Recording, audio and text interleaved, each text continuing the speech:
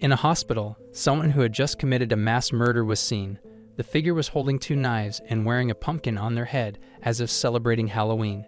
Meanwhile, in another place, a girl who had just returned from school was busy browsing through her social media accounts. The girl laughed at a post about a dog cosplay wearing a suit and a pig mask. While scrolling to the next post, the girl was startled by an account that had just followed her. The account was named Pumpkin Night. Curious, the girl decided to check the account before following back. As the account name suggested, the profile picture showed someone wearing a pumpkin on their head.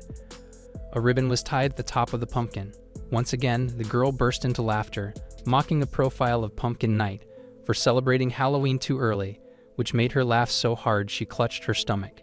Eventually, the girl followed back, thinking Pumpkin Night was a fun person. After following back, the girl received a message from Pumpkin Night. At first, the girl thought that Pumpkin Night was a man disguising himself as a woman. With mixed feelings, she opened the message.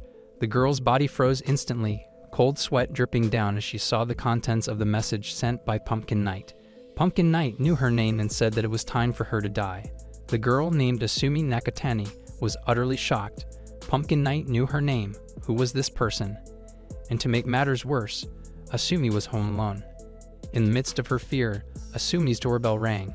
This made her fear grow even more. The bell kept ringing continuously.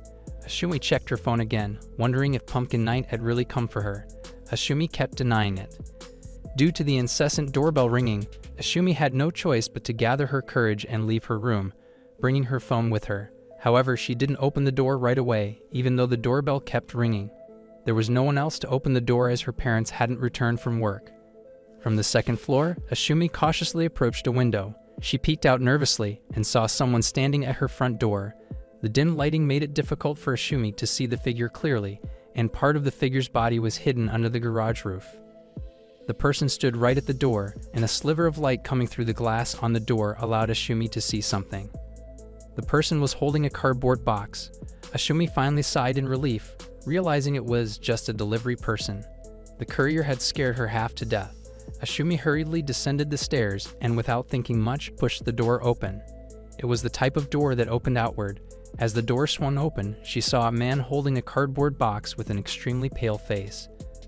The man stood still before suddenly collapsing toward Asumi. Reflexively, Asumi tried to catch the man. She muttered in frustration, thinking someone was playing a prank on her. But then she felt something sticky on her hands and body. In shock, she let go of the man's body and saw that his back had been pierced through. Asumi screamed in terror as her clothes and hands were now drenched in blood. She noticed a figure wearing a pumpkin with a ribbon, holding a knife, and covered in blood. The figure raised the knife, preparing to stab her. Asumi shrieked and slammed the door shut just in time, causing the knife to pierce the door instead of her. She kept pulling the door and locked it, collapsing in front of it, breathing heavily and crying in fear. The figure was Pumpkin Night, and they had really come to kill her. Asumi panicked, unsure of what to do. She didn't want to die. Suddenly, she remembered she still had her phone and decided to call for help. However, she couldn't call her mom or dad, so she decided to dial the police. Just as she was about to call, an incoming call appeared on her phone. Seeing the contact photo, Asumi felt a glimmer of hope and answered the call without hesitation, begging for help. Before she could explain her situation, the boy on the other end, Kazuya, interrupted her. Kazuya told her that someone named Naoko had escaped. Asumi froze, staring at her phone. Kazuya reminded her of Naoko Kurino, a girl who had been their classmate in middle school. Naoko had been committed to a mental hospital, but that morning, she had killed all the nurses and patients before escaping. Asumi was stunned by the news. Before she realized it, Pumpkin Night had managed to enter her house through a window and now stood behind her. From the other end of the phone, Kazuya urged Asumi to check the news on TV to confirm that he wasn't lying. Naoko Kurino was the girl they had bullied back in middle school. Asumi was startled, and with trembling movements, she turned around to see Pumpkin Night standing behind her. A knife had already pierced through her back. At such close range, Asumi could see Pumpkin Night smiling widely at her while pushing the knife deeper into her back. Pumpkin Night yanked the knife out brutally, causing fresh blood to stain Asumi's clothes. Asumi screamed, clutching her wound. Like a professional, Pumpkin Night twirled the knife in her hand. Asumi, now fully aware of who she was dealing with, could only cry, her body trembling in fear. The phone was still connected, and Kazuya's voice could be heard calling out for her. Asumi tried to apologize to Naoko, but the response she received was unexpected. Pumpkin Knight, believed to be Naoko, swung the knife and slashed one of Asumi's eyes, causing it to pop out of its socket. Kazuya, hearing Asumi's screams, panicked and repeatedly asked what was happening. But Asumi didn't care anymore. She ran out of her house, her surroundings eerily quiet, with no one in sight in the residential area. Trembling in pain, Asumi kept moving, trying to escape Pumpkin Knight, who was still following her. Pumpkin Knight, holding Asumi's phone, continued to listen to Kazuya's frantic calls, smiling widely. Unbeknownst to her, Asumi had run into a busy highway filled with traffic. The sound of a blaring horn echoed loudly as a truck driver, shocked to see a girl suddenly appear in front of him, couldn't stop in time, resulting in a fatal collision. Asumi's body was crushed under the massive truck, and when it finally came to a halt, her body was wedged between the rear wheels. The truck driver immediately got out, horrified at the gruesome scene of Asumi's lifeless body. Pumpkin Knight watched the entire event unfold in silence, only snapping out of it when they heard Kazuya's voice still on the phone. Pumpkin Knight finally told Kazuya that Asumi was dead, and he was next. Kazuya's body went cold as the phone call ended.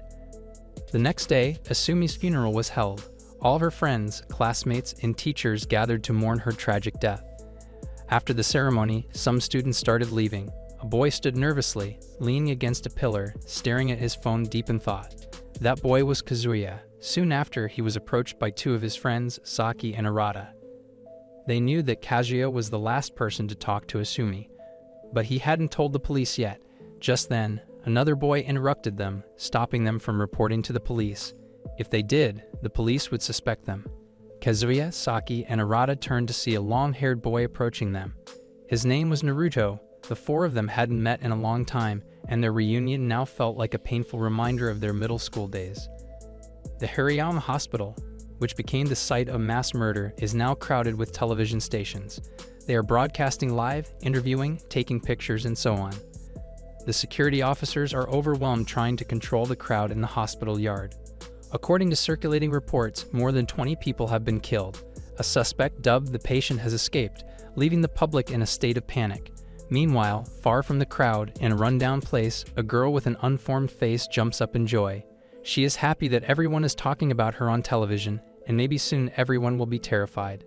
The television screen is still on, and next to the girl lies a corpse with a hole in its head. Several lit candles stand on top of the body.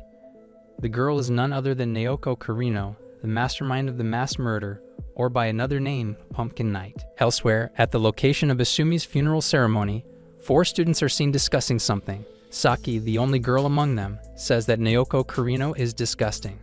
Saki doesn't understand why Naoko would come to school looking so ridiculous. Acting like that only made Naoko an easy target for bullying. The question is, why now? Naoko has been locked up in a mental hospital for a long time. The 4 of them wonder if Pumpkin Knight is really Naoko.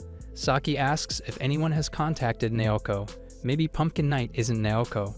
Kazuya says they're not sure, but the voice on the phone last night sounded like a little child.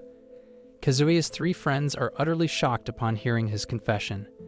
They become convinced that Pumpkin Knight is Naoko. The girl hasn't changed at all. Naoko always babbles about something, only caring about herself and not thinking about others. Naruto reaffirms that Naoko has Asumi's phone. Though not entirely sure, Kazuya says Naoko might still have it. They plan to use it to track Naoko's whereabouts through Asumi's phone's GPS. Naruto suggests they could catch Naoko before the police do.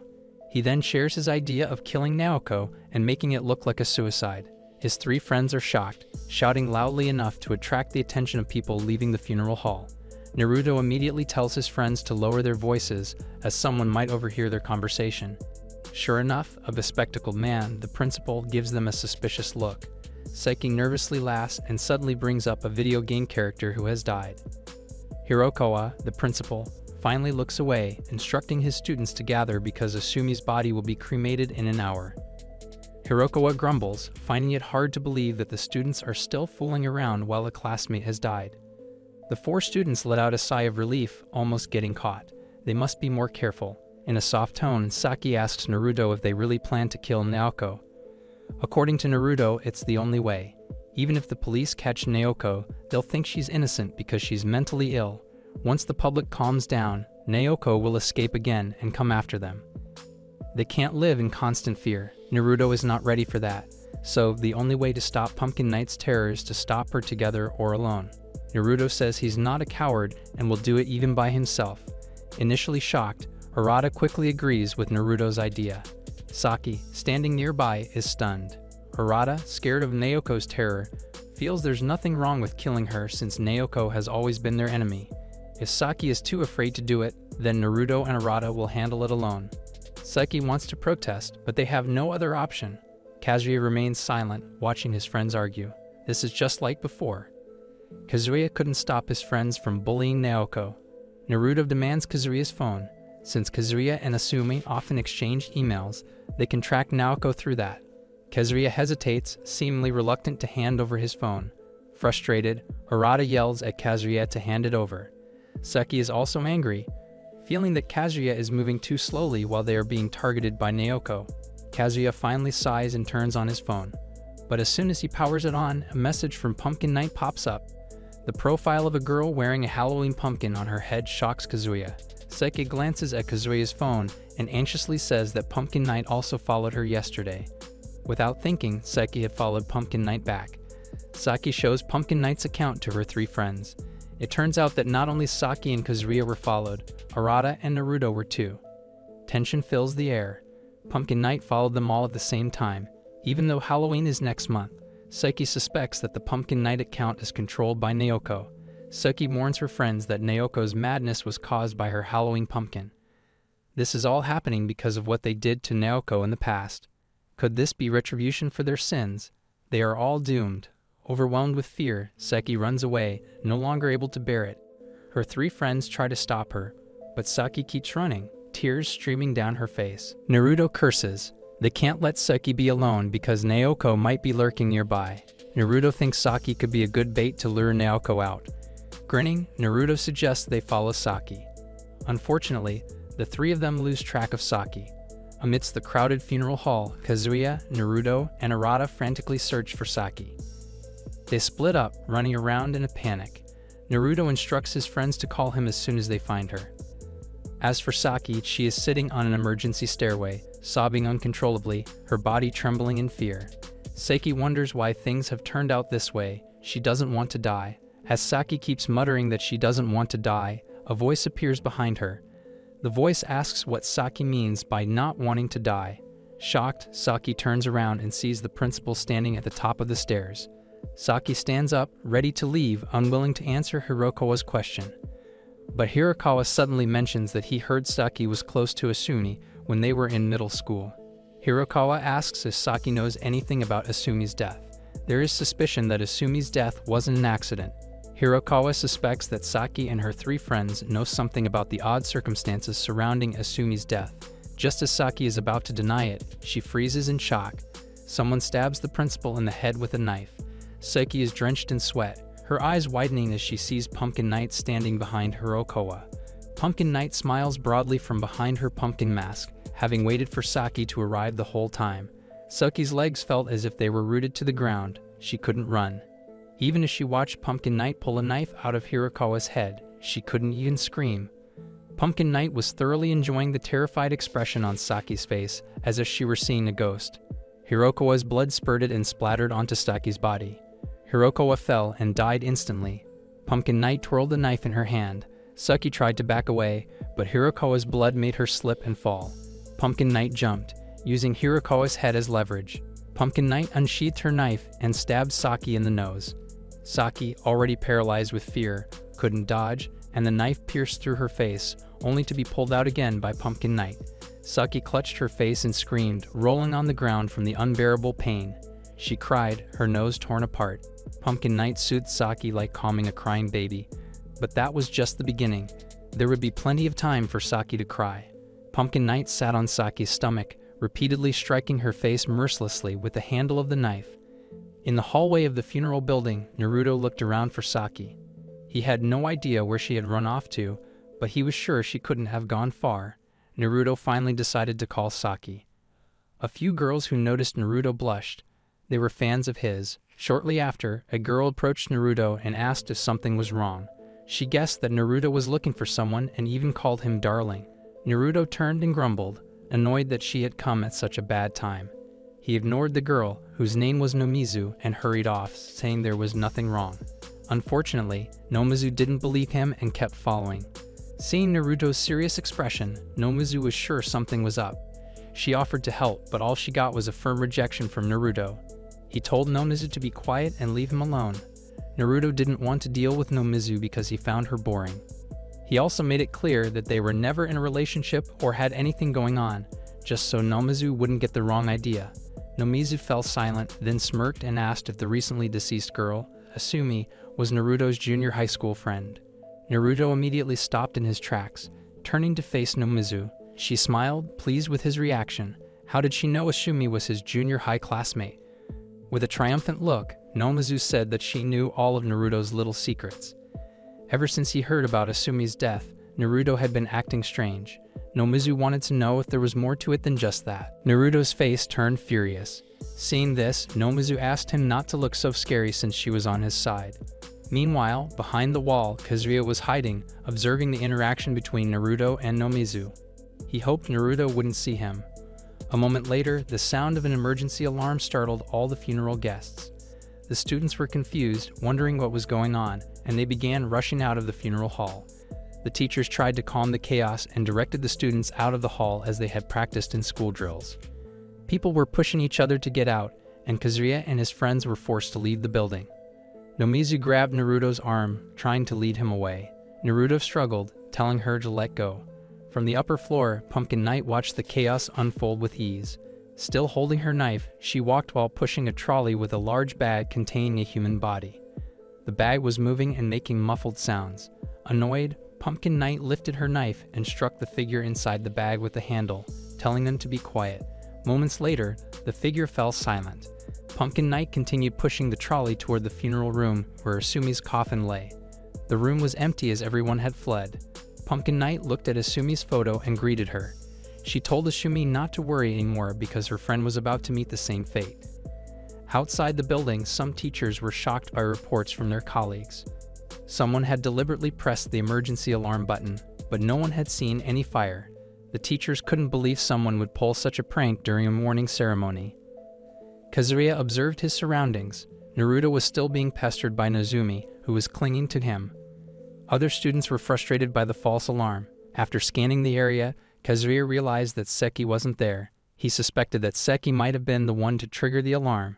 Shortly after, Arata came over and asked if Kazuya had seen Saki. Kazuya said he hadn't, and neither had Arata. Arata guessed that Saki might have gone home. Arata's attention was then drawn to the commotion caused by Nozumi. He asked Kazuya about the girl with Naruto. Kazuya didn't know much, except that Nozumi had been chasing after Naruto all day. He also knew that Naruto, Nozumi, and Asumi seemed to be connected somehow. Arata was surprised by Kazuya's statement. It seemed like Naruto's bad behavior had affected Asumi. Arata turned toward the entrance of the funeral hall and noticed that Asumi's coffin was being brought out to be taken to the cremation site. All the students lined up, clearing the way for the staff to load Asumi's coffin onto the vehicle. They were still crying, unable to come to terms with her passing. The vehicle carrying Asumi's body slowly left the grounds. Kazuya overheard two girls gossiping about the state of Asumi's body.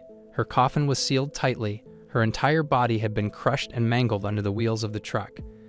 Asumi's face was also destroyed. The girls expressed their disgust. No one would see Asumi's face. She would be cremated for her own good. As Kazuya pondered their conversation, he glanced up and spotted a figure standing on the roof, waving. It was Pumpkin Knight. After waving, Pumpkin Knight turned and disappeared from Kazuya's view. Kazuya yelled, telling her to stop. But then Kazuya realized something. Pumpkin Knight had waved. Kazuya immediately turned his attention to the vehicle carrying Asumi's coffin, which had already left the funeral grounds. Kazuya suspected that Seki was inside. Kazuya immediately informed Arata and Naruto of this. Both of them were shocked. The alarm they heard earlier was just a distraction. Seki was going to be burned alive. Even though they had no proof of this, they had to chase after the car before Asumi was cremated. Unbeknownst to the three, Pumpkin Knight was watching their every move from the rooftop. The girl's body was covered in cuts, some stitched and others not. Kazuya hurriedly urged his friends to hail a taxi, certain they would arrive in time. Pumpkin Knight glared sharply at Kazuya, thinking that no matter how hard he tried, There would be no forgiveness for them.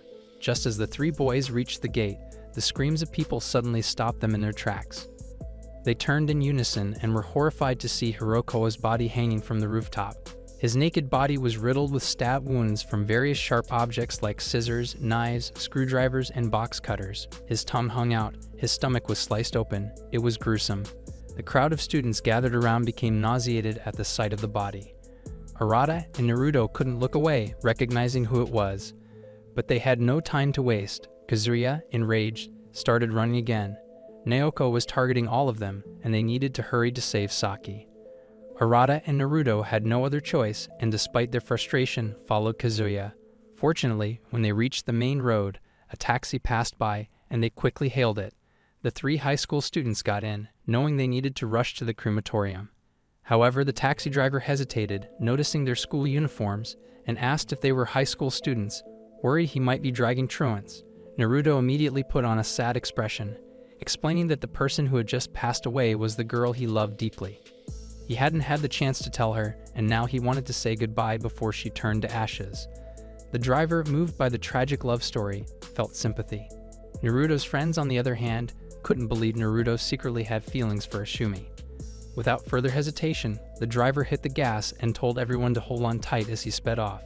Curiosity getting the better of him, Kazuya asked Naruto if he truly loved Asumi. Irritated, Naruto called Kazuya an idiot and clarified that he was only pretending to avoid more questions from the driver. Kazuya chuckled. The car sped along, and luckily the roads were clear that day, with only a few vehicles in sight. The speed kept increasing, and Kazuya, Arata, and Naruto resigned themselves to the possibility that the driver might kill them before Naoko even got the chance. In the midst of the tension, Kazuya glanced out the window and saw Pumpkin Knight right in front of them. Pumpkin Knight, Kazuya, and Arata locked eyes. Arata and Kazuya were shocked, not knowing where the girl had gotten the motorcycle. A metal pipe was even strapped to Pumpkin Knight's back. She smirked, lifted the pipe, accelerated the motorcycle, and struck the car's windshield, cracking it. The driver instinctively swerved the car and slammed on the brakes with all his might. Unfortunately, because of the car's high speed, the crash was unavoidable, and they collided with a guardrail, leaving the front of the car wrecked. The metal guardrail even pierced into the vehicle. Pumpkin Knight paused briefly to observe the scene. Inside the car, Kazuya, still conscious, groaned in pain. Blood dripped from his head, which had slammed against the front seat. Holding his head in agony, Kazuya was horrified to see that the driver had been impaled by the guardrail, which had gone through the windshield, killing him instantly. Kazuya let out a stifled scream. Outside the window, he saw Pumpkin Knight still watching them from atop her motorcycle. Their eyes met. Kazuya scrambled out of the car, but Pumpkin Knight revved the engine and sped off. She seemed in a hurry, not caring about Kazuya's presence. Didn't she target all of them from the beginning? So why was she leaving them alone now? Confused, Kazuya watched her disappear into the distance before collapsing.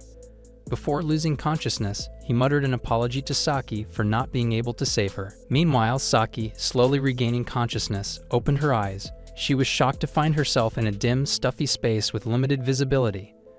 But Saki couldn't speak or move her body as it was bound tightly with cloth. She wondered what was happening, feeling that she was in some sort of container being carried by people. Kazuya's guess was right. Saki was indeed inside Asumi's coffin. Saki realized her body was restrained and something was underneath her. She was lying on top of someone. Glancing as much as she could, Saki saw the lips of the person beneath her. Beneath those lips was a mole. Saki remembered that the person with a mole under their lips was Asumi. If that is truly Asumi's body, then it means Saki is inside the coffin. Saki's tears flowed again. She still didn't want to die, but how could she escape from this place? She couldn't even open her mouth. Not far from the cremation site, Pumpkin Knight sat leisurely on a motorcycle, recording the cremation scene. She was waiting for something. A little more and something exciting would happen. Pumpkin Knight bid farewell to Asumi and Saki, who would soon be going to heaven.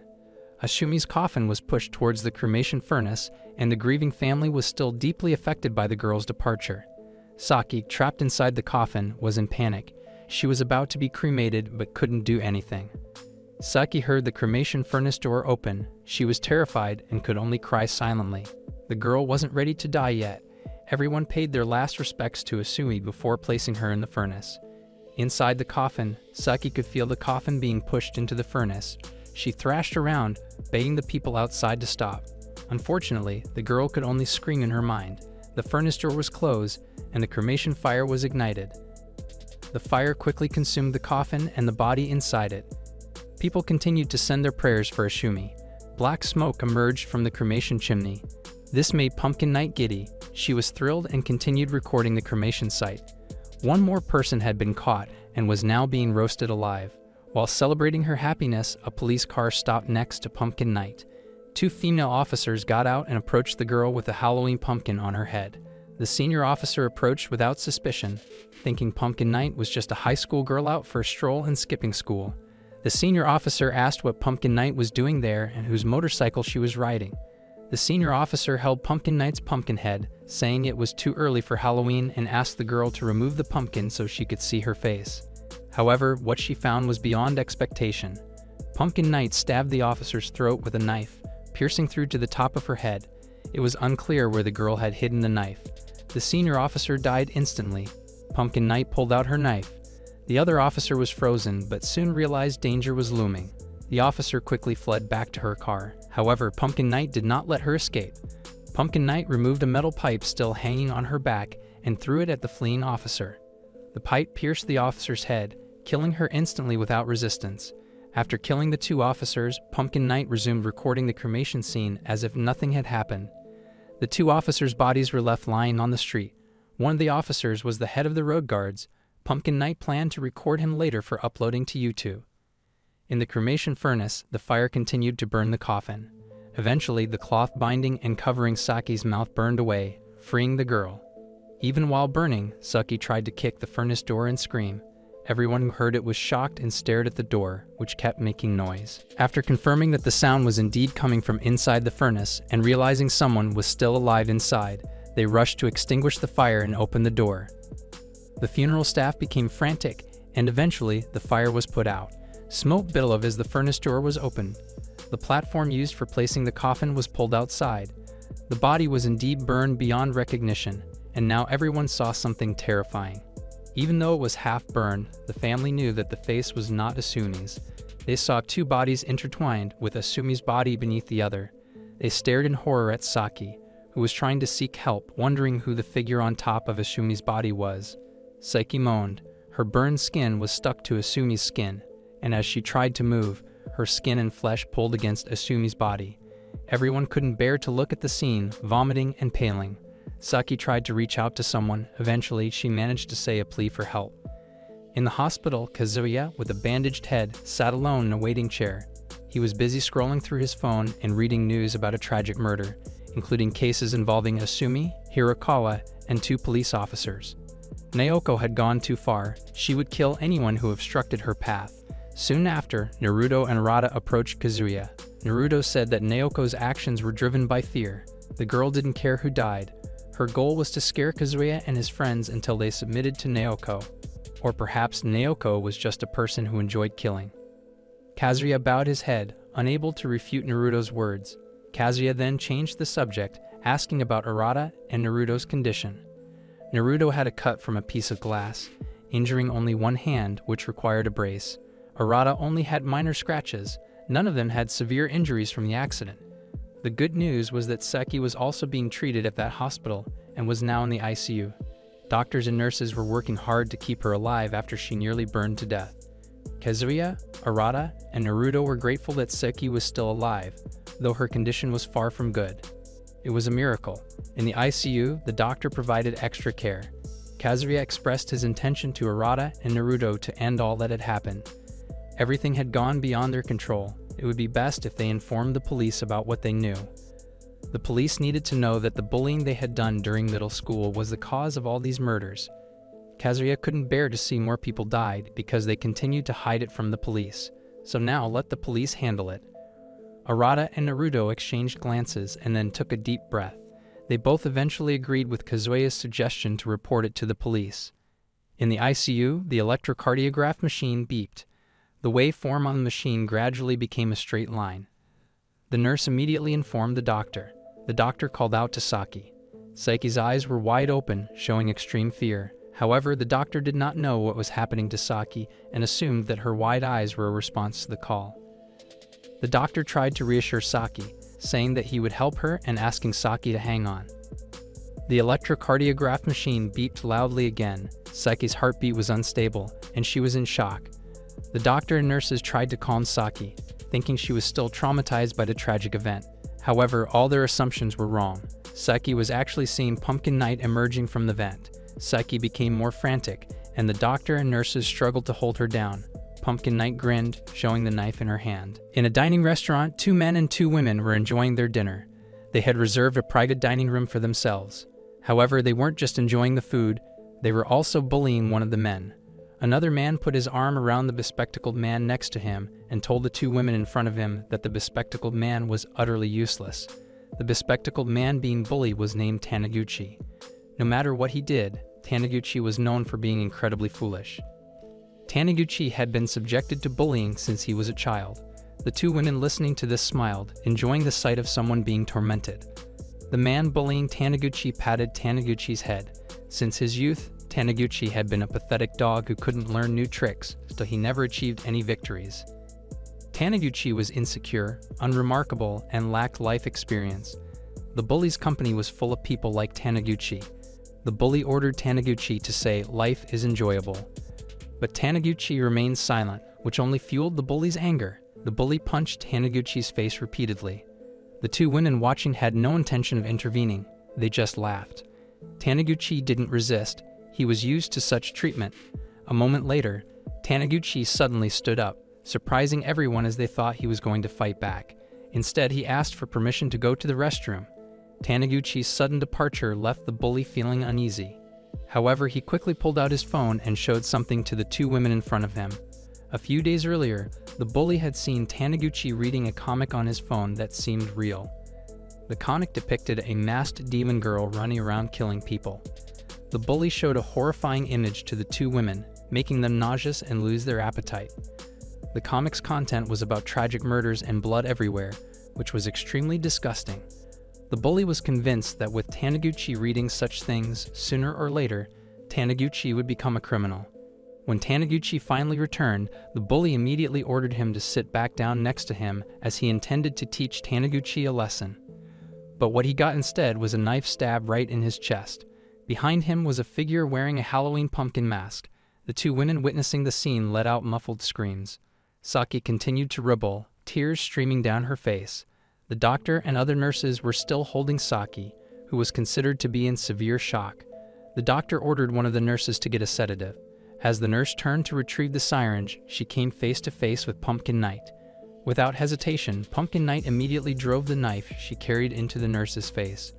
The doctor and other nurses turned around, their eyes wide with shock as they saw their colleague's head impaled by the knife. The nurse fell and died instantly. The female nurses who witnessed their colleague's body screamed, wondering what was happening. They also wondered where the knife had come from. Meanwhile, Saki, who was on a respirator, was unable to move. Pumpkin Knight hummed and approached the surgical tools, choosing among them. Pumpkin Knight struggled, unsure whether to pick scissors or a scalpel. However, her attention was drawn to a cutting tool that could spin. The girl picked up the tool, turned it on, and charged at the doctor. The doctor tried to fend off the attack with one hand, causing the fast-spinning machine to slice into his hand. Pumpkin Knight did not release the tool and continued pressing it, severing the doctor's hand. Saki wanted to scream, but her mouth was covered by the respirator, and she didn't have the strength to do so. The doctor, with his hand severed, fell sitting beside the bed. Pumpkin Knight lifted the tool and smashed it into the doctor's face. In an instant, Pumpkin Knight had killed 2 people. Now only 2 nurses remained, frozen in shock at the sight of their murdered colleagues. They only snapped out of it when Pumpkin Knight looked at them. The 2 nurses quickly retreated and fled. Pumpkin Knight was not going to let them escape. She approached the surgical table again, grabbed several scalpels and scissors, and threw them at the 2 fleeing nurses heading for the exit. Fleeing would only ruin Pumpkin Knight's fun. She couldn't let her prey get away. The scissors and scalpels hit the backs of the 2 nurses, making them grimace, even though they were right by the door. With growing fear, they looked back as Pumpkin Knight approached them with more surgical equipment. Pumpkin Knight was very excited. It was time to play surgeon. Brutally, Pumpkin Knight thrust the knife in her hand towards the 2 nurses. Saki, who had been watching the scene, called out to Pumpkin Knight, begging her to stop killing the 2 nurses. Hearing Saki's voice, Naoko immediately stopped her actions and turned her attention to Saki, who was still lying on the bed. Naoko asked if Saki was joking, questioning how Saki could ask a murderer to stop killing when she was next in line. Naoko's words terrified Saki, causing her tears to flow even more. Naoko aha. Pumpkin Knight glanced at the floor, her mind filled with a good idea. Naoko picked up the tool she used to kill the doctor, pulled back, and cut the wire connected to it. Naoko said that she really liked drama and would try it out, which might be a bit surprising. The cut ends of the wire sizzled. With just a glance, Saki knew it was high voltage. Naoko slowly approached, and Saki grew increasingly frantic. Without hesitation, Naoko electrocuted Saki. Saki convulsed and screamed as loudly as she could. Naoko's actions caused the hospital lights to go out. Within a minute, the lights came back on. People in the hospital were bewildered by the event. Harada watched the flickering hospital lights, wondering why there was a power outage. It seemed odd, but he hoped Saki's surgery would proceed smoothly. Arata, Naruto, and Kazuya stared at the still-closed ICU room. While watching, the three heard the sound of someone kicking the door. The sound was repeated several times. They paused, trying to process what was happening. Kazuya realized something had happened in the ICU room and immediately ran. Arata and Naruto tried to stop him, as the lights indicating that surgery was in progress were still on. But Kazuya ignored them and broke down the ICU door. Arata and Naruto followed closely behind. The three stared in shock at the sight of the nurses' bodies scattered everywhere. It was utterly incomprehensible. They wondered if Naoko had been there. Arata smelled something burning and suspected it was the cause of the power outage. Kazuya glanced at the bed where Seki lay with a face severely mutilated and covered in cuts. Initially, Kazuya thought Seki had died because her condition seemed beyond saving. However, after a moment, Seki's eyes opened and she groaned, calling out to Kazuya with a barely audible voice. Kazuya, Arata, and Naruto breathed a sigh of relief. Seki was still alive. They couldn't believe the girl had survived the ordeal that nearly took her life. Naruto and Arata quickly called for doctors to save Saki. Kazuya approached the bed, urging Saki to hang on. No one knew that a Halloween pumpkin was hidden under the bed. Saki, lying there, had a wide smile. Whether it was a genuine smile or just the result of her torn lips exposing all her teeth was unclear. Now Seki has been moved to another room. Her body is wrapped in bandages, resembling a mummy. Her eyes are closed, and a respirator is attached to her nose. Kazuya, Arata, and Naruto look at their friend with concern. Outside the hospital building, they hear a detective scolding his subordinates.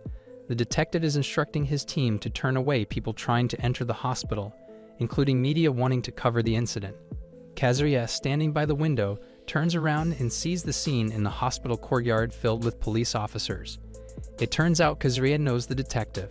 The detective, noticing someone watching him, turns his face and looks directly at Kazuya. Kazuya, feeling frightened, quickly steps back and closes the curtain. Seki's parents have not arrived yet, which means they need to keep watch over her. Seki's parents are overseas and the police have contacted them, saying they will return tomorrow night. Kazuya is relieved that Seki is still alive, despite the doctors and all the nurses being killed. Arata thinks Naoko did not kill Saki because she knew they were coming. Naruto interjects, correcting Arata. Naoko actually spared Saki for a reason. Naoko had no intention of killing them. Arata and Kazuya don't understand Naruto's words. Why would Naoko not want them dead? Didn't the girl kill Asumi yesterday? Naruto reminds his friends that Asumi died in an accident. She ran into the street and was hit by a truck. Naoko might not have intended such a thing. Like Hirakawa, the two policewomen, and the hospital staff, Naruto believes Naoko does not want them to die instantly like that. Naoko wants them alive to torment and play with them. Arata looks at Saki. Even though Naoko doesn't want them dead, she has already made Saki burn alive.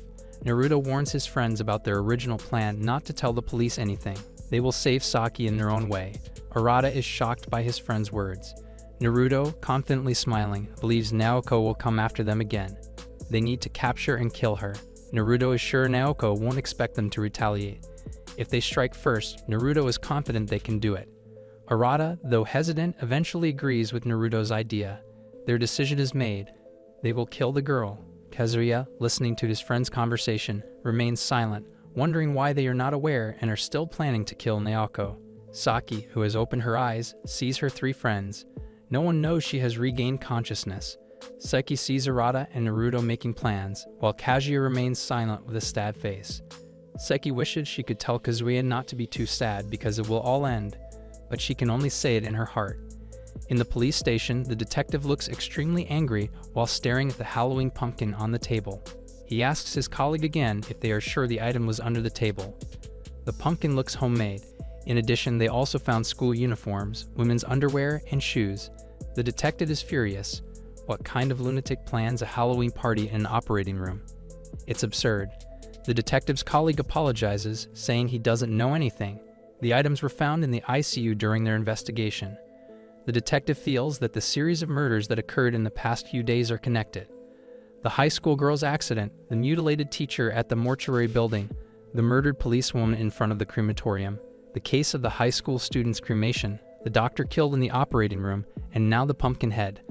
The perpetrator must be nearby. The detective then asks his colleague if he has a list of the victim's friends at the hospital. The colleague immediately provides it. The detective reads it carefully and sees the photos of Naruto and Arata, who are second-year students at Hosonomiya. Just one look and the detective knows that those two are not easy to admit. The detective flips to the next page and sees a photo of Kazuya. He immediately lights up.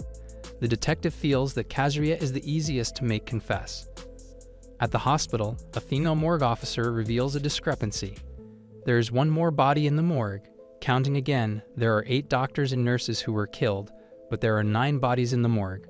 The officer's colleague suggests that a doctor from another hospital might have come to assist with the operation. However, the morgue officer disagrees. Unfortunately, her colleague dismisses it and tells her to include the extra doctor in the incident. It doesn't make a difference. The colleague goes to check another hospital. The morgue officer stops him, saying that the 9th body seems to have been electrocuted. It is clear that the body was burned. Meanwhile, in the room where Saiki is being treated, Kazuya appears to be deep in thought. Saiki continues to watch him. For Saki, sitting like this brings back memories. It turns out the person being treated is not Saki, but Naoko. After Naoko eliminated Saki, she scratched her own body to look like Saki. Naoko realizes she overdid it with the self-inflicted injuries, but she's used to it now. Kazuya, exhausted from everything he has been through, inadvertently falls asleep. His face rests on the edge of the bed. Seeing Kazuya asleep, while Arata and Naruto are not there, Naoko slowly gets up. She removes the respirator and carefully reaches for Kazuya. Naoko approached Kazuya and was about to grip his neck. As she got closer, Naoko heard him mumbling her name. She immediately froze and halted her action, wondering what Kazuya was dreaming about to repeatedly say her name. In his dream, Kazuya was reliving a past event. He was running searching for Naoko, calling her name along the corridor. Kazuya appeared very cheerful until he finally found Naoko in a room, sitting on a table. She was sitting with her knees hugged, looking gloomy. Naoko, the beautiful girl with a ribbon on her head, turned towards Kazuya. He approached her, having suspected that Naoko would be there. Everyone in their class was surprised when Naoko suddenly ran out of the classroom, so Kazuya decided to find her. He knew where Naoko was hiding. She was heading to the science lab, her favorite place. However, Kazuya did not like that place because it looked disgusting with its animal fermentation and preservation. Moments later, Kazuya was startled when Naoko asked if all of this was a trap. Despite the trap, Naoko would remain the queen. Kazuya looked at Naoko with concern. He tried to encourage her, telling her to be more confident. Only the prettiest girl in class is chosen to be Halloween, and Naoko was selected because of her cute face. Naoko exhaled, realizing that she was indeed cute. Hearing Naoko speak with such confidence made Kazuya fidget. However, Naoko again questioned whether she was chosen because she was cute and beautiful. Kazuya enthusiastically confirmed it, as the voting results showed that. Naoko smiled brightly, and Kazuya was happy to see her no longer looking gloomy. Naoko jumped off the table, bouncing around and saying that she wanted to be the Halloween queen forever. Kazuya observed the girl's behavior. Despite her strange and overly active antics, Naoko was a different kind of girl. Her way of speaking was also quite odd. Maybe if Naoko acted a bit more normal, her beauty would increase. It was Naoko's weird and different behavior that made her an easy target for bullying. Kazuya, who had been watching Naoko, was startled when she suddenly stopped bouncing and stared at him. Naoko ran towards Kazuya, examined his face up close, and then kissed his lips. Kazuya was motionless, surprised that Naoko had the courage to do that. His face turned red. Naoko released the kiss and laughed again. She giggled and resumed her cheerful bouncing. Naoko said that the kiss was her way of thanking Kazuya. Once again, Kazuya remained still, watching Naoko dance around. Because Naoko often did strange things, she was hated by everyone. But Kazuya did not care about others' views of Naoko. Then, an unexpected event occurred. The very cheerful Naoko started cursing at Kazuya, calling him a liar. Naoko covered her burned face, and everyone around her laughed, with no one helping. Naruto, Arata, Asumi, and Seiki laughed the loudest. Kazuya could only look guilty, with tears streaming down his face as he looked at Naoko's destroyed face. Naoko was furious, saying that Kazuya had deceived her. She cursed him out. Kazuya woke up gasping for breath. Sweat drenched his body. He stood up, wiping his sweat while sighing in relief, realizing it was just a dream. Kazuya glanced at the sleeping Naoko, still unaware it was her. He covered his face, feeling frustrated about why everything turned out this way. If only he had stopped that event, maybe everything would have been fine. Naoko watched Kazuya, unsure why she didn't end up killing him. Kazuya decided to leave the room and walk down the hospital corridor. He sighed repeatedly, his thoughts on Naoko, his guilt growing. Kazuya hoped Naoko would come to see him. He wanted to apologize directly to her. He wanted to calm Naoko's anger and resolve everything. Kazuya's steps suddenly halted when he saw the Pumpkin Knight figure standing in front of him. The girl in the Halloween pumpkin costume stood upright, with no scratches on her body. Kazuya was utterly shocked and called out Naoko's name. However, Pumpkin Knight did nothing. She turned around and fled. Without hesitation, Kazuya immediately chased after the girl. Kazuya kept shouting at Pumpkin Knight to stop, but there was no response at all. Pumpkin Knight increased her pace. As soon as Kazuya reached a corner, he stopped in his tracks, stunned to see the detective there with Pumpkin Knight standing beside him.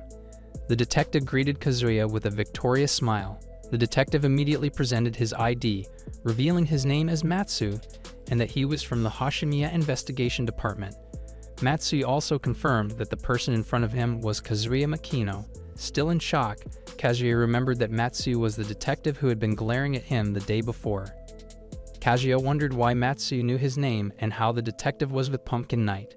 Pumpkin Knight, standing next to Matsu, asked if she could remove the Halloween pumpkin. After receiving permission from Matsu, Pumpkin Knight took off the pumpkin. Once again, Kazuya was shocked to find that the person behind the pumpkin was not Naoko, but another girl. Matsu smirked at Kazuya's expression. He praised his colleague, saying that the girl's physique was very suitable for playing Pumpkin Knight. Matsu patted the girl on the head. It turned out that the girl was a police officer, though she was a bit short. Matsu also mentioned that the girl was not Naoko Kurino. Matsu wanted to hear the full story and invited Kazuya somewhere. Kazuya suspected that this had all been planned. The detective was very sharp. As he was hesitating, a noisy commotion could be heard from the corridor leading to Saki's room. A woman with a very flashy appearance was shouting, scolding a man who looked breathless carrying 2 bags. The woman told the man to hurry up, but he couldn't run because he was carrying company data. The woman was angry, saying she had told him to send it by courier, but he refused for fear of losing the company's data. The woman asked if work was more important than their child. They were Saki's parents. Saki's father defended himself, saying at least he wasn't the one choosing to watch a musical drama before going home. Saki's mother wasn't backing down, saying she had already bought the tickets upon hearing about Saki, so she couldn't waste them. A nurse they passed scolded them for running and causing a commotion in the hospital. However, Saki's mother, who was irate and overflowing with emotion, shouted at the nurse. The husband called his wife and pointed to Saki's room. Saki's mother quickly pushed the door open, and the couple greeted with smiles. But who would have thought they would find their child wrapped in bandages? Both of them were very panicked and approached Saki's bed. Inside, there was also a doctor and a nurse who had just checked Saki's condition. Saki's mother asked what had happened to their child. The doctor asked if they were Saki's parents. After confirming that they were indeed Saki's parents, the doctor explained that Saki had almost been cremated and was attacked during surgery. However, Saki's parents seemed indifferent to the doctor's explanation and were only focused on their child. Naoko snorted. The parents were so noisy and disturbing her peace. Saki's parents asked why such things happened to their child, and they were very emotional. Naoko, observing them, planned to destroy Saki's parents as well, just as she had destroyed Saki. Elsewhere, the detective now sitting with Kazuya showed several photos of victims from the murders committed by Naoko Kurino. 4 days ago, Naoko had killed all the doctors and staff at the hospital where she was treated and then escaped. That same night, on the same day Naoko fled, Asumi was killed in a mysterious accident. Then a courier who delivered a package to Asumi's home went missing, and shortly after, the courier's body was found in a ditch with a hole in his head. Kazuya's face turned pale as he looked at the photos lined up in front of him.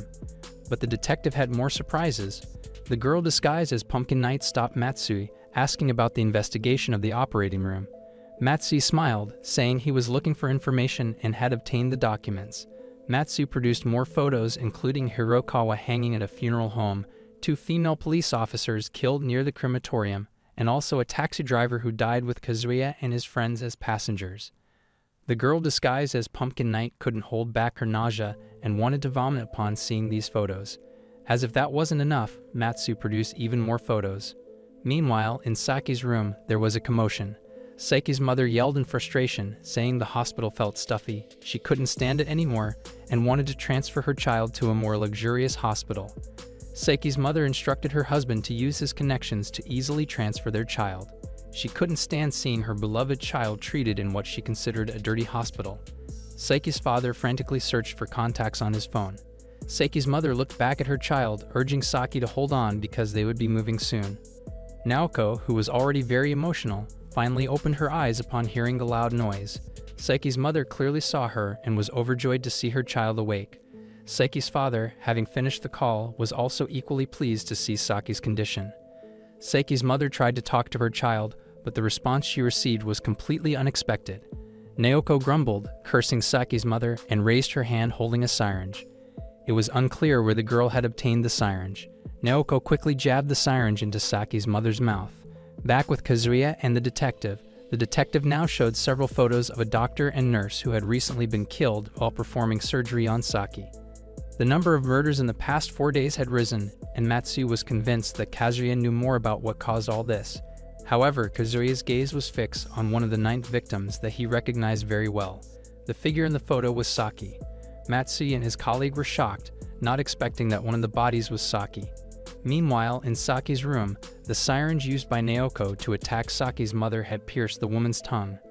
The husband was in shock. Naoko grinned. Finally, the noisy woman was quiet. Kazuya realized that Naoko had swapped places with Saki and sensed danger approaching Saki's parents.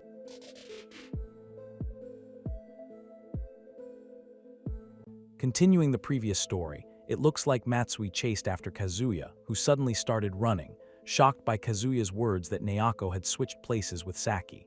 Matsui was confused, watching Kazuya hurriedly leave the room. Behind them, the girl disguised as Pumpkin Knight also chased after them.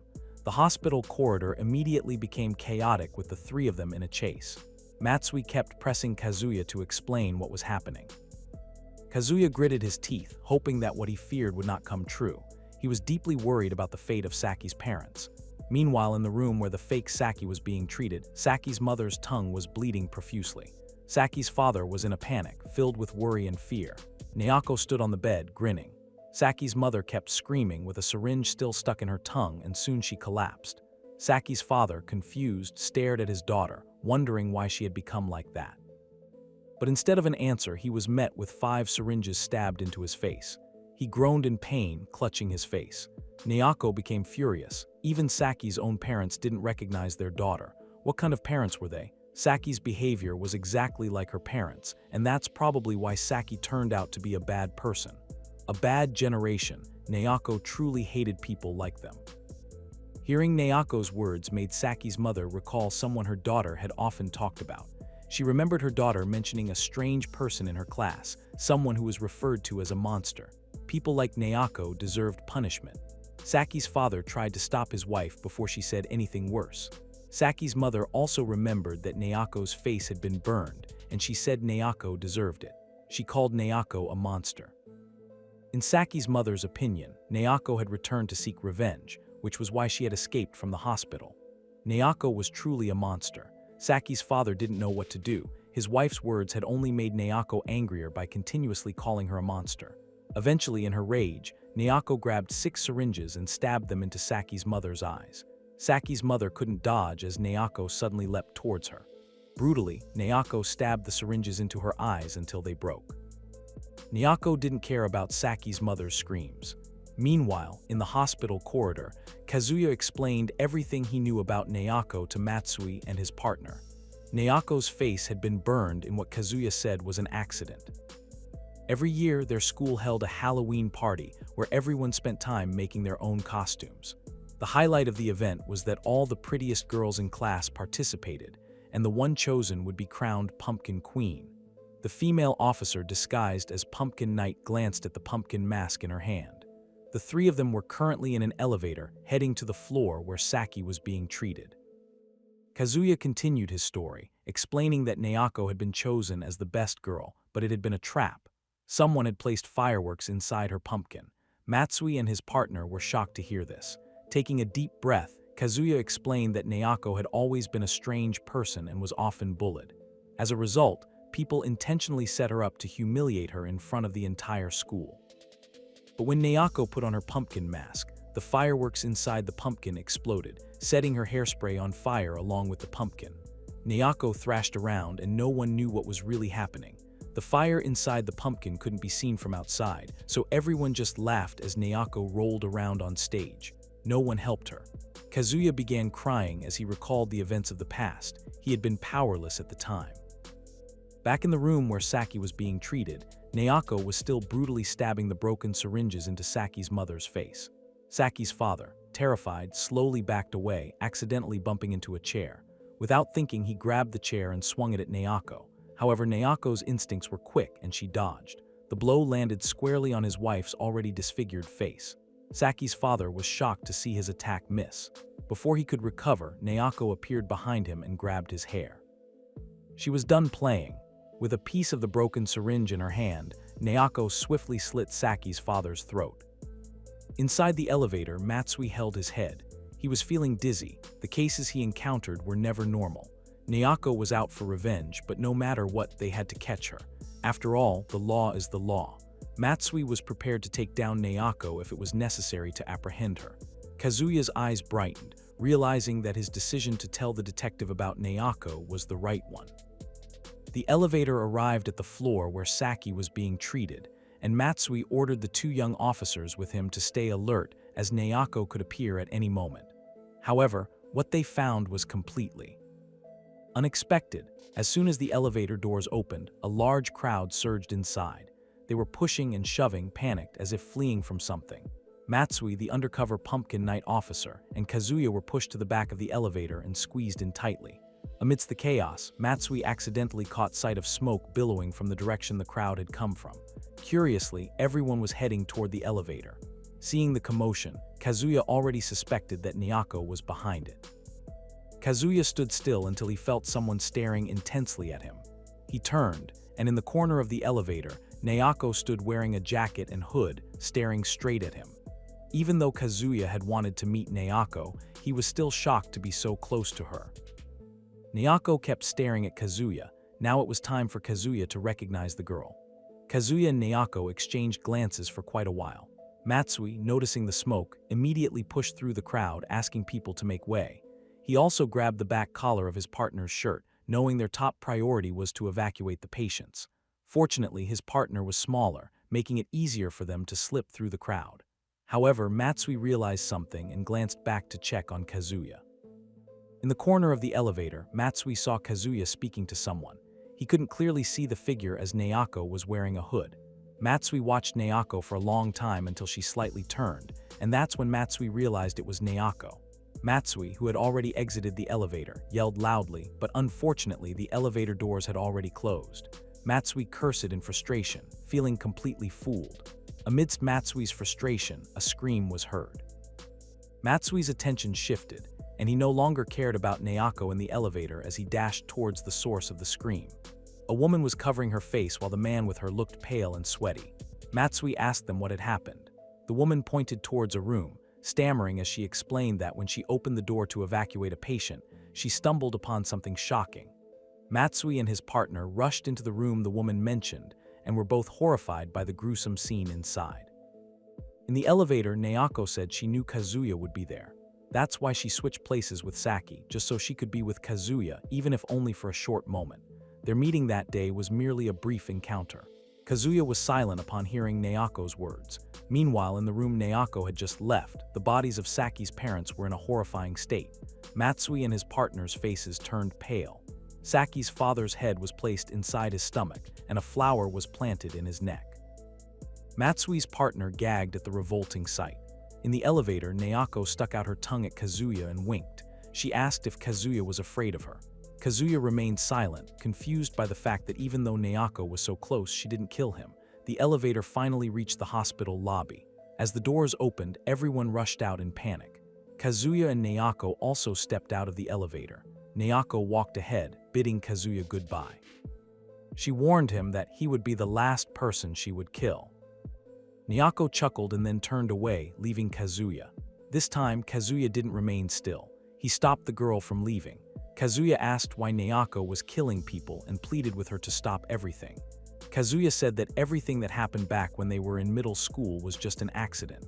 It was all just a joke set up by others. Kazuya kept begging Naoko to forgive him, Naruto, and Arata. Naoko stopped in her tracks and asked if Kazuya really believed that the fireworks in her hairspray were what caused her burns. Hearing that question, Kazuya fell silent. Naoko turned back to face him, cursing in frustration and saying that things were not that simple. It wasn't the fireworks that exploded, and it wasn't the fireworks that burned her face. The pumpkin mask was made especially for Naoko. Kazuya was stunned, realizing that everything he thought he knew was wrong.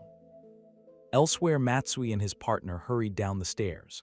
Matsui kept wondering why Naoko sought revenge to this extent. Wasn't her face just slightly burned? Naoko was still a minor, so there had to be another reason. Matsui was sure of it. He kept moving, despite his partner calling out to him, struggling to keep up with the detective. Meanwhile, Kazuya, hearing Naoko's explanation, couldn't believe it. How could something like that have happened without him knowing? Everything Kazuya had heard was completely different from what Naoko had just told him. Kazuya shouted in frustration, asking why Naoko hadn't told anyone, including him. Naoko should not have kept it hidden. Naoko dismissed Kazuya's words, saying she had told people, even adults, but they didn't care. That's why she decided to take matters into our own hands. Naoko turned away and left Kazuya standing still. Kazuya no longer tried to stop her. Naoko walked with her head down, blending into the crowd. Kazuya kept watching her leave, but suddenly he was startled as Naoko turned around and blew him a kiss. Then she skipped away joyfully, humming as she exited the hospital. Kazuya frowned, a deep sadness etched on his face. He missed her. Moments later, Matsui arrived, immediately asking where Naoko was. Matsui and his partner were panting, sweat pouring down their faces. Kazuya turned but didn't answer Matsui's question. Frustrated, Matsui pressed Kazuya again to tell him where Naoko went. Kazuya glanced towards the exit and said Naoko wasn't there anymore, that she had gone far and couldn't be stopped. Matsui gritted his teeth, angry that he had come so close to catching Naoko. Meanwhile, on the highway, Naoko had already gotten on a motorcycle, whose it was unknown, and sped off to an unknown destination. At school, Kazuya met up with Naruto and Arata again. He explained how Naoko had disguised herself as Saki and how Saki's parents had been murdered. Saki had been killed in the operating room, and Naoko had switched places with her. Naruto and Arata became furious, realizing they had been in the same room as Naoko, having been completely played by her. Kazuya carefully watched his friends' reactions, wondering which of them was responsible for burning Naoko's face. Or perhaps Arata and Naruto had worked together. Naruto bit his thumbnail, frustrated that Naoko had overheard everything they had said earlier. Arata clenched his fists, regretting not realizing it was Naoko, as they could have caught her by now. Kazuya suspected that Naoko had disguised herself as Saki to uncover the mastermind behind the pumpkin mask prank. Naoko only wanted to find out who did it. Kazuya truly felt sorry for her. At the police station, Matsui was further investigating Naoko. He stared at a photo of a short-haired girl with a large bow on her head, wearing earrings. Matsui stared at the picture of Naoko for a while until his colleague came in, complimenting the photo. Naoko looked very beautiful, but her personality was undoubtedly strong. Naoko stood out in a crowd. The large bow and earrings made her noticeable, and with such an appearance, it wasn't surprising that she was bullied. Matsui pulled up another photo on his laptop. It was a picture of Naoko with a bruised face, and even her shoulder-length hair had been cut short like a boy's. It seemed Naoko had been severely bullied. The photo was from a school trip during their second year of middle school. Matsui's colleague gasped, shocked by Naoko's short haircut. Matsui commented that the haircut didn't suit the large bow Naoko often wore. The people who bullied Naoko were incredibly cruel. Matsui's face tightened with anger as he looked at the bruises on Naoko's face. She must have endured a lot during that time. Despite her hair being cut short, Naoko continued to wear the bow to school, never paying attention to her bullies. Seeing this attitude only provoked the bullies further, and the bullying escalated until Naoko's face was burned. Matsui had a gut feeling that Naoko's burned face wasn't an accident but was deliberately caused by someone. At school, Naruto scrolled through his phone, reading a news article about the murders that had been terrorizing the public. Naruto was visibly upset, still unable to catch Naoko. To make matters worse, he was currently dealing with a girl who only added to his frustration. That girl was none other than Namizu, the bespectacled girl who had been bothering him back at Asumi's funeral. The serial killings were connected to bullying, and it would be chaos if the public learned the truth behind the murders. The media would turn it into a hot topic, which is why Naruto was so worried. Naruto snapped at the girl, asking why Namizu kept cornering him. Why did she think he was connected to the serial killer? Naruto suspected Namizu was accusing him just to trap him, but unfortunately, Naruto wasn't someone who could easily be blackmailed. Frustrated, Naruto clicked his tongue and walked away from Namizu. However, Naruto froze when Namizu mentioned that she had the pumpkin mask. Adjusting her glasses, Namizu smiled, pleased with how she had baited Naruto. It seemed Naruto didn't realize that Namizu had gone to the same middle school as him. Namizu was a member of the student council and had been on the Halloween event committee. Her appearance back then was vastly different from now. She used to have her hair in pigtails and looked innocent, unlike her current flirtatious look. No wonder Naruto hadn't recognized her. Namizu recalled seeing Naruto sneak into the equipment room and tamper with the pumpkin mask with a malicious grin. She wasn't sure what he had been doing until the accident occurred, which caused Naoko's face to burn. Namizu had watched Naruto and his friends laugh and high five, enjoying Naoko's suffering on stage. Namizu knew everything. Naruto was the mastermind behind Naoko's killing spree.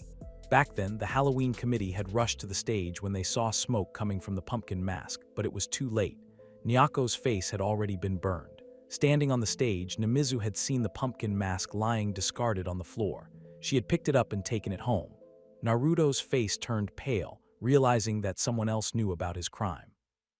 Namizu smirked, seeing Naruto's reaction just as she had hoped. Naruto stood frozen, not knowing what to do. Suddenly, Namizu approached and hugged him, causing Naruto to stumble back in shock.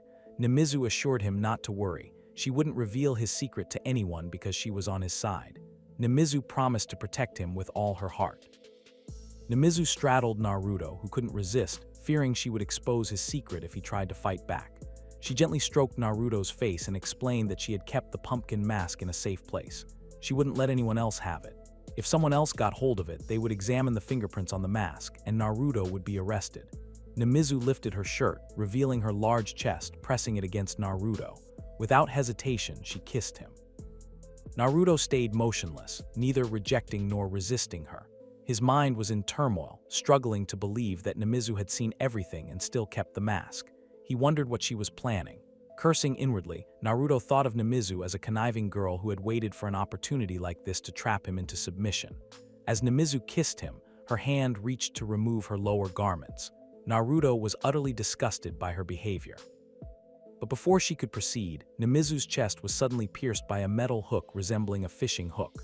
The sharp hook was yanked, leaving Namizu dangling by her chest. Naruto's eyes widened in shock at the sight. Namizu screamed in pain. Behind her stood Pumpkin Knight, Naoko, holding the wire that kept Namizu suspended. Naoko greeted Naruto, her unexpected arrival making his face turn pale. Naruto screamed, terrified beyond belief. Taniguchi withdrew the knife he had stabbed into the man who had been bullying him. The bully collapsed onto the floor, blood soaking his back. Instead of realizing his mistake and apologizing, the bully cursed at Taniguchi. The bully grabbed a glass in front of him and smashed it against Taniguchi's head.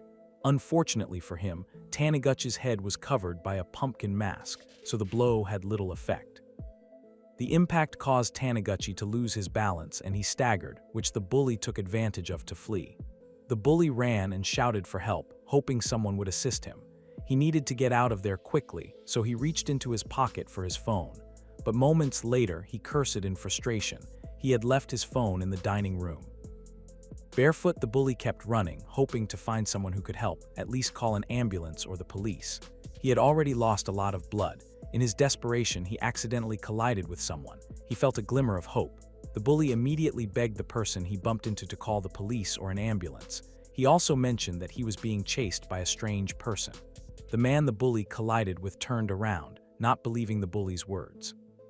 The bully continued to urge him to quickly call the police or an ambulance because he didn't have much time. Slowly, the man fumbled with his phone and started calling someone. The bully grew impatient seeing how slowly the man moved to make the call. Finally, the man connected with someone, telling them his location and that the bully was in the park. Hearing the man's voice, the bully slumped in relief, thinking he was safe. Footsteps approached the bully, and he jerked up, turning when he heard someone's voice. The figure who slowly approached the bully said they wouldn't let him escape so easily. The bully was shocked beyond belief when he saw two figures wearing pumpkin masks, one holding a baseball bat wrapped in barbed wire and the other a knife. The figure holding the bat apologized for making their friend wait. The bully began to sweat in fear. What was happening? Nayako continued to pull the rope in her hand. Namizu squirmed and screamed, feeling like one side of her chest would tear away. Nayako then hooked the end of the rope she was holding to an iron fence, causing Namizu to hang there. Nayako said that Namizu's attitude was very bad. It was not right to force herself to be accepted by others. If only Namizu had been more cautious, all of this wouldn't have happened to her. While Nayako was focused on Namizu, Naruto slowly tried to escape. Unfortunately, Nayako knew that the man would try to run away. She quickly stopped Naruto's steps. A jerk like Naruto was the cause of all this. He had to take responsibility. Naruto do. Dijed claiming that Nayako had misunderstood. He said that he was just pulling a prank, not thinking that it would hurt Nayako. Naruto insisted that everything that happened was just a prank, nothing more. Upset, Nayako finally kicked Namizu's body, which wouldn't stop screaming. The kick knocked Namizu unconscious, and the girl even wet herself. Naruto, who had long waited for a moment to confront Nayako, steeled himself to not be afraid of her. Seeing that Nayako was still busy with Namizu, Naruto ran towards Nayako and was about to throw a punch at her. After all, Nayako was just a girl. Girls didn't have the strength of boys. Knowing Naruto's movements, Nayako quickly pulled out a knife and pointed it in front of her. Nayako's unpredictable movement surprised Naruto. He couldn't stop his attack, and in the end, his fist struck the knife that Nayako was holding. Naruto screamed in pain while holding his wrist. The palm of Naruto's hand split in two, and his thumb was also cut off. Naruto writhed on the path. Nayako then approached the man while carrying a brick. Nayako did not like hearing Naruto's screams.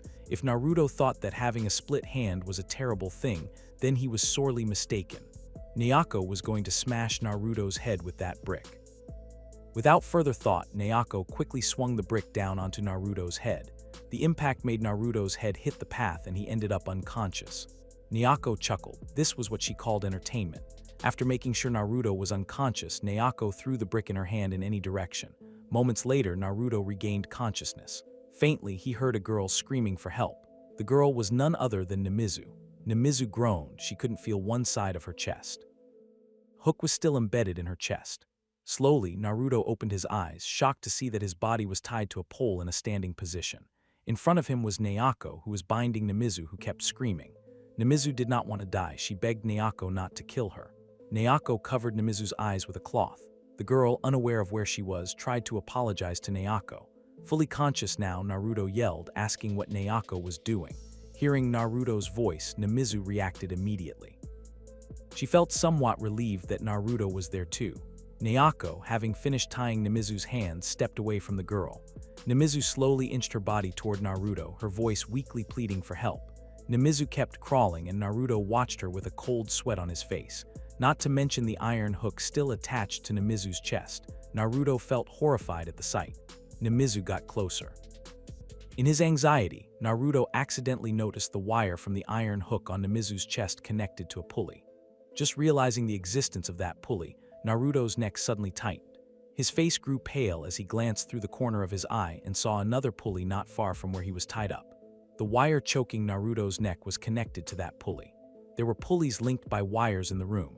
As Namizu moved closer to Naruto, the wire around Naruto's neck would tighten more. It was an execution. Meanwhile, Nayako pulled out her phone and started live streaming. The tension escalated. Namizu, frightened and unaware of the pulleys, kept moving toward Naruto, while the wire around Naruto's neck continued to tighten. Sweat and tears flooded both their faces. Nayako felt pleased. The scene before her was something filled with luxury. It was going to be an exciting live stream. Meanwhile, elsewhere in a restaurant, Arata and Kazuya sat waiting for Naruto's arrival. Arata picked up the burger he had ordered, grumbling because Naruto had not shown up yet. Naruto was supposed to meet them at Mickey D's in front of the station. Matsui began eating his burger with annoyance. However, Kazuya, who had been staring at his phone, said that Naruto wouldn't come. Arata looked confused at the young man in front of him. Kazuya sighed heavily, repeating that Naruto wouldn't come because he was currently live streaming with someone. Kazuya showed his phone to Arata. In the live stream, Naruto's face appeared, looking tormented with a wire around his neck. Kazuya knew that it was Nayako's doing. The girl had successfully captured Naruto. Seeing the live stream, food in Arata's mouth spewed out again. He was shocked to see Naruto's condition. Namizu was one step ahead of Naruto. Naruto's neck was being choked tighter, tears streamed down his face, and his eyes began to bulge. He could no longer stand and eventually fell to the ground. Fortunately, the bindings on the pole were not too tight. Saliva dripped from the corner of Naruto's mouth. Blood started to flow from the wire that was choking his neck. With his breath becoming more constricted, Naruto shouted for Namizu to stop approaching him. Unfortunately, Namizu did not heed Naruto's command. She continued to advance toward him until Naruto kicked her in the face. He cursed angrily, berating Namizu and telling her to stop coming closer. Namizu still didn't understand and wanted to keep approaching Naruto. Reluctantly, not wanting to die in vain, Naruto kicked Namizu in the face again. Nayako laughed joyfully while swinging the knife in her hand. The live streaming she was doing became a trending topic. Nayako mentioned that Naruto's grandmother was also watching the live stream. She hoped Naruto's family would enjoy the torment. Nayako urged Naruto to hold on a little longer. Naruto pleaded with Nayako to release him. Meanwhile, he was trying to free his hands from the bindings. Using his blood, he loosened the ties. Soon, Nayako approached, pointing her phone camera at Naruto's face and telling him to speak. Naruto gritted his teeth, just a little more and he would be free to fight back. Nayako pressed him to tell everyone what he had done. She promised to let him go once he finished his story. The stream was broadcasting worldwide, and Nayako welcomed Naruto to prime time. She instructed him to recount the events of that Halloween night and what he had done. At Mickey D's, where Arata and Kazuya were waiting for Naruto, they continued to monitor the live stream. Arata's face showed worry, fearing that Naruto would reveal their actions to Nayako from the previous day. Nayako had made up her mind to uncover the truth behind the events of that Halloween night. Kazuya had already guessed that the mastermind behind it was Naruto, who had intentionally placed firecrackers inside a pumpkin mask. Arata stared at Kazuya in astonishment. Just then, two girls sitting behind Arata shrieked. They were watching the live stream and saw their idol Naruto in the footage. They thought it was just a joke, but others were intrigued by what Nayako was saying. Which Halloween night were they talking about? A man not far from where Arata and Kazuya were sitting shouted out that he remembered an incident when he was in middle school. He had heard about a girl whose face was burned on Halloween, causing quite a commotion. People watching the live stream were reminded of the incident from the previous day. They increasingly suspected that the events of that Halloween were not an accident. Someone had placed firecrackers inside the pumpkin mask. Students sitting in the restaurant began gossiping about the Halloween incident. Many of them knew about it, and the female student who was the victim had to be taken to the hospital. They also knew that the victim's hair and face had been burned. It turned out that the mastermind behind the Halloween incident was Naruto. They all couldn't believe the fact. Arata's face turned pale with fear as he cursed angrily, wondering how it could be exposed like this. Kazuya took a deep breath and asked if Arata had known the truth all along. Did he know from the beginning that Naruto had placed the firecracker in the mask? Until now, Kazuya only thought it was just a prank, but it had spiraled out of control. Kazuya also questioned why no one had stopped Naruto. Arata remained silent, wondering whether Kazuya was on their side or Nyako's. Meanwhile, at the place where Naruto and Namizu were held captive, Nayako continued to point the camera at Naruto, pressuring him to confess to all his actions. If Naruto still refused to admit it, his fate would be the same as Namizu's. In the end, Naruto chose to confess. He did it to buy time for his bindings to loosen and to avoid making Naoko suspicious. He admitted that the events of that Halloween night were his doing, and he was the one who had placed the firecracker in the pumpkin mask. And it turned out that Naruto hadn't just put in a firecracker, he had also placed sulfuric acid in the mask. Everyone watching the live stream was stunned. They couldn't believe that Naruto could be so cruel. Kazuya ground his teeth, his emotions boiling over as he realized he knew nothing about what had happened on Halloween. Naruto's confession continued, revealing that he had taken sulfuric acid from the science lab and filled a polyethylene bag with the liquid. Sulfuric acid would not react with polyethylene, making the bag relatively safe to hold. So Naruto easily attached the bag containing the sulfuric acid to the pumpkin mask, ensuring that when Naoko used it, the bag would break. This way, the sulfuric acid would burn Naoko's entire face. Naruto laughed wickedly as he recounted it. People would no longer see Naoko's foolish face, which was why Naruto had planned it. Kazuya, listening to Naruto's confession, became very emotional. This was what Naoko had meant at that time. It wasn't the firecracker that had burned her face, but the sulfuric acid. The students in the restaurant began cursing angrily, furious at Naruto for having done something so cruel to Naoko. Arata glanced at the students. They were cursing Naruto, and everyone's faces looked very upset. This made Arata frightened, cold sweat pouring down he watched the enraged crowd. Then Kazuya stood up and grabbed Arata by the collar. Kazuya's face looked very emotional, staring sharply at Arata. Arata, suddenly being pulled like that, could only curse in annoyance, wondering what Kazuya wanted. Kazuya furrowed his brows, asking why Arata and Naruto could be so heartless to Naoko. There had to be a reason. Arata, initially silent, finally took a deep breath and released Kazuya's grip on his collar. He said that there was no special reason for him and Naruto to do that. They did it just for fun. Arata grinned as he adjusted his shirt. Kazuya, hearing that explanation, was completely baffled by the behavior of his friends. Naruto finished his confession. All the truths he had kept hidden were revealed, and now everyone knew about the crimes he had committed. Naruto had fulfilled Naoko's request, asking her to release him immediately. However, Naoko replied that it wouldn't be that easy to get away from her. Naruto's eyes widened in shock, wondering what else he could do to make Naoko let him go. He asked Naoko what he had to do for her to forgive him. Naruto continued to stall for time, feeling that the ties binding his hands were almost loose. He didn't care about Namizu, he just wanted to free himself. Naoko then grabbed Namizu by the hair, tilting her head back before stabbing her in the head with the knife she had been holding. Naruto gasped at Naoko's action. Namizu died instantly. Naruto's body shivered and he broke out in a cold sweat. Naoko pulled out the knife and carelessly threw Namizu's body aside. She then turned to the iron hook still embedded in Namizu's chest, preparing to pull it out. Naruto asked why Naoko killed Namizu when she had nothing to do with the oppression on Halloween night. Naoko didn't respond, which made Naruto furious. He cursed Naoko, calling her a psychopath and a cold-blooded killer. Naoko remained indifferent, ignoring Naruto's screams as she forcefully yanked the iron hook from Namizu's chest. She threw the hook onto a wooden beam, pulling it and wedging the end into the door. Naruto shouted in frustration, wondering what the girl was planning. If someone opened that door, Naruto's head would surely be severed from his body. He realized he could die at any moment. Naoko told Naruto to reflect on all his actions, for soon he would meet the ruler. She was curious whether Naruto would die quickly or slowly.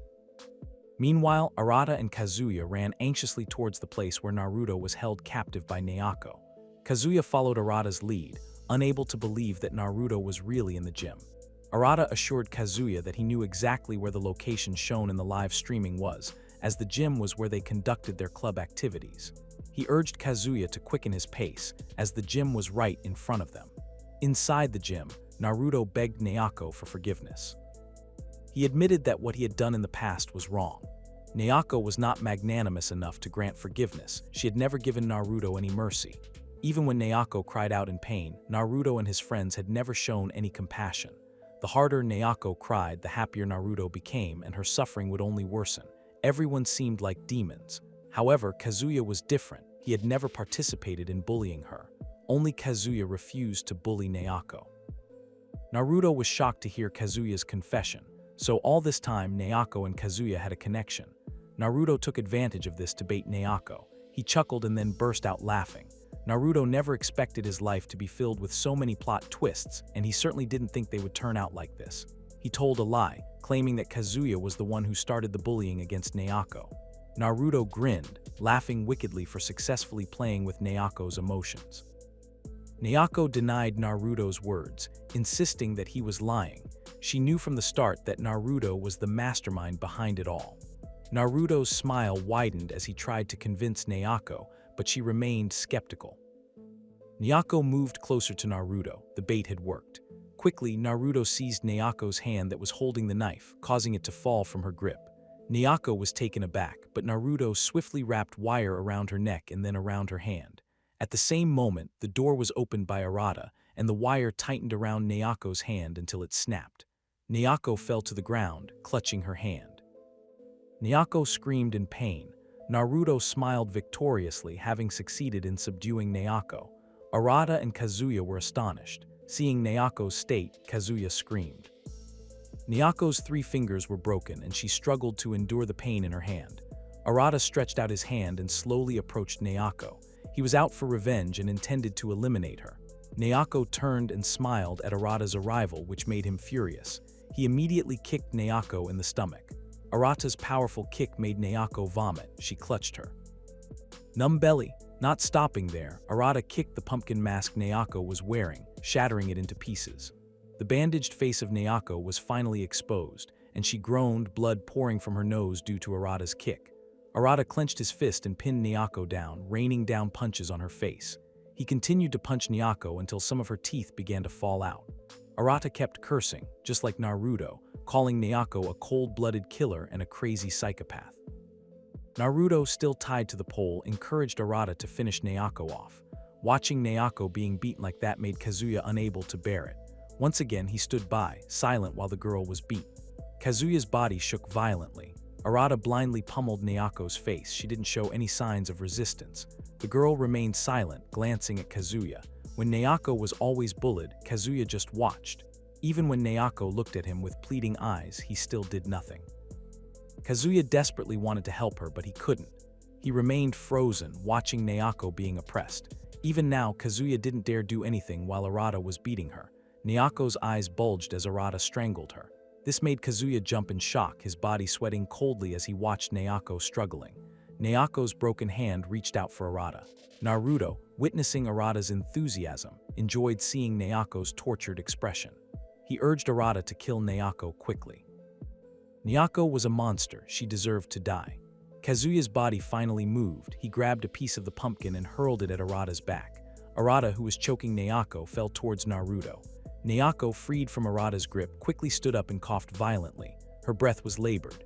Kazuya sighed with relief, finally able to move to help Naoko. Naoko held her aching neck, tears still streaming from the corners of her eyes. Kazuya even cried with emotion, no longer remaining silent while watching Naoko get beat. He approached Naoko, held her shoulders, and gazed intently at her face. Moments later, Kazuya embraced Naoko and told her that he loved her very much. Naoko felt relieved. Finally, Kazuya had said those words, although it was very late. She slowly closed her eyes. Kazuya kept calling her name until Naoko eventually fell unconscious in his arms.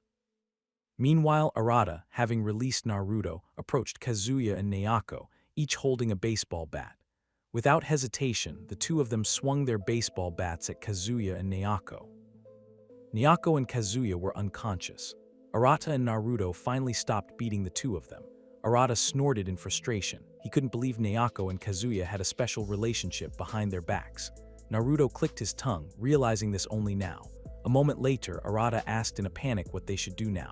They couldn't just leave Kazuya and Naoko in the gym. Naruto smiled, knowing exactly what they needed to do. He pulled out his phone and called someone for help.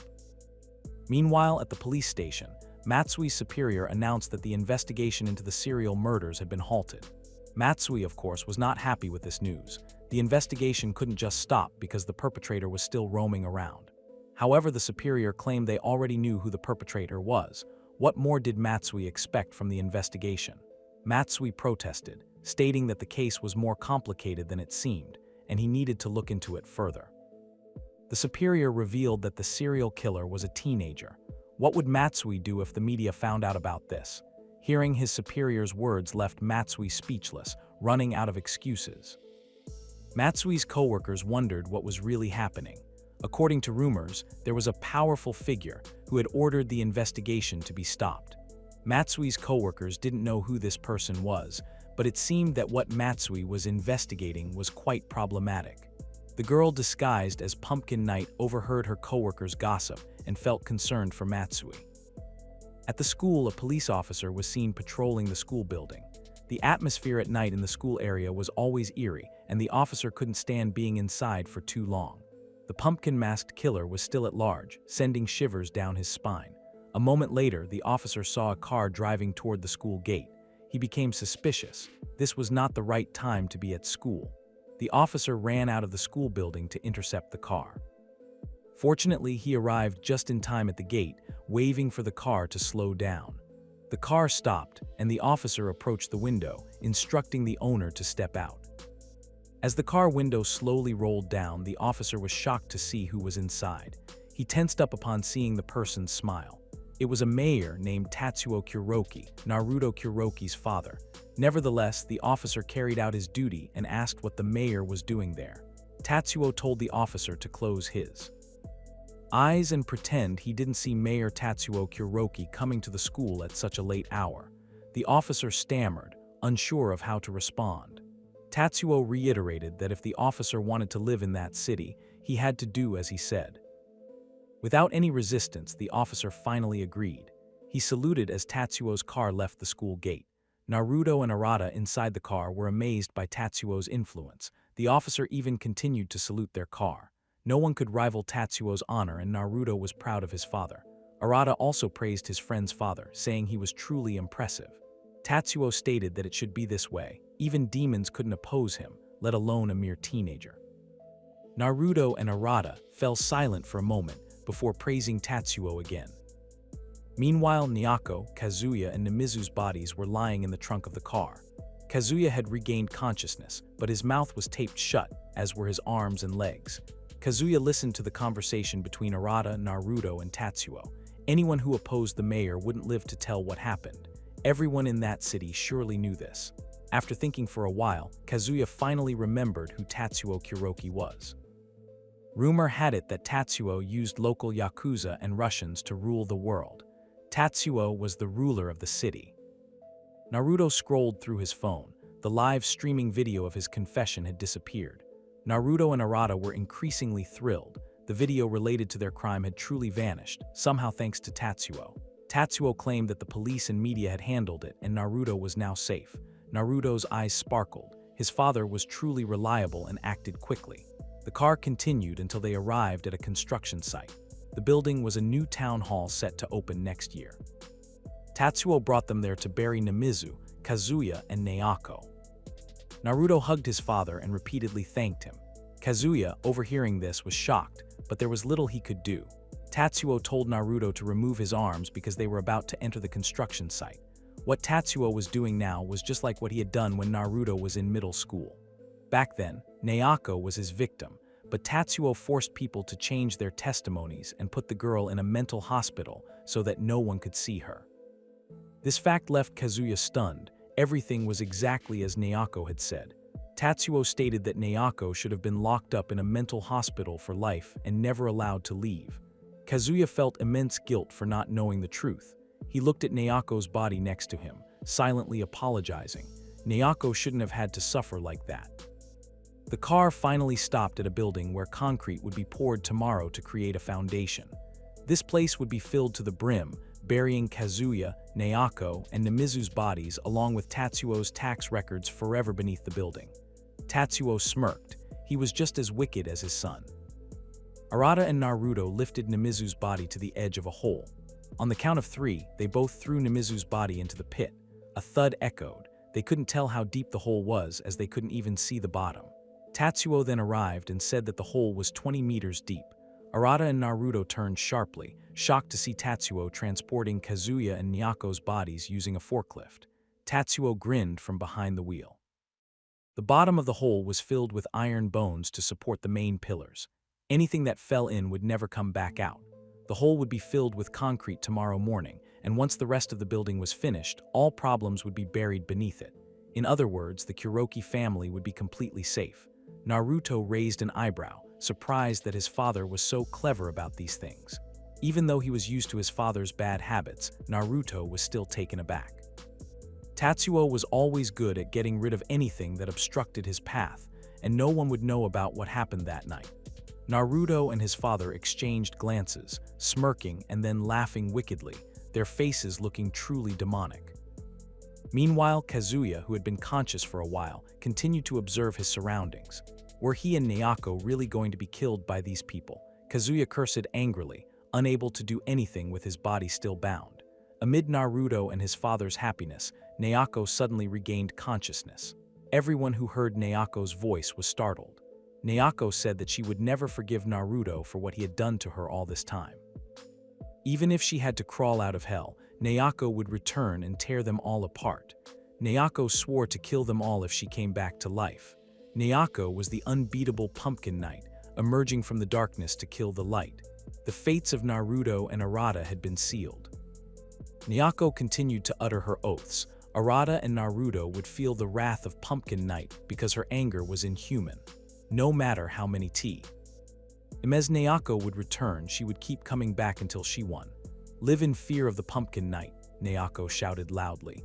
The atmosphere that night instantly became chilling. They all felt an overwhelming terror.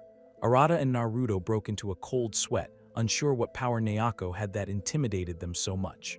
Kazuya, lying next to Naoko, looked at her. She seemed incredible in his eyes. Tatsuo's emotions flared even more, and without wasting any more time, he drove the forklift to the edge of the hole and dumped Kazuya and Naoko's bodies in. Arata and Naruto gasped, watching Tatsuo do this. Naoko's screams echoed, gradually getting smaller and swallowed by the darkness. Naoko and Kazuya's bodies fell freely into the 20-meter-deep hole. Once they confirmed that Naoko and Kazuya had fallen, Arata and Naruto sighed in relief. Finally, Naoko, whom they often referred to as a monster, had disappeared. It was all over. There would be no more murder terror from Pumpkin Knight. No one could survive a fall from 20 meters, especially with only iron bones below. Before long, Naruto, Tatsuo, and Arata exited the construction building. The three of them walked in silence toward the car. However, Arata seemed to be unwell. The man was very stressed, having a very bad feeling. Naoko's words kept running through his mind. Should he take the girl's words seriously? Seeing his friend's odd demeanor, Naruto asked if Arata was okay. Arata held back from getting into the car. He scratched his head and said he was fine. But accidentally, Arata's eyes caught the silhouette of Pumpkin Knight standing on the roof of a building. Still haunted by Naoko's vow, Arata suddenly screamed loudly. Arata's face was very pale, and cold sweat flooded his body again. Naruto immediately ran when he heard Arata scream out the name Pumpkin Knight. Naruto was shocked to see his friend suddenly prostrating and repeatedly saying sorry. Arata admitted that he was a terrible person, and starting that day, he promised to live as a saint as long as Naoko didn't kill him. Arata continued to bow down, not daring to look up, his body trembling in fear. Naruto approached his friend and shook Arata's body, confused by his behavior.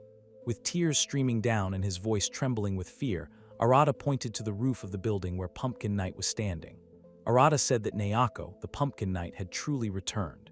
Naruto was taken aback, his eyes wide with shock as he turned to the direction Arata was pointing. But a moment later, Naruto's forehead furrowed. He found no sign of Pumpkin Knight where Arata had indicated. Arata then lifted his head. Indeed, the figure of Pumpkin Knight was not there.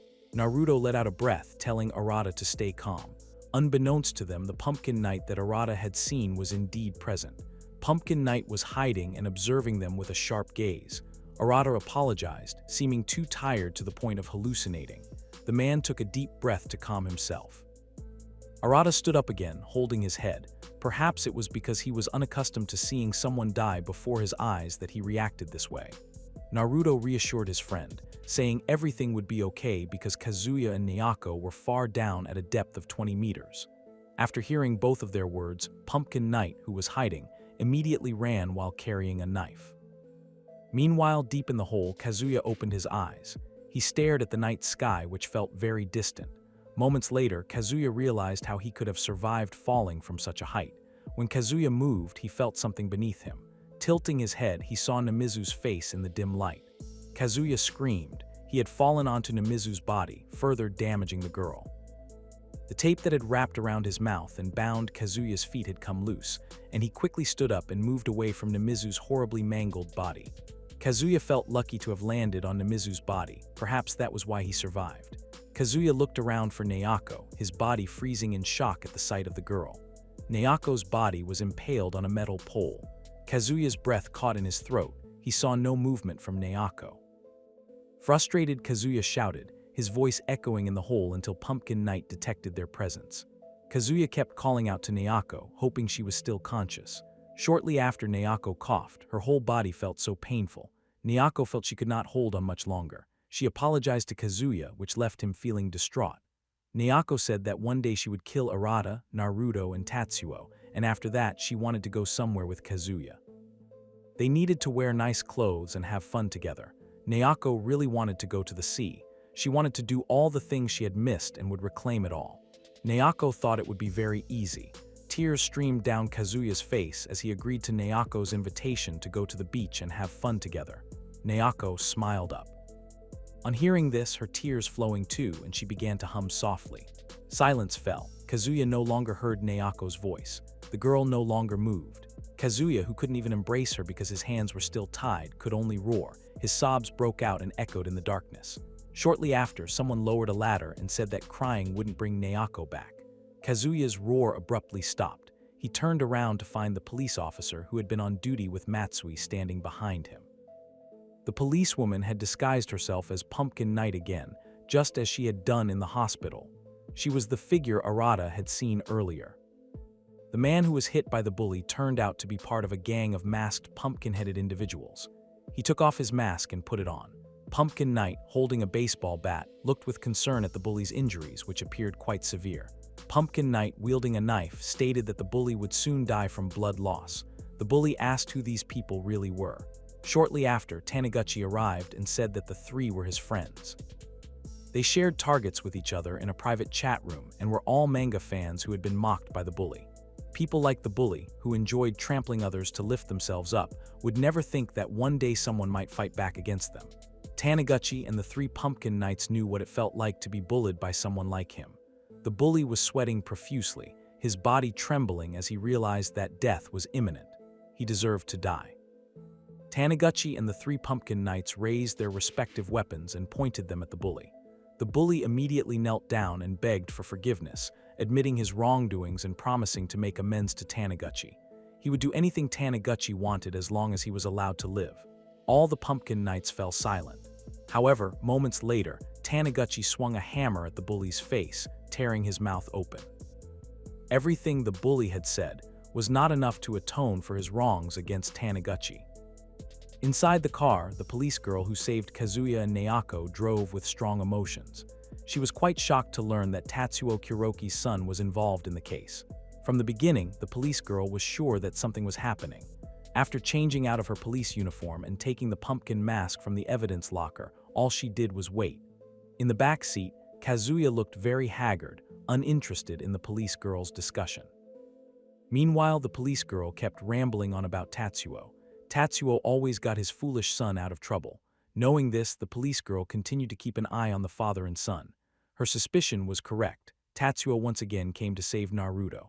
Tatsuo always covered up the crimes committed by his son, even if it meant killing someone and hiding that person's body.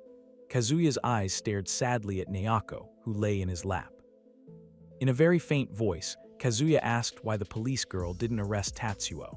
Kazuya also realized that the police girl was driving far from the city. They wouldn't go to the police station because the police wouldn't do anything as long as they were under the mayor's control. After a long silence, the police girl finally explained her reasons. It turned out that her father had been killed by Tatsuo. At that time, the police girl's father was running for mayor and had promised to eradicate the rampant corruption in their city government.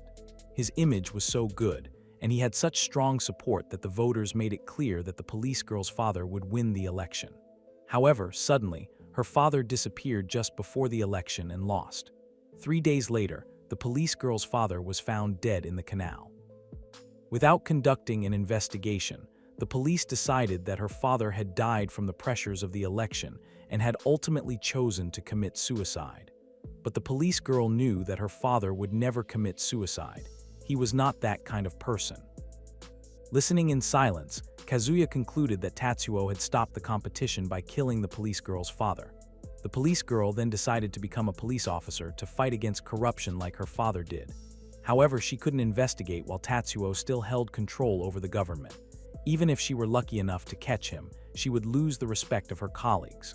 All this time, she had been waiting for someone like Kazuya, one of Tatsuo's victims, to appear. Someone like Kazuya who was willing to help her avenge her father. The girl was waiting for Kazuya. Kazuya's face looked very frightening.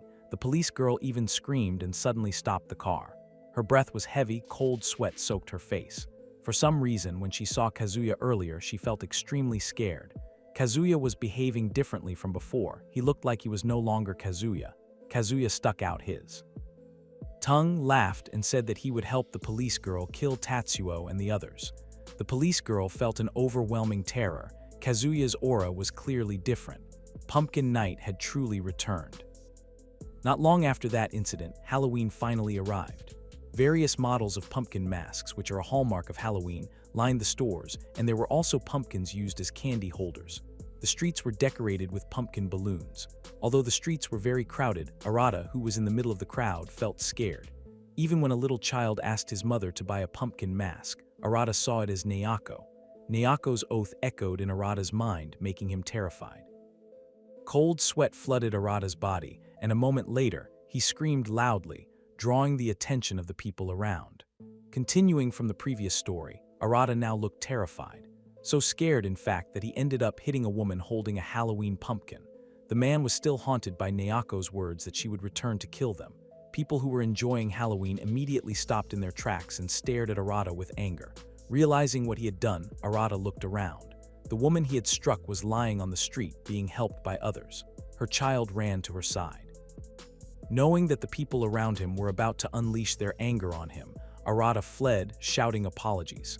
In truth, he hadn't meant to hit the woman, but Nayako's image had suddenly appeared in his mind. Arata hurried to Naruto's apartment and explained what had just happened. He was terrified of all the Halloween decorations in the shopping district. Naruto couldn't believe his friend had randomly hit a housewife and then ran away. Arata knelt before Naruto, cold sweat running down his face. His eyes looked hollow, as if he hadn't slept well in days. As Halloween approached, the entire city was filled with pumpkin decorations. Nayako's words that she would return couldn't leave Arata's mind. He couldn't stop thinking about them. Naruto looked at Arata with frustration. Since that incident when they had killed Nayako and Kazuya, Arata's condition had deteriorated by the day. Now, with Halloween getting closer, Arata was becoming more paranoid. His conscience and trauma were consuming him. Naruto couldn't believe how mentally weak Arata had become. It would be dangerous if Arata talked to the police. With a trembling voice, Arata asked Naruto if Nayako could really come back to life. Naruto denied it. What was his friend talking about? It was impossible for the dead to rise again. But Naruto's words didn't calm Arata down. What if Nayako's promise came true? She had said she would kill them and keep coming back until she achieved victory. Nayako would return even if she had to crawl out of hell. Arata couldn't forget the girl's vow. Pumpkin Night would kill them. Judgment Day was approaching. It was all over. Arata began shouting incoherently, causing Naruto's anger to spike. In the end, Naruto kicked Arata out of his apartment. In the elevator, Arata slumped, his hands shoved into his jacket pockets. He couldn't believe Naruto had really thrown him out. Arata couldn't return to the city because it was still full of pumpkins. Unbeknownst to him, Pumpkin Night was watching from above the elevator. Arata, still slumped, suddenly lifted his head when he saw a thin wire appear in front of him. Curious, he reached out to touch the wire, which had been tied into a noose. He leaned forward to inspect it more closely, but before he could touch it, the wire suddenly slipped over his head and tightened around his neck. Arata's breath was cut off, his eyes bulging from the force of the wire's pull. Saliva dripped from the corners of his mouth, his face turning pale and his neck beginning to bleed. His feet were no longer touching the elevator floor, causing the noose to tighten even more. Arata kicked at the empty air. He had fallen into someone's trap. When his head tilted upward, he saw the figure of Pumpkin Knight holding the wire. Arata stared in disbelief. Pumpkin Knight had really come back. The elevator finally arrived at the ground floor. Arata was still hanging inside the elevator, gasping for breath. As the doors opened, a woman and a child stood in front of the elevator. The woman was the same one Arata had struck moments earlier. The mother and child were stunned to see Arata struggling for his life. With a choking voice, Arata tried to ask for help, but when he saw who was standing in front of him, he realized something. Moments later, the woman in front of the elevator picked up her child and walked away from Arata. She didn't care about the pumpkin balloon her child dropped. Arata's body trembled violently, as if his life was being slowly drained away. The mother and child grew more distant, leaving Arata with no hope. The figure of Pumpkin Knight stared pitifully at Arata. This had been a perfect chance for him to escape. Arata thought he would be saved, and it was disappointing to see no one willing to help. Hearing Pumpkin Knight's voice, Arata suddenly realized something. Without a second thought, he grabbed Pumpkin Knight's hand, which was holding the wire. Arata grinned. This person must have really liked Pumpkin Knight.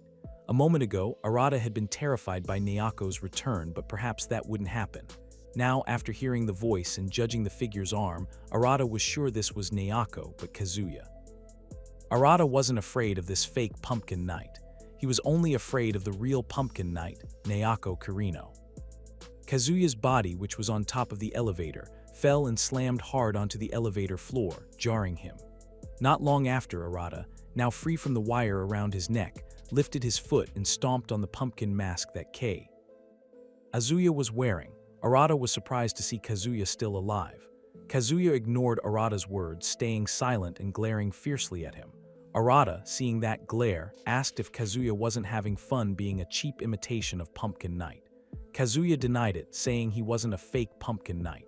He was the real Pumpkin Knight. Kazuya raised his hand, and two small knives appeared from the sleeves of his long shirt. Arata was shocked to see the knives, but before he could lift his foot from Kazuya's masked face, both knives were already stabbed into his calf. Arata screamed in pain, jerking his leg away from Kazuya's face and squatting down. Kazuya stood up and pulled the knives back out. The wound on Arata's calf was gaping wide. Seeing this, Kazuya readied himself and kicked Arata's injured calf. Arata screamed in agony, his leg almost numb from being mercilessly stomped on by Kazuya. Kazuya, who was barefoot, laughed and savored every one of Arata's screams. Tears were already streaming down Arata's face. His guess had been wrong. This figure was the Kazuya he knew. Pumpkin Knight had truly come back from hell. Arata dragged his body until he was leaning against the wall of the elevator. One of his legs felt completely numb. The demon had crawled out of the pit of hell. Pumpkin Knight raised the knife, ready to stab Arata. Meanwhile, in the apartment, Naruto was busy reading something on his phone screen. He was reading about the origins of Halloween. The Halloween holiday began as a traditional Irish, a Celtic festival to honor deceased ancestors. Like All Saints' Eve and Samhain, Halloween begins on October 31. It was believed that on Halloween, the barrier between the living and the dead would be removed, and the dead could return to the world. By disguising themselves as the dead, children would visit every house to collect candy as part of trick-or-treating, which means give me a treat or I'll play a trick on you. The children symbolize the spirits of the deceased, reminding adults to cherish the coming year and not waste their lives. After reading that, Naruto recalled Arata's words. Naruto let out a long sigh. There's no way Naoko, the real Pumpkin Knight, would return. Nonsense. Naruto tossed his phone onto the sofa. In the elevator, Pumpkin Knight repeatedly stabbed Arata's back. He could only scream in pain as blood splattered across the elevator. Pumpkin Knight didn't care and continued to torment him. Unintentionally, Pumpkin Knight, who wasn't wearing shoes, slipped on the blood that had spilled onto the floor. Kazuya's body stumbled and slammed against the closed elevator door. Kazuya didn't realize that his elbow had pressed the elevator button, causing the door to open. Seeing Kazuya still trying to regain balance, Arata immediately pushed him with all his strength, shoving him out of the elevator. Kazuya was thrown back, but he quickly got up and stared at Arata. In a panic, Arata pressed the elevator button to close the door as quickly as possible. Arata's heart pounded as he saw Kazuya, who had already stood up, running toward him. Just in time, the elevator doors slowly started to close. Arata took a few steps back, his face pale as Kazuya stood right in front of the doors, holding up a knife. Luckily, the doors closed just before Kazuya could enter. The elevator began to ascend slowly. Arata collapsed onto the elevator floor, breathing a sigh of relief. As the elevator continued to rise, Arata lay down, exhausted. Despite all the wounds he had received, at least for now, he was safe from Pumpkin Knight. Arata struggled to drag his leg as he made his way back to Naruto's apartment. He leaned against the wall, his body trembling from the pain. Just before he could reach Naruto's door, Arata heard the sound of footsteps coming from the emergency stairs, not far from where he stood. His body tensed immediately. Pumpkin Knight was still chasing him, climbing the stairs. Ignoring his severely injured leg, Arata quickened his pace, almost reaching Naruto's apartment door. He kept muttering to himself that he didn't want to die yet. Arata desperately pressed the doorbell repeatedly, calling out for Naruto to open the door quickly. But to his horror, Pumpkin Knight was already standing at the end of the corridor. The figure had caught up to Arata, holding 2 knives in hand. Arata became even more frantic. Pumpkin Knight sprinted towards him at full speed. All Arata could do was scream in despair, unable to escape any longer. Whether ready or not, Kazuya was going to kill him. Kazuya leaped towards Arata, thrusting the knife in his hand. Arata froze in front of Naruto's door, raising his arms in a futile attempt to shield his face. Unexpectedly, the apartment door swung open, and Naruto quickly yanked Arata inside.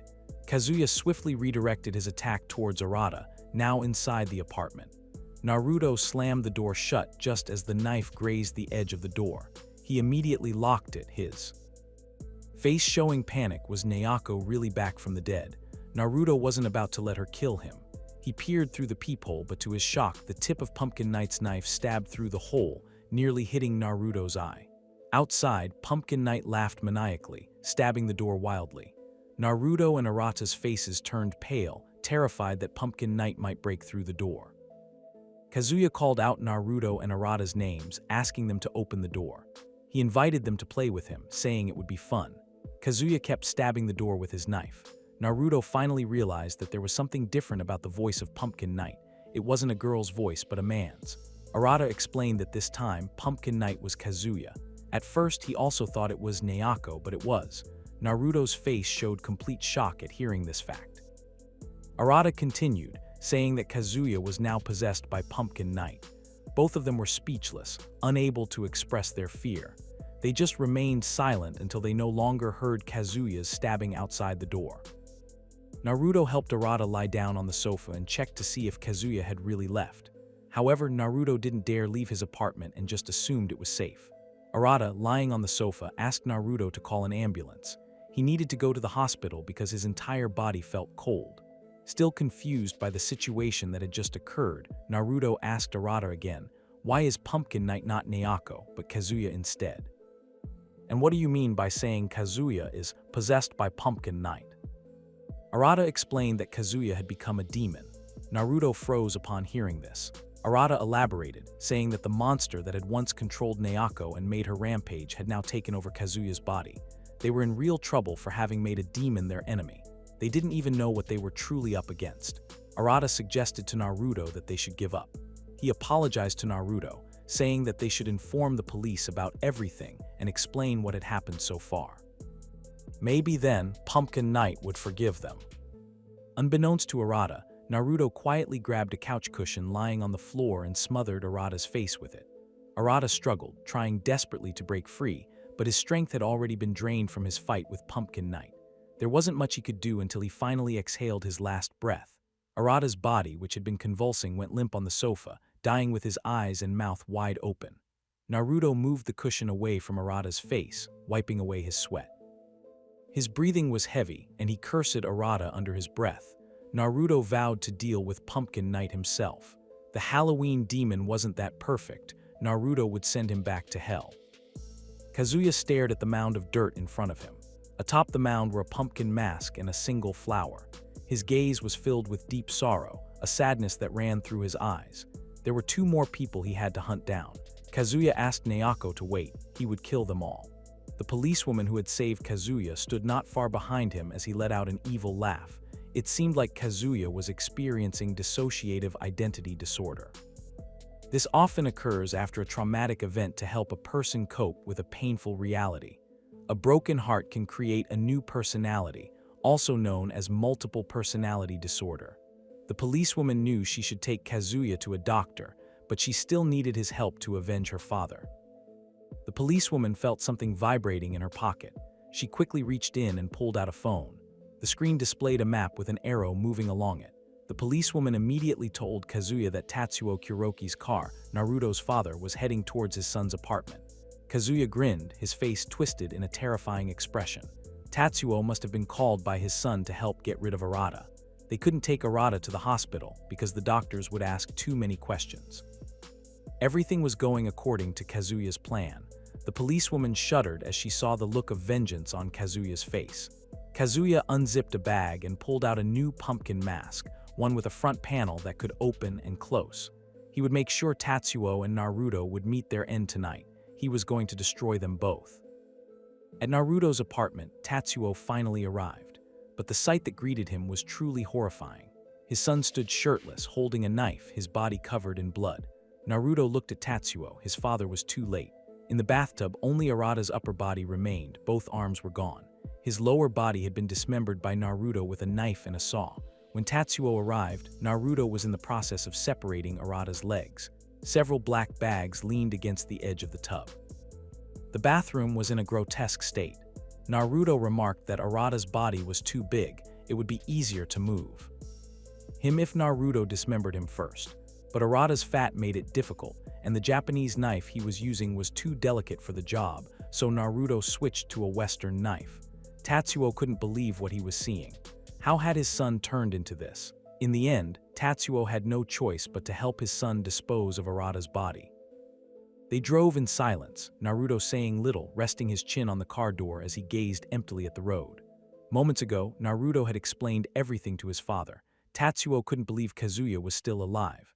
How had he survived such a deep hole? Now Naruto seemed like he had lost his mind. It looked like Tatsuo would have to handle this mess on his own.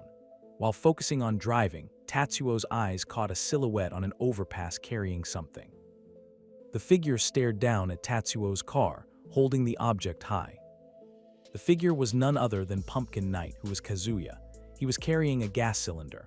Kazuya grinned and said, "Trick or treat," before throwing the gas cylinder at Tatsuo and Naruto's car. The cylinder shattered the windshield, causing Tatsuo to swerve the car and crash into the guardrail. Kazuya laughed in delight, pleased that his aim was perfect. He lowered the visor of his mask and quickly descended the overpass, calling himself the Pumpkin King. On the other side of the road, the policewoman was ready, waiting in position. They were going to strike together. There were no signs of movement inside Tatsuo's car. Whether they were unconscious or not, Kazuya and the policewoman didn't know. They ran, knives in hand, but just as they neared the car, they both froze in their tracks.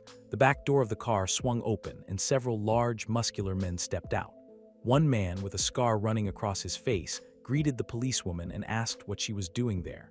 He demanded that she tell him all about Pumpkin Knight. The policewoman's body trembled with fear. She couldn't utter a single word, too terrified to speak. The man with the scar on his face asked her again about Pumpkin Knight because the boss had sent them to take care of the crazy Pumpkin Knight. The policewoman realized that they had been set up. Tatsuo had intentionally hired the Yakuza, waiting for the right moment to lure Pumpkin Knight. The policewoman was forcibly grabbed by 3 Yakuza members, and they forcefully removed her jacket. She screamed and struggled with all her strength. Unfortunately, the combined strength of the 3 Yakuza was overwhelming. A bald man restrained the policewoman, drooling from his mouth. It would be a shame to kill a woman too quickly. The man with the scar on his face stopped his friend, reminding him that they still had a task to finish.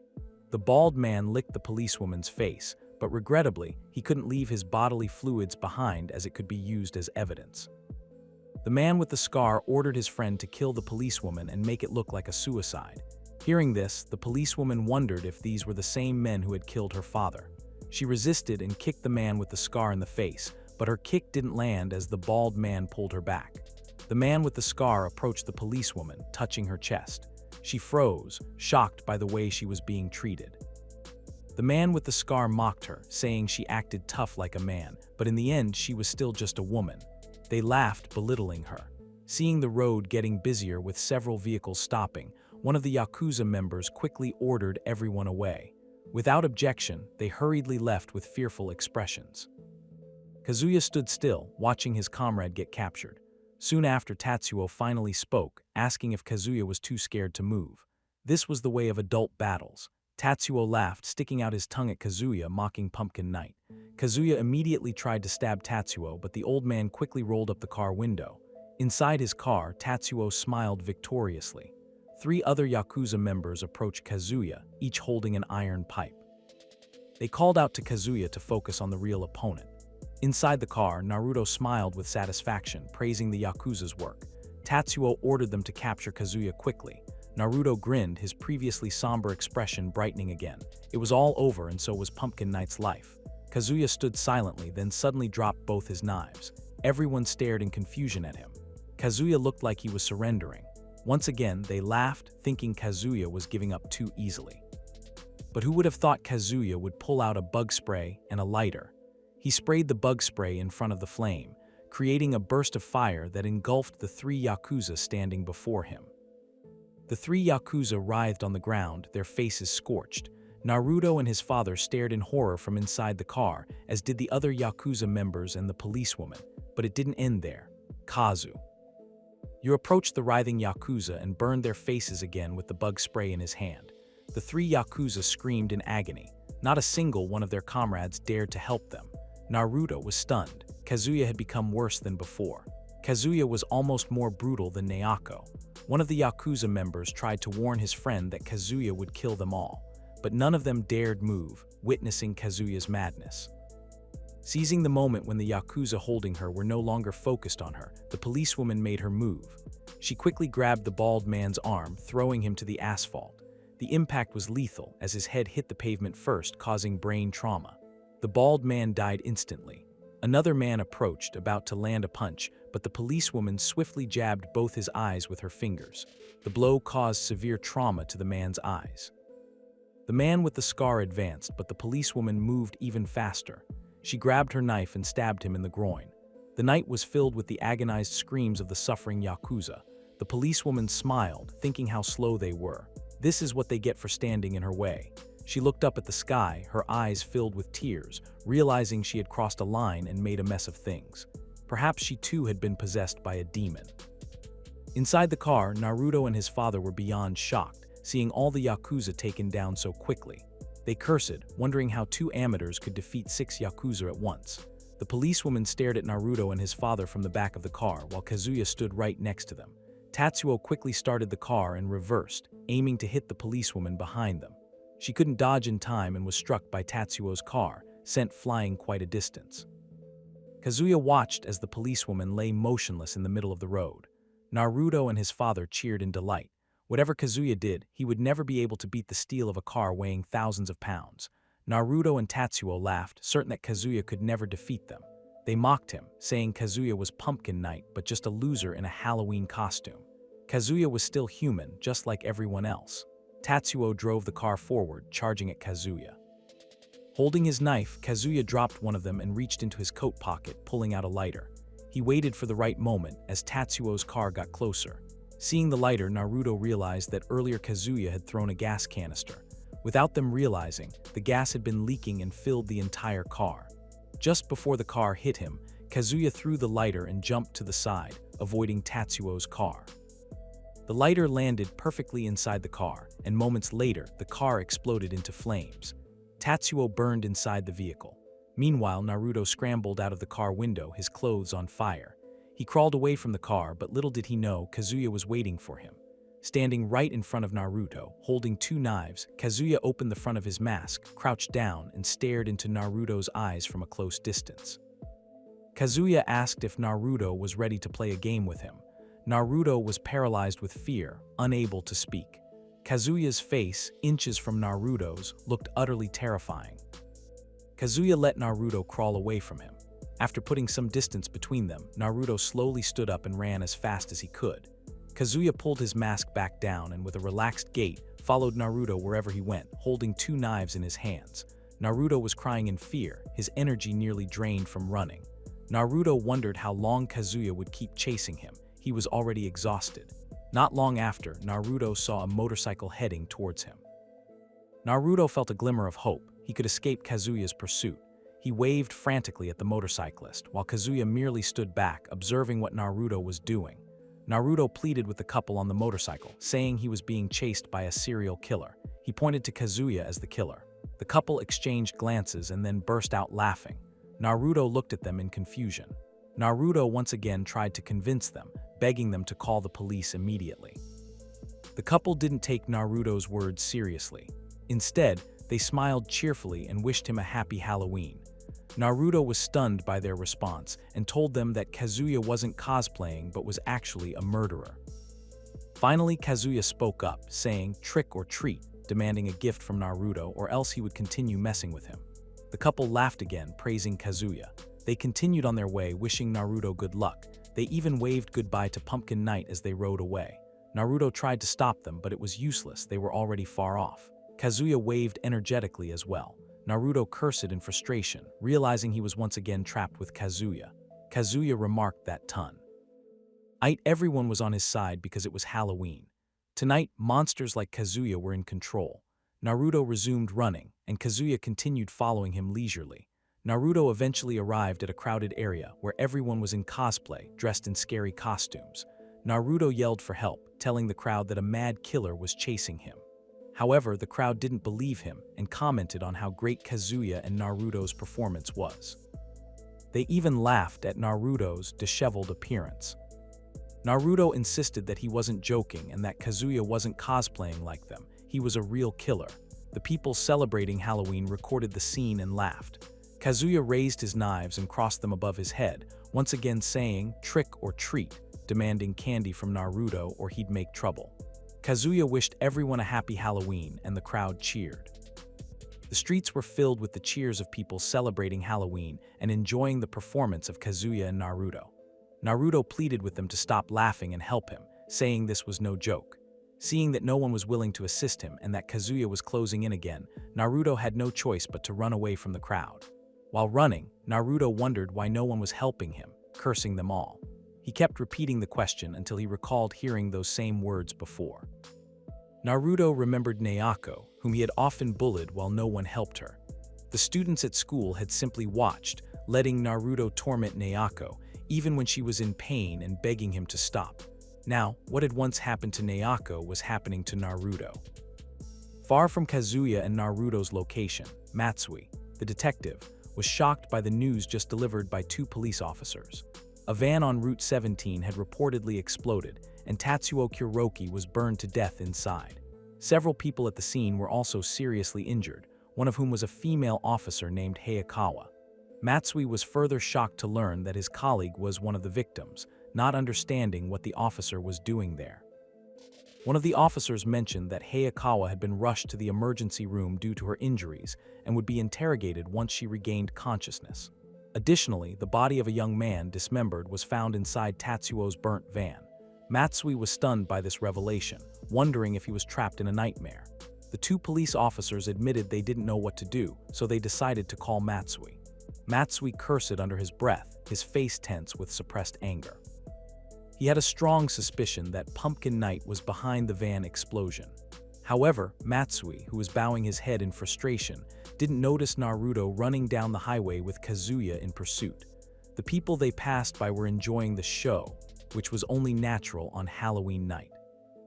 Naruto, still running, eventually turned down a narrow alley. Tears streamed down his face as he fled, with Kazuya close behind. Unfortunately for Naruto, he had chosen the wrong path. It was a dead end. Trapped in front of a wall, a poster of Tatsuo Kuroki, smiling widely, was plastered on it. Naruto's fate was sealed. Kazuya stood behind him. Naruto turned around and immediately fell to his knees in front of Kazuya. He admitted that everything he had done was wrong and confessed that he was a terrible person. Naruto apologized to Kazuya, claiming he didn't know Kazuya liked Naoko. Naruto said he would openly confess everything, even if everyone ended up hating him. He promised to give Kazuya as much money as he wanted, anything to make amends, as long as Kazuya would forgive him. "Naoko, what are you talking about?" Kazuya asked. Naruto froze upon hearing that, looking up at Kazuya in confusion. Kazuya explained that the chase tonight was just for fun. He thought it was better than mindless chatting, playing free mobile games, or watching any variety shows that were on TV that night. Kazuya was just having fun and he'd never get tired of it. Naruto slumped against the wall, staring at Kazuya in horror. Kazuya was truly a demon. Hearing Naruto call him a demon, Kazuya asked what would be a fitting label for Naruto. Who between the two of them was really the monster? Kazuya drove his knife into Naruto's crown, the helpless man unable to dodge.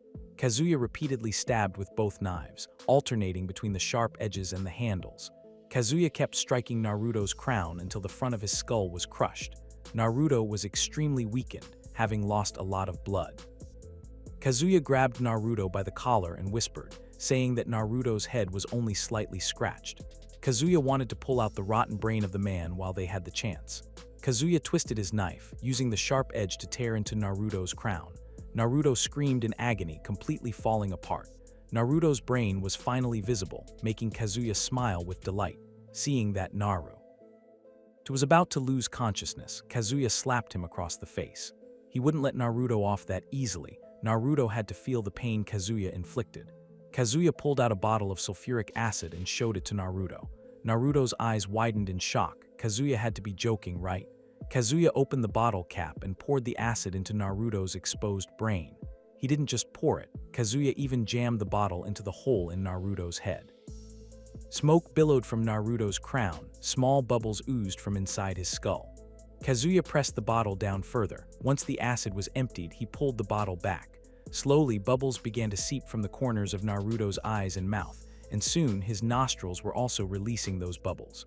Gradually, Naruto's face seemed to boil from the inside, and then it exploded. Naruto collapsed, dying instantly. Out on the street, people celebrating Halloween with dancing and merriment were in high spirits. They cheered and partied. While enjoying the festivities, a man with glasses on his forehead happened to look up at the roof of a building. There, he saw a silhouette of someone leaping around while holding a person's head. The man thought he was witnessing a demon celebrating its victory. The next day, news spread everywhere about Kazuya dancing with a head in his hand while standing on top of a building. The rumor was still being questioned for its authenticity. Some students confirmed it because their friend's partner had also witnessed it firsthand, but people were puzzled as to why it wasn't on the news. Another rumor suggested that the culprit's identity had to be protected since they were being treated in a hospital, so no one knew it was Kazuya. They said Kazuya had lost his sanity, which is why the incident wasn't reported. Meanwhile, in the hospital, Kazuya was seen being restrained by two men as he struggled. Kazuya repeatedly said that he was Kazuya and that he wanted to leave. Behind the partition glass, Matsui watched Kazuya. Kazuya often said that Nyako was still alive. Someone mentioned that something was hidden in that town, waiting for the right moment to wipe out oppressors. Once a target was locked, all they could do was wait for Pumpkin Night to appear before them on Halloween night to kill them. No one could escape from that fate. In the forest, Matsui was seen digging up a mound of earth he believed to be where Nyako was buried. Panting heavily, Matsui continued to dig the grave alone for hours. But the grave was completely empty. Matsui found nothing inside. Wiping his sweat, Matsui set down the shovel.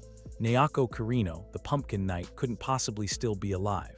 Not far from Matsui, someone was watching him, flipping him off while sticking out their tongue. The figure remarked that Matsui couldn't get rid of Nyako Kirino that easily. Inside a car, an old man was looking at his phone. He saw a message sent by someone congratulating him. The message said that his grandchild was currently in America.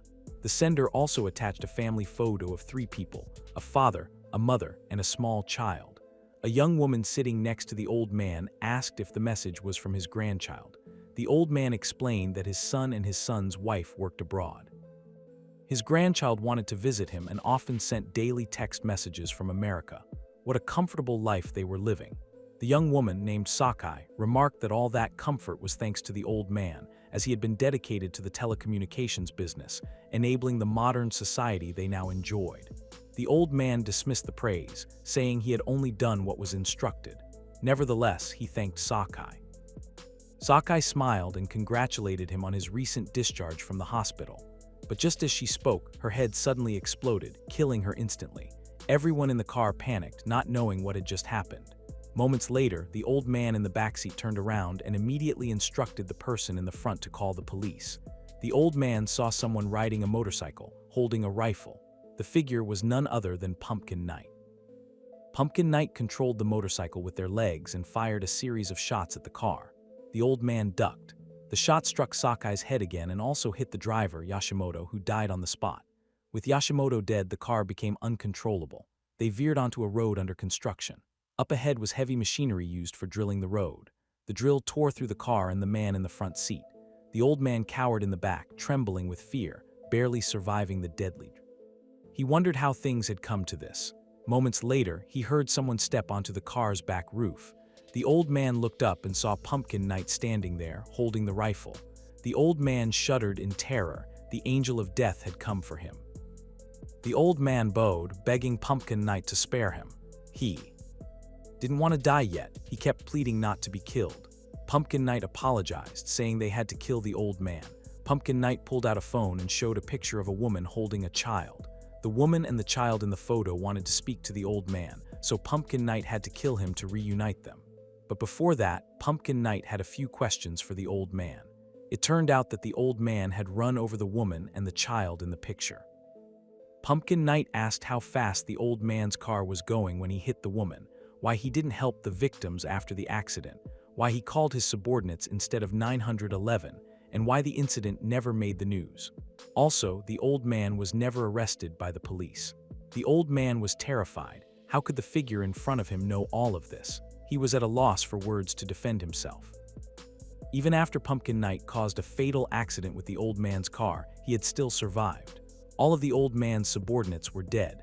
No one was left to answer Pumpkin Knight's questions. After all, the accident had been caused by the old man, so he should be the one to explain everything. However, Pumpkin Knight couldn't trust a single word the old man said. Pumpkin Knight raised their gun, pressing a button that made 4 sharp spikes appear from the stock. The old man begged Pumpkin Knight to stop, promising to turn himself in to the police and never run again if only he wasn't killed.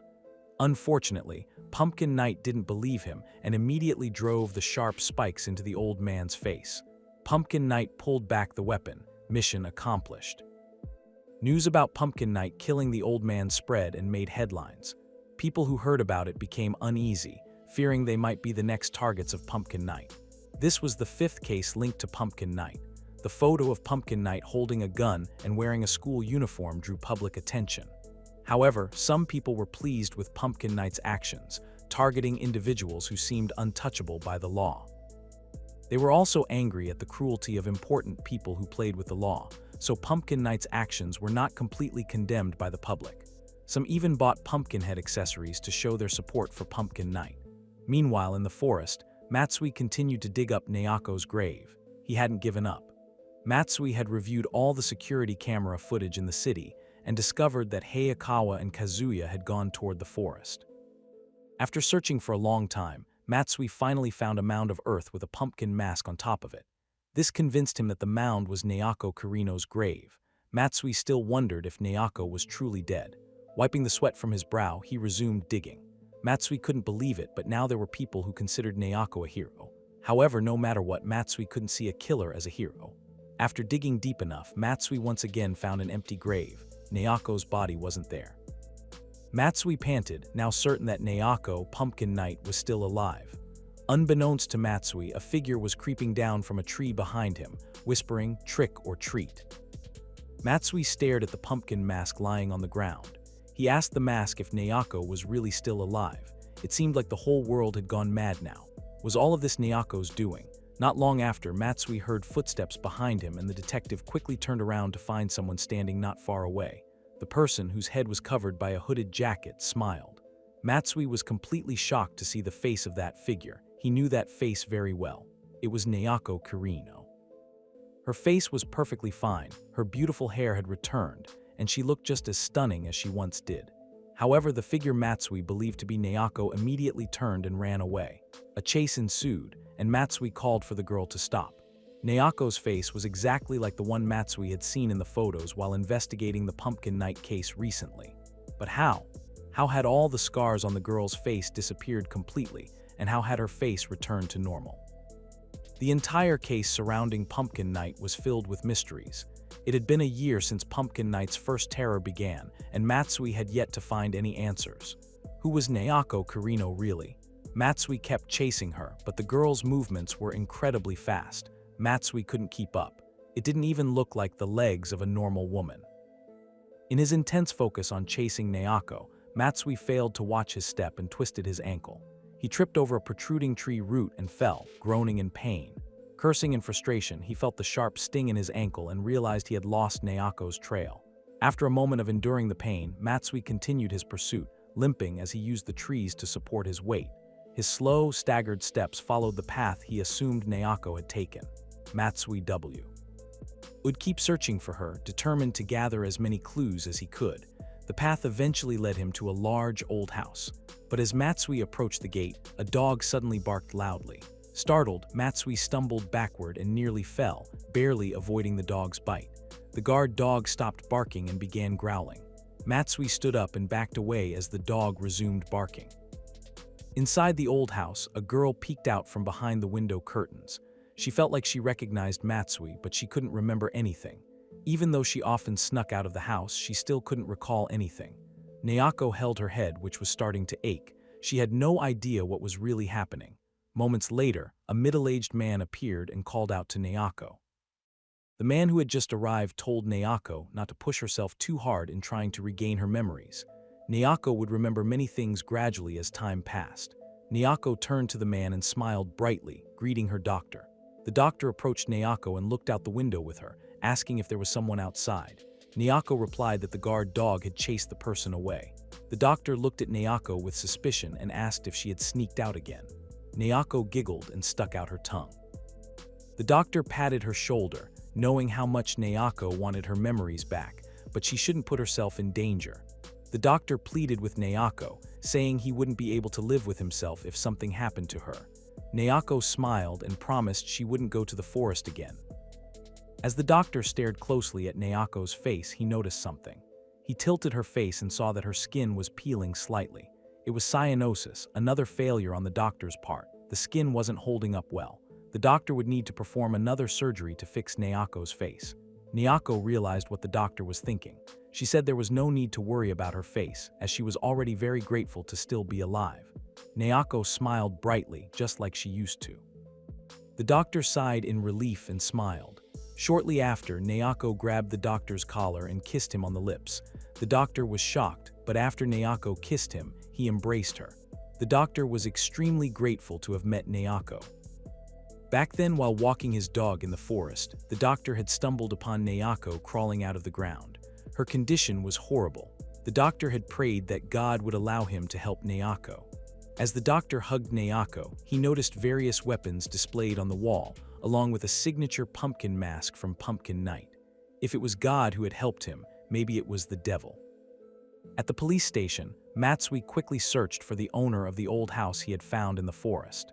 The doctor who was with Naoko was named Ryuichi Higa, aged 58, and he was the owner of the old house. Ryuichi had graduated from an Imperial University School of Medicine and worked as a doctor. Elsewhere, a man was throwing money into the air, laughing maniacally. People in the room scrambled to collect the money.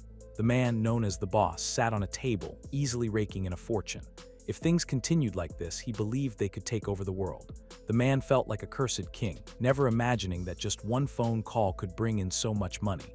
He hadn't even held any competition this time. As he celebrated his success, a sound from behind the door caught their attention. The chaotic room suddenly went silent as everyone stared at the door, the intercom buzzing. The boss asked if the one at the door was the police, but no one knew for sure. If it was the police, they were in big trouble. If the higher-ups found out about their side business, their lives would certainly be at risk. A man called Big Bro tried to calm the boss, promising to protect him no matter what. Big Bro ordered his men to stab whoever came through that door. They had to cause a commotion so the boss could escape. No one in the room objected. They immediately drew their weapons and stood by the door, though they were clearly afraid. Seeing the men he hired trembling, the boss shouted and cursed at them. Big Bro still stood beside the boss, encouraging their underlings. But as Big Bro went to open the door, he was stunned when the boss's head suddenly split in two. A machete was lodged in the top of the boss's head, killing him instantly before he could even realize who had attacked him. The men under Big Bro turned to see Pumpkin Knight standing in the room. Pumpkin Knight pulled the machete out, causing the boss to collapse onto the floor. "What the hell are you supposed to be?" shouted Big Bro, staring in horror at Pumpkin Knight. Pumpkin Knight raised the machete in her hand. declaring that she was the devil from hell who had crawled up just to see deceitful people like Boss and Big Bro. Pumpkin Knight would kill people like them to prevent them from polluting the world. Someone realized that it was Pumpkin Knight, the one who had caused a stir in the world. Big Bro's underlings were confident that it was indeed Pumpkin Knight who had activated the intercom, not the police as they had suspected. Everyone in front of the door backed away and raised their weapons towards Pumpkin Knight. Big Bro put his hand in his pants pocket and asked if it was really Pumpkin Knight, the high school girl who had killed many people. He felt relieved that it was not the police who had arrived. Pumpkin Knight had made a grave mistake by daring to challenge professionals like them. Everyone smiled victoriously, rushing forward to attack Pumpkin Knight. However, they were the ones who were mistaken to underestimate her. Pumpkin Knight skillfully dodged all their attacks and killed them one by one. A stab was met with a stab, and a slash was met with a slash. Among the many people in the room, none managed to injure Pumpkin Knight. Seeing their friends defeated so easily, some of the others began to hesitate to attack her. Those who had initially approached with confidence slowly retreated. Cries of terror rang out. They stared in disbelief at Pumpkin Knight. It was impossible for a high school girl to defeat the Yakuza alone. Pumpkin Knight was truly a professional killer. Big Bro's underlings scattered, scrambling to exit the room. Big Bro tried to stop them, urging them to return. Unfortunately, no one listened to Big Bro. They didn't dare confront Pumpkin Knight. They weren't ready to die yet. However, who would have thought that when they opened the door, someone was waiting outside, pointing a gun at all of them? The figure wearing a mask that read bleach announced that it was time to clean up all the trash. The masked figure shot all the people standing at the door. Big Bro, startled, fell back to the ground, realizing that it was this figure who had pressed the intercom, not Pumpkin Knight or the police. The figure even had a gun, the source of which was unknown. Amid Big Bro's fear, Pumpkin Knight suddenly grabbed his hair and pulled his head back. Big Bro asked what Pumpkin Knight wanted, why she was killing all his members and not targeting other gangs. Pumpkin Knight showed Big Bro a photo of an elderly couple. Big Bro was stunned. He recognized the two people in the photo. He had stolen the couple's retirement savings, driving them to suicide. Pumpkin Knight asked several questions before executing Big Bro. There were many victims of Big Bro. She questioned why he had done such things. What was the purpose of all the money he had taken from innocent people? Although Big Bro promised he would stop deceiving people, Pumpkin Knight didn't want to believe him. She was more interested in hearing Big Bro's reasons for all the deception. Big Bro was crying in fear, begging for forgiveness from Pumpkin Knight, claiming he would stop his crimes as long as she didn't kill him. He wasn't ready to die now. He clung to Pumpkin Knight's legs, continuing to plead for mercy. Disgusted, Pumpkin Knight told him to be quiet and then kneed him in the chin. Big Bro stumbled and fell on his back. Pumpkin Knight brutally kicked Big Bro in the face. The figure wearing the bleach mask merely observed Pumpkin Knight's actions, mesmerized by the murder she was committing. The person behind the bleach mask was Ryuichi Higa, the doctor who had helped Naoko. Ryuichi saw Naoko as someone freed from an innocent soul, a being of pure violence. Her purity was truly remarkable. If Naoko were to take control of this world, perhaps it could become as pure as she was. The dog that followed Ryuichi kept barking as he walked back to the old house, carrying Naoko in his arms, panting heavily. The girl was severely injured. Her condition was truly dire. This incident happened a year ago when Ryuichi accidentally discovered her in the forest. Naoko had stab wounds that caused her to lose a lot of blood. Her body was bruised all over, many bones were broken, and several of her internal organs were ruptured. It was all a mess. In Ryuichi's arms, Naoko kept mumbling that she couldn't die because she wasn't human.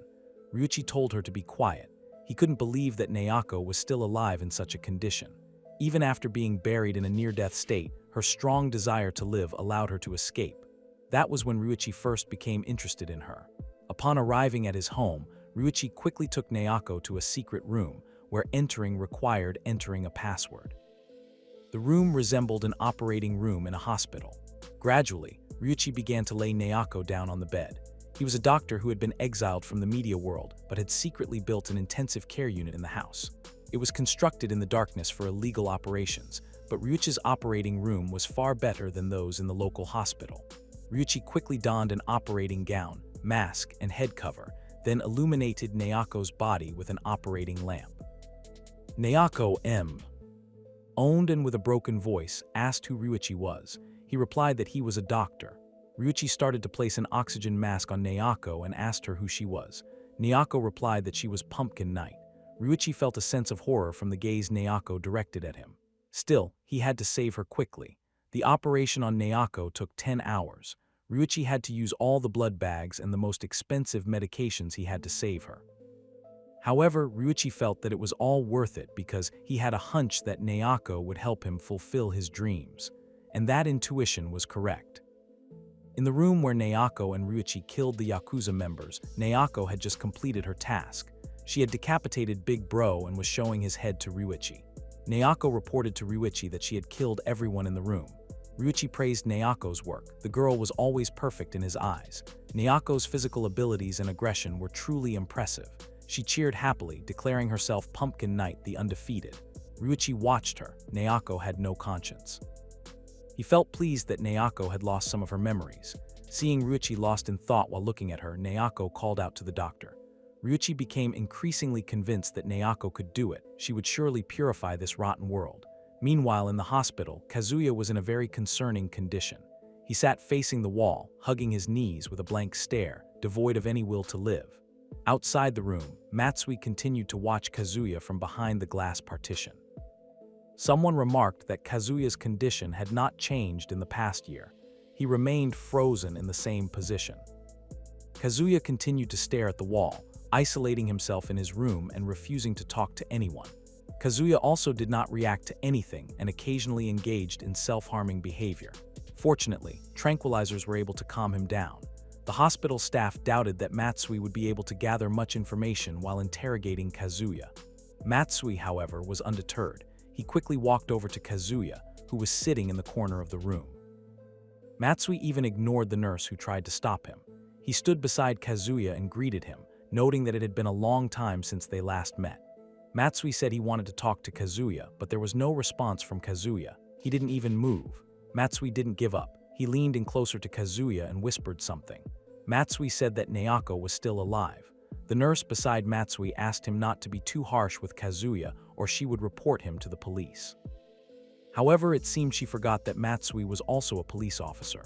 To everyone's surprise, Kazuya, who had initially not reacted to anything, turned to Matsui. Kazuya asked if it was true that Nayako was still alive, tears streaming down his face upon hearing the news. Matsui grinned. His plan had succeeded and hit its mark. Kazuya held Matsui, his eyes filled with hope as he asked again if Nayako was really alive. Matsui confirmed this and added that no one could kill Nayako because she was strong enough. Kazuya cried uncontrollably, unable to believe that Nayako was alive. He was overjoyed to hear the news from Matsui. Matsui told Kazuya to stop crying, as it wasn't the time for that. They needed to help Nayako and stop Pumpkin Knight's actions. Kazuya fell silent upon hearing this. Matsui immediately asked the nurse beside him to contact the person in charge at the hospital. He wanted to get Kazuya out as soon as possible. The hospital suddenly became noisy. Patients who had not responded to anything finally reacted to something.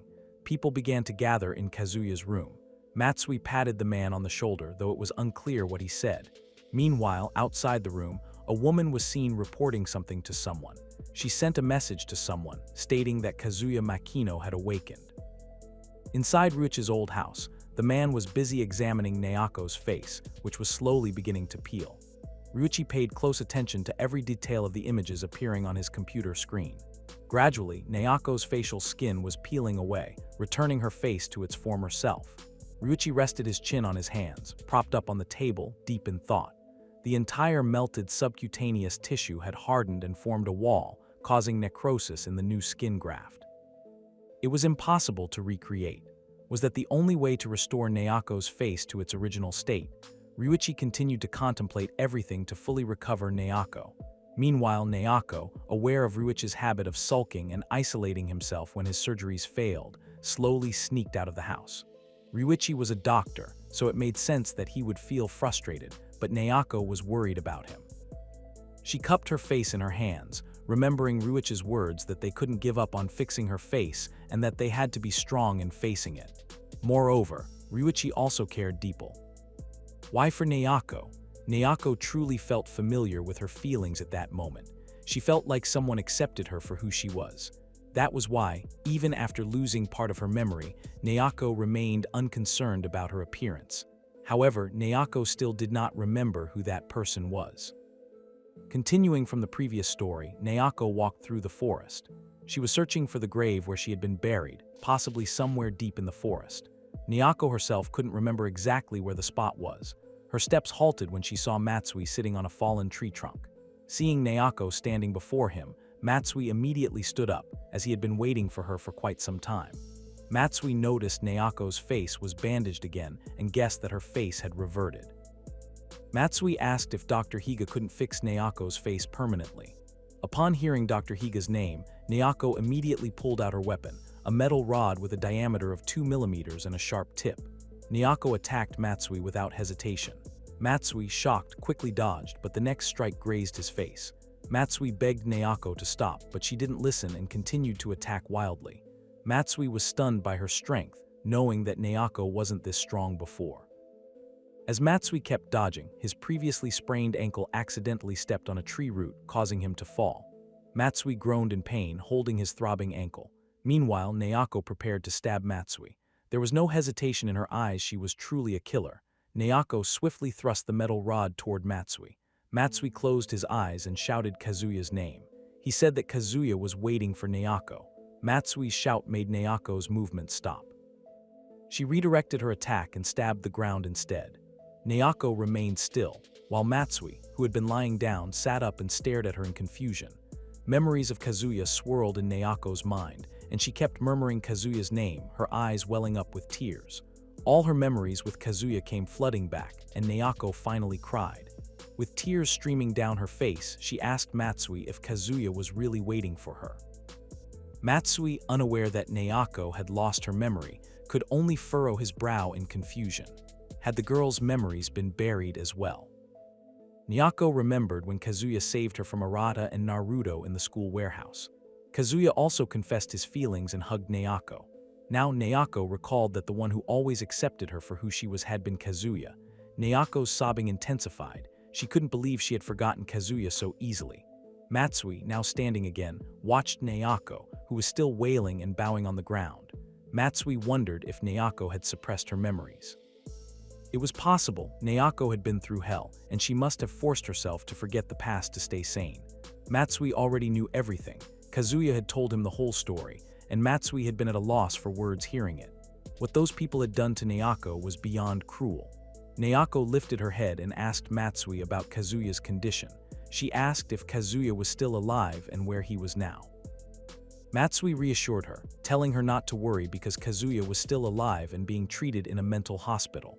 Hearing the words mental hospital, Nayako immediately grabbed Matsui's arm and frantically asked which hospital Kazuya was in. She asked in a panic if it was her Yama clinic. Matsui confirmed her question. Nayako explained what had happened at the clinic, and Matsui couldn't believe what he was hearing. Meanwhile, at her Yama clinic, Kazuya was sitting on his bed, staring at the ventilation. He was grateful that Nayako hadn't died. Matsui explained that Nayako had been saved by a doctor and had now become Pumpkin Knight to defeat the bad people. Kazuya laughed. This was so like Nayako, always causing chaos. Kazuya was happy that she was still alive and couldn't wait to see her. Kazuya cried tears of joy, but his attention was then drawn to the sound of the door opening. 4 large men looking like thugs appeared at the door, entering Kazuya's room with menacing expressions. Kazuya was shocked. While the men wore hospital staff uniforms, there was no way they worked there. Kazuya had never seen them before. The 4 men clenched their fists. Shortly afterward, a woman appeared behind them, standing with her arms crossed. The woman said that Kazuya was in big trouble. The intern nurse shouldn't have allowed Matsui to talk to Kazuya, but it was too late now. The woman had even decided to return as quickly as possible after hearing the news that Kazuya had regained consciousness. Kazuya was once again shocked when he saw the woman who was speaking. The woman's face bore a striking resemblance to Naruto. Her Yama Hospital is affiliated with the Kuroki family, and its head is Sae Kuroki, Naruto's mother. Nayako knew all of this because she had been imprisoned there. They kept Nayako from morning until night, inject all sorts of drugs into her body, leaving her mind clouded. Nayako could barely remember her own name at the time. She didn't even have the strength to stand. Every day she could only lie on the floor, which was full of human filth. There were also others in that room who shared Naoko's fate. One day, Naruto's mother came to inspect the place. When Naoko saw C's face, everything that had happened to her made sense. It was the Kuroki family that had left her to rot there. Naoko was utterly frustrated. Matsui, hearing Naoko's story, wore a look of disbelief. Naoko was going to fight the Kuroki family again, even though she barely survived the last time she dealt with Naruto and Tatsuo Kuroki. Naoko didn't care as long as she could meet Kazuya. Realizing that Kazuya was in danger, Matsui quickly pulled out his phone, intending to call for backup. But Matsui was shocked when Naoko suddenly drove a metal rod into the phone he was holding, piercing his hand as well. Matsui screamed in pain. Naoko then pushed Matsui's hand, driving the metal rod into a tree. Matsui winced, closing his eyes to endure the pain as he tried to pull the rod out. Seeing that Matsui could no longer chase her, Naoko immediately ran, leaving the detective behind and heading back to Dr. Higa's house. Meanwhile, Dr. Higa, who was locked away in his room, was startled by the sound of a motorcycle revving from the basement. He quickly left his room and went to the source of the noise. In the basement, Dr. Higa saw Naoko dressed in her pumpkin night outfit, holding a rifle, already seated on the motorcycle. Angrily, Dr. Higa asked where she was going. Was Naoko trying to cleanse without his guidance? Dr. Higa promised to forgive Naoko for her mistake that day, as long as she returned to the house. With her memory now fully restored, Naoko defiantly asked what would happen if she refused to go back inside. What would Dr. Higa do? Unaware that Naoko's memory had returned, Dr. Higa said that Naoko belonged to him. God had sent her to Dr. Higa to cleanse the world of its filth. Naoko was purity, the angel of Dr. Higa's chaos. Naoko denied it. She was Pumpkin Night, a being like no other, emerging from the darkness of night. She wasn't the doctor's toy. Dr. Higa froze. It couldn't be that her memories had returned. Naoko revved the motorcycle, determined to save Kazuya. If Dr. Higa tried to stop her, she wouldn't hesitate to run him over. Dr. Higa didn't move from his spot. He believed Naoko wouldn't dare run him over, not after he had saved her life. Unfortunately, Naoko's mind was only on Kazuya, and she sped toward Dr. Higa. He was thrown aside, hitting the concrete basement floor with his head. In his weakened state, Dr. Higa watched as Naoko sped away. She didn't bother to open the gate on the other side of the house. She rammed through it, breaking it. The gate led directly onto a busy road filled with vehicles and pedestrians. Seeing the gate fly into the street, pedestrians screamed in shock. Naoko didn't care. She had to save Kazuya. Two men, spotting Pumpkin Night, quickly pulled out their phones to take photos of their idol. But suddenly someone blocked their cameras. Dr. Higa appeared, his head covered in blood, scaring the two men. Dr. Higa didn't allow them to take a single picture of Pumpkin Night. The two men quickly fled. Breathing heavily, Dr. Higa's loyal dog howled in worry, standing next to its master. Dr. Higa groaned, clutching his arm. He had been wrong to try and tame Pumpkin Night. He wouldn't stop her anymore, encouraging Naoko to take over the world, once pure and white, now to be consumed by darkness. Dr. Higa coughed, blood pouring from his mouth, before finally collapsing unconscious on the sidewalk. His dog continued to bark, seeing its master fallen. Not long after, Matsui arrived and saw Dr. Higa lying helpless. Matsui couldn't believe that Naoko had left the man who had saved her life to die. Kneeling beside Dr. Higa, Matsui held his hand, which had been pierced by Naoko. It was a grave mistake to show sympathy for that girl. She wasn't even human anymore. Naoko was Pumpkin Night, a messenger from hell. Nothing could stop her now. Elsewhere, Kazuya was seen tied to a chair, his face badly beaten. His wrists bore scars from multiple cuts. The man who used to bully Taniguchi screamed, his mouth torn open and gaping wide, making his words incomprehensible. Taniguchi leaned in to listen to what he was saying. Was the bully begging to live? Why should Taniguchi and his friends stop torturing the bully? He never stopped bullying Taniguchi when he begged for mercy. Taniguchi then grabbed the bully's hair and sliced his eyes. One of Taniguchi's friends cut off the bully's wrists and ankles. Meanwhile, Pumpkin Night, wielding a baseball bat wrapped in barbed wire, struck the top of the bully's head until it was unrecognizable. That night, the massacre of the bully truly happened, and no one came to the park. After ends. During the bully was dead, the four Pumpkin Knights left the scene as if they hadn't committed murder. At the end of the episode, the four Pumpkin Knights turned around. Taniguchi pointed at the readers enjoying the story. He reminded them that this manga was purely a work of fiction, created for fun and to help the author cope with their own grudges. If readers gained catharsis from the story, they should return to normal life after putting down the book. The readers still had the opportunity to go in another direction. What choice would you make? At Hirayama Hospital, Kazuya, bound to a chair, was brutally beaten with a club. Kazuya's face was unrecognizable, swollen and bruised all over. The 4 men beating him were panting heavily. No matter how hard they hit Kazuya, he neither cried nor groaned in pain. They couldn't understand what was happening with Kazuya. Even when they looked at his face, his swollen lips were smiling at the 4 thugs. Kazuya's smile turned into a laugh, sending chills down the men's spines. With a raspy voice, Kazuya said that they would all die soon because Pumpkin Night would kill them all. Kazuya laughed because he found the men amusing. One of the men noticed that something was different about Kazuya's voice. It had changed, unlike before. Another thug asked what Pumpkin Night was, turning to Sae Kuroki, who stood behind them. They didn't know who Kazuya really was. All they knew was that Sae wanted to defeat him. Sae smiled and finally revealed that Kazuya had been the headline of the news last year. Kazuya had burned her husband alive in his car and decapitated her child, dancing on top of a building on Halloween night. The 4 men were shocked. They couldn't forget that news. But they never expected the man they were currently beating to be Kazuya, the infamous criminal from last year's headline. They all wondered why Kazuya was in a mental hospital and not in a medical prison. Even though Kazuya had killed C's family, she couldn't get rid of him. One of the men asked if Sae had been the one to confine Kazuya in this place. Sae didn't respond. The thugs, now terrified, decided to leave the room, realizing this was a line they couldn't cross. Kazuya was clearly not someone they could handle. Sae grinned. It was too late. They had awakened something hidden inside Kazuya.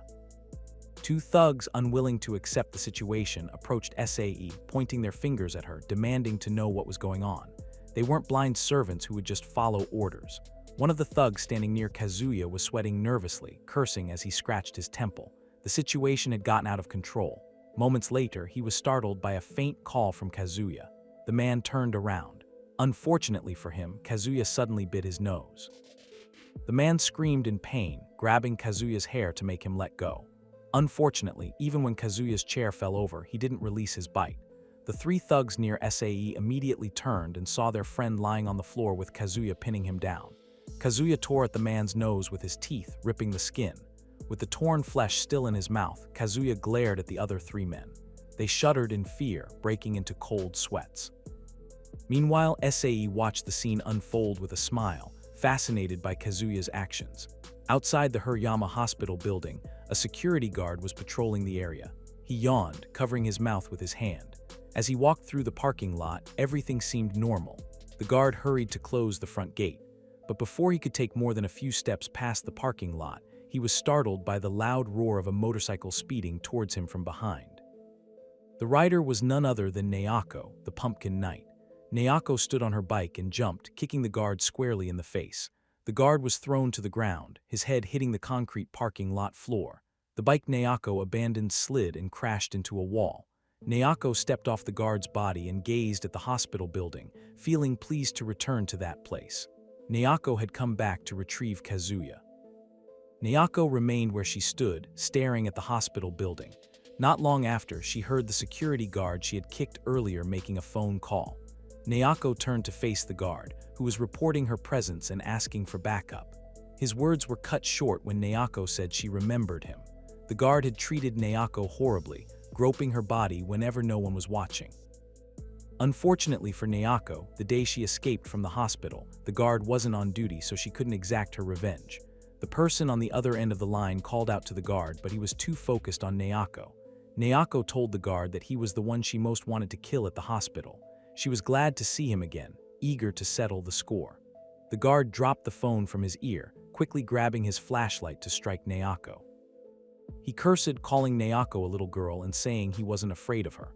Naoko deftly dodged his attack, chuckling as his blow missed. Hearing her laughter, the guard grew angrier, continuing to strike in every direction, but Naoko was too quick.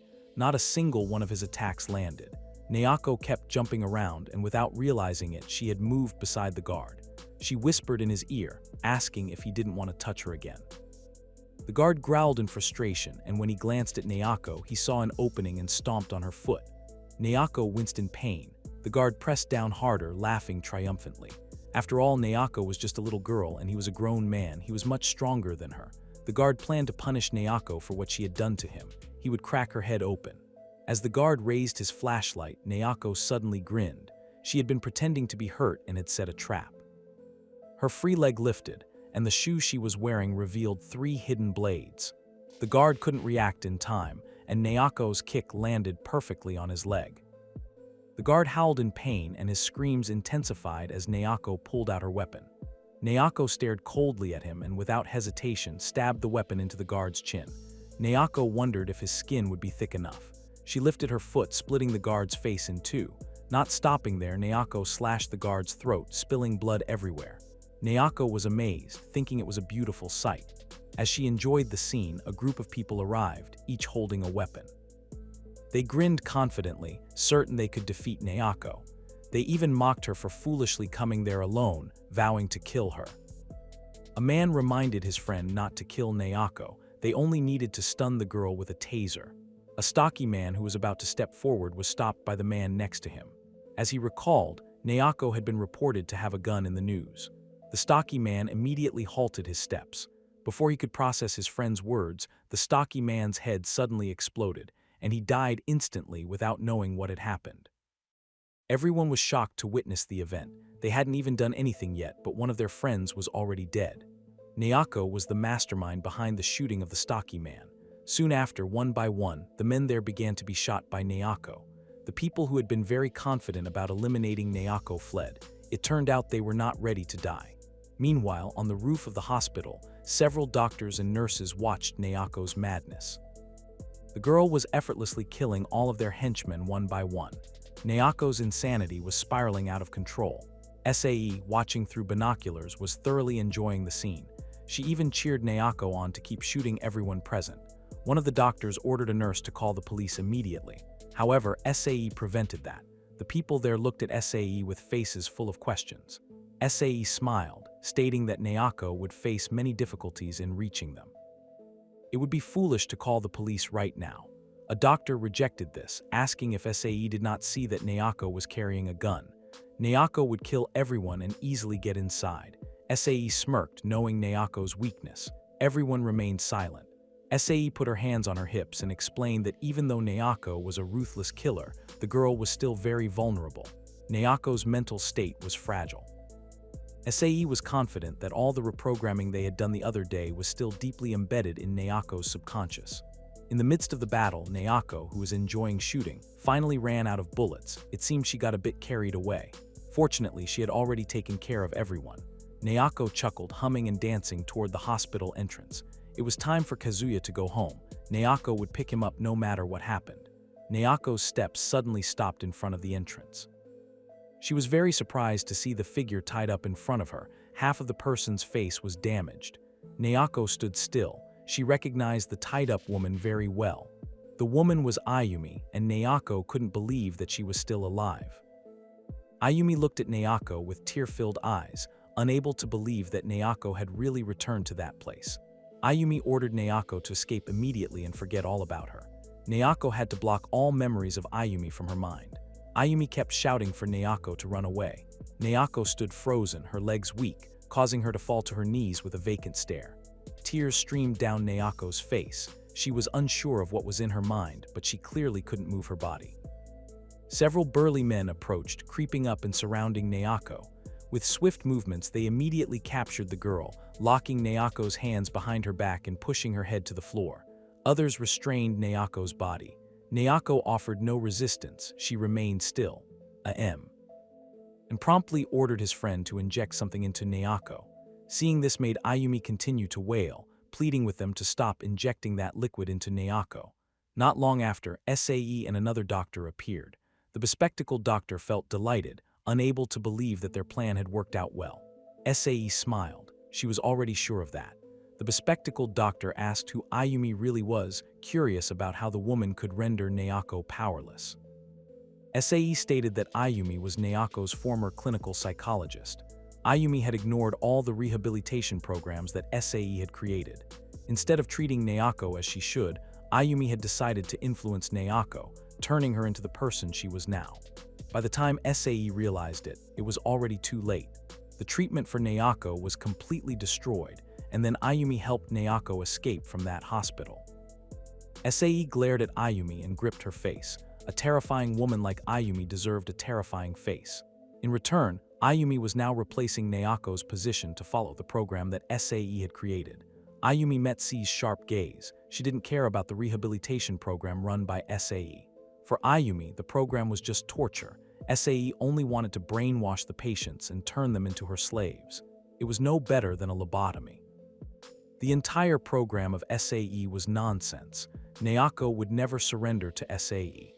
SAE grinned, saying that Ayumi also enjoyed the program she had made because Nayako had once behaved like a dog in front of Ayumi.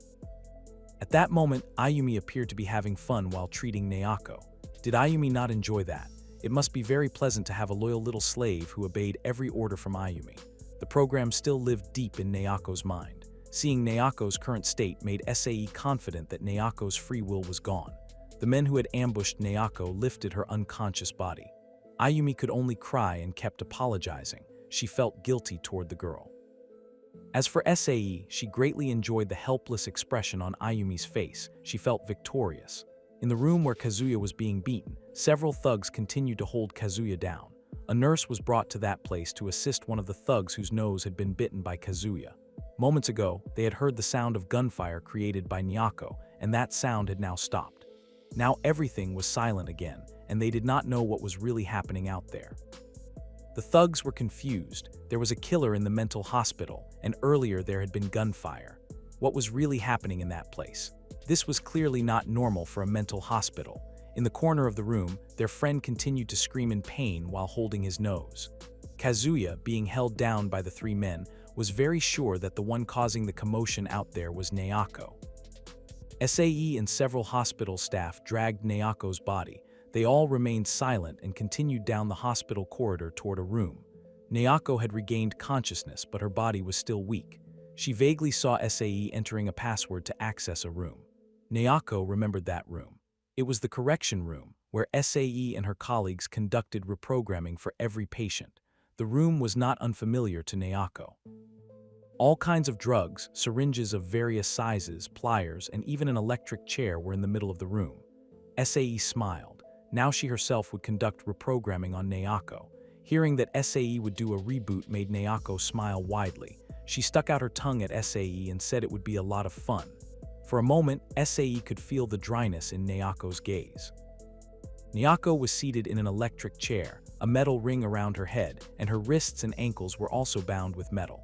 One of the doctors pressed a button to send an electric current. Nayako's body immediately convulsed, but she didn't make a single sound. SAE couldn't believe it. What was wrong with this girl? It was impossible for a young girl not to make a sound when given such a high voltage, which was enough to make a grown man scream. Shortly after, Nayako's body stopped shaking, and SAE quickly turned to her colleagues.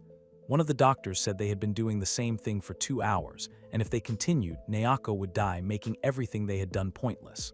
Moreover, Nayako didn't feel fear. There was no visible reaction. Her brain activity and heart rate remained normal with almost no difference. Nayako wasn't bothered by the voltage, even though it had been going on for 2 hours. She wasn't afraid and seemed to enjoy it. Nayako, sitting in the electric chair, laughed and asked if that was all SAE could do. Nayako asked if there was anything else the woman would do, as she eagerly awaited it. The earlier electric shock was just like a massage, and Nayako requested to be shocked again. SAE folded her arms, sensing the situation was getting worse. It seemed like Nayako was always one step ahead of them. SAE grinned, understanding now that pain had helped Nayako endure the treatment. SAE immediately ordered a nurse to prepare a dose of methamphetamine. The nurse, shocked by the order, asked if the chief really intended to use that. SAE yelled at the nurse to get what she asked for right away. Stumbling, the nurse left SAE to prepare the requested item. A few moments later, the nurse returned, carrying a syringe and a bottle of liquid, handing them to SAE. SAE quickly took the bottle and transferred the liquid into the syringe. If pain was what helped Nayako resist the treatment, SAE wanted to see if using a painkiller would make Nayako more cooperative. Meanwhile, where Ayumi was imprisoned, she hoped Nayako wouldn't lose to SAE. Nayako couldn't give in to SAE. Nayako wasn't human, she was the one and only Pumpkin Knight. She was a figure sent from hell. Meanwhile, Dr. Higa and Matsui were at another location, with Dr. Higa lying in a hospital bed. Beside him, Matsui was holding a recorder, recording everything Dr. Higa was saying about Naoko. Dr. Higa vividly recalled Naoko's words when she crawled out of the ground. Naoko kept saying that she wasn't human, she was the one and only Pumpkin Knight. Naoko had been buried for several days, and somehow she was still alive. At that time, Dr. Higa was astonished. After Naoko's condition gradually stabilized, Dr. Higa searched the internet, using the keyword Pumpkin Knight. Dr. Higa found many results, a complete story about who Pumpkin Knight was. He even found a video of Naruto that had been recorded while he was being tortured by Naoko. Matsui was confused. How did Dr. Higa find all this information on Naoko? Matsui had difficulty learning anything about the girl. The video of Naruto was no longer circulating on social media. So where did Dr. Higa find it? Dr. Higa explained that Matsui wouldn't find it on most official sites. Matsui had to go deeper into a site called the Dark Web. The Dark Web is an international online network run by criminals. Drugs, pornography, weapons, and even hitmen could be easily found there. All the information on Naoko was gathered by hacking into police databases. Dr. Higa warned Matsui to improve the cybersecurity system in the police department, as their information was too easily hacked. But what puzzled Matsui was why the Dark Web was collecting information on Naoko. What did those people want from Naoko? Dr. Higa stared at the ceiling and said that criminals loved Naoko and the whole world had fallen in love with the girl. Matsui was utterly perplexed. What was Dr. Higa talking about? How could the criminal world fall in love with Naoko? With a somber look, Dr. Higa said that criminals were human too. Those who didn't fit into society tended to fall into darkness in search of understanding. The denizens of the dark world had fallen in love with a girl who wouldn't give up and sought revenge. One of those dark world dwellers who had fallen for Naoko was none other than Dr. Higa himself. Dr. Higa's face looked eerie despite his smile. After all, Dr. Higa was a genius doctor who had been expelled from the medical field for being too crazy. It wasn't out of the question for him to have entered the dark world. And then, he had brought Naoko back from hell. Dr. Higa's obsession with Naoko had made him project all his desires onto her. Matsui couldn't believe there was someone like Dr. Higa in the world. What did Naoko possess that made Dr. Higa so obsessed with her? Amid Matsui's unease, a colleague called out to him. Matsui quickly exited Dr. Higa's room and put his jacket back on. Dr. Higa's room was guarded by 2 police officers who saluted Matsui as he left. Matsui's colleague asked how his injuries were. Matsui said his injuries were fine, nothing major. Whispering, his colleague said that Naoko was truly still alive. He hadn't believed Matsui's words at first, but now he was sure after confirming it himself. Matsui smiled. Naoko was a stubborn person. He ordered the 2 officers to increase their guard and requested they remain vigilant. After that, Matsui left with his colleague, Shaikjira. As Matsui saw Shaikjira scratching his head in frustration, he asked, so that Shaikjira was no good. Shaikjira let out a weary sigh, explaining that they couldn't get into the Hirayama clinic. A local resident near the clinic had reported hearing gunshots from there. However, Shaikjira and the other officers didn't have permission to investigate the place. There were many victims of the shooting, but were the police higher-ups just going to have them sit around and do nothing? It was frustrating. Matsui suddenly recalled Dr. Higa's words about the whole world falling in love with Naoko. A crazy idea sparked in Matsui's mind. If they couldn't go up against these important people, then Matsui had to get more creative. Matsui ran off, looking excited. He was going to take advantage of the situation where criminals around the world were in love with Naoko. Matsui could use this. To his benefit, don't mess with the Japanese police. Meanwhile, at the Hirayama clinic, Naoko was being electrocuted again with high voltage. SAE smiled victoriously, seeing Naoko's expression. She had injected the girl with painkillers. SAE intended to strip away Naoko's terrifying personality and uncover who the girl really was. Even in a semi-conscious state, Naoko kept murmuring the same sentence, that she is the unbeatable Pumpkin Knight. What SAE did was completely ineffective. A doctor observing the monitor stated that there was no change in Naoko's vital signs. Naoko's brainwaves indicated that the girl was nearly intoxicated due to the injection of the substance. SAE, of course, did not believe the analysis results. It was impossible for someone to be intoxicated just from methamphetamine. Methamphetamine is a derivative of drugs that can affect the nervous system. This drug promotes the release of neurotransmitters like dopamine and norepinephrine. The patient would fall into a state of extreme euphoria. This is because methamphetamine can improve mood, enhance concentration, and help reduce fatigue. However, it does not last long, and it seemed the drug was ineffective on Nayako. One of the doctors speculated that Nayako might be able to control it. The people in the room were shocked. The doctor explained again that there are some people who can control their own neurotransmitters. It made sense given what they knew about Nayako. Her exceptional physical fitness and athletic ability, combined with her lack of fear, bravery, and capacity for cruelty, provided a logical explanation for what was happening to Nayako's body. It was like a car that only had a gas pedal. The more you pressed the gas, the faster the car went. "What are you saying? There are really people like that?" SAE asked, her face showing worry and panic. The bespectacled doctor suggested that they should perform an MRI scan on Nayako.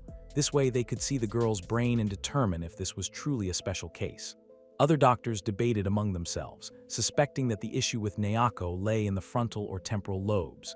The bespectacled doctor quickly ordered a nurse to contact the laboratory. They had to postpone the program. SAE, now panicking, was sweating profusely, subconsciously starting to bite her thumb. SAE wondered what was happening.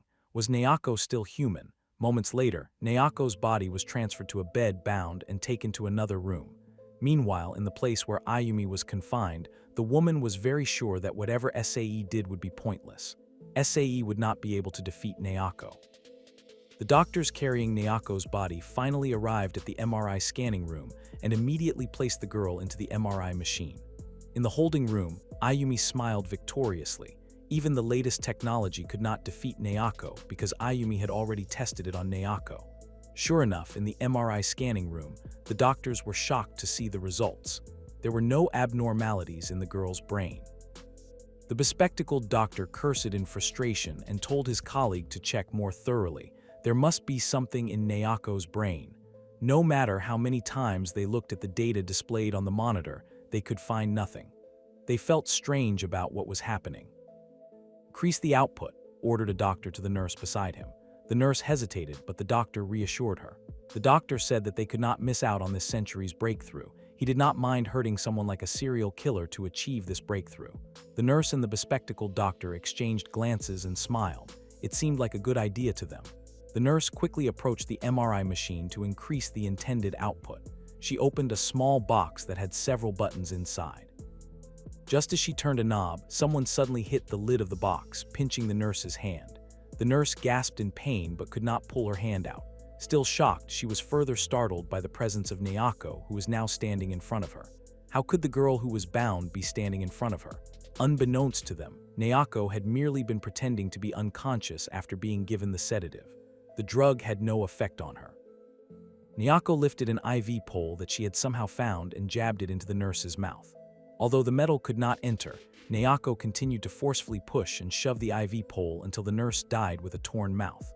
The two doctors watching from another room were utterly shocked and terrified, so scared that they couldn't even move to escape. Nayako pulled the IV pole back, leaving part of it in the nurse's mouth and throwing the other part into the next room. The glass partition broke, and the IV pole penetrated the head of one of the doctors sitting and staring at the monitor. Now, only the bespectacled doctor remained in that room. Nayako grinned at the bespectacled doctor, the Dr. H. Had been having fun until now. It was Nayako's turn to play with him. Ready or not, Nayako approached the man. The doctor, regaining control of himself, immediately tried to flee. Nayako climbed through the broken glass. In the room where Ayumi was held, SAE entered to meet the woman with an annoyed expression. SAE asked what Ayumi had done to Nayako. Why did Nayako only listen to Ayumi, and what program had Ayumi implemented on Nayako? Ayumi said that she had done nothing. She had only taught Nayako a few words. Words? What? What words did you teach her? Tell me. SAE pressed Ayumi to tell the truth. Hope, Ayumi replied. Previously, during Nayako's rehabilitation phase, Ayumi showed a photo to Nayako. The photo was none other than Kazuya Makino. Ayumi explained that the man was someone Nayako very much wanted to meet. Indeed, Nayako's response was very different. She cried and continued staring at the photo of Kazuya. Every day, Nayako fought and engaged in self-harm. Yet, it only took one photo to open Nayako's heart. At that moment, Ayumi was certain that Nayako was not insane. Ayumi just wanted to confirm her suspicion about who had melted Nayako's face, who had covered up the incident, and how Nayako felt about Kazuya. Nayako always cried happily when looking at Kazuya's photo. That alone explained how the girl felt. Sae, upon hearing Ayumi's explanation, became emotional. She did not expect that Ayumi had told everything to Nayako. After all, she had warned Ayumi to follow the program she had created. If Ayumi said such things to Nayako, the entire program would be ruined. Did Ayumi realize the chaos she had created? Ayumi only knew that what she did was solely to fulfill her duties as a doctor. As a psychologist, Ayumi provided hope for her patients to continue living. Not long after, the ringtone from C's phone rang. Sae quickly picked up the phone and saw that her assistant was calling. Sae thought there was something important to convey, so she answered the call quickly. However, the news Sae received was about Nayako going on a rampage. The bespectacled doctor had managed to escape and trapped Nayako in a room. Inside, Nayako could be seen smashing the door handle with a fire extinguisher. Nayako shouted, demanding people to open the door. In a panic, the bespectacled doctor explained their current situation to Sae. Nayako was trapped in the control room. The girl suddenly stood up and attacked the hospital staff. Even sedatives did not work on Nayako. The door holding Nayako would soon be opened. The guards refused to come to that place. Sae was very annoyed upon hearing the report and hung up the phone. "Done for, this is Nayako's true nature. You'll never be able to control her," said Ayumi as she saw Sae about to leave her room. Sae exhaled wearily. She had no choice but to use that. Ayumi was astonished. She couldn't believe that was already finished. Sae said that had been done for quite a while. Sae pressed the screen on her phone and called someone. She informed them that Nayako was on a rampage and instructed the person on the other end of the line to release that. Ayumi was powerless. She hoped Nayako would soon escape from that place. Nayako had successfully escaped from the control room. She had broken the door. The 4 people waiting outside immediately panicked and scattered in a rush to escape. In her hand, Nayako held a dip pen. It was time to play with the people who had locked her up. However, as they were fleeing, a special door known as a fire shutter began to descend, blocking the escape route for the 4 individuals. They were trapped with no way out. They couldn't believe their leader had left them there. Soon after, a large figure appeared and stood behind Nayako. The figure was crying like a baby and sucking its thumb. Nayako was confused. Was that a baby? But it had a large body.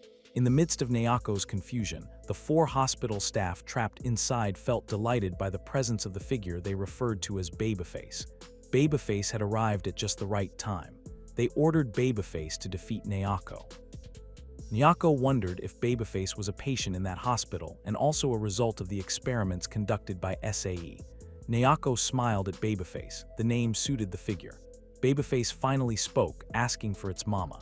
Babyface heard that its mama was there, but it couldn't find her anywhere. Like a child who had lost its mother, Babyface cried very loudly. Seeing this, Nayako smiled. Babyface would make this game more interesting.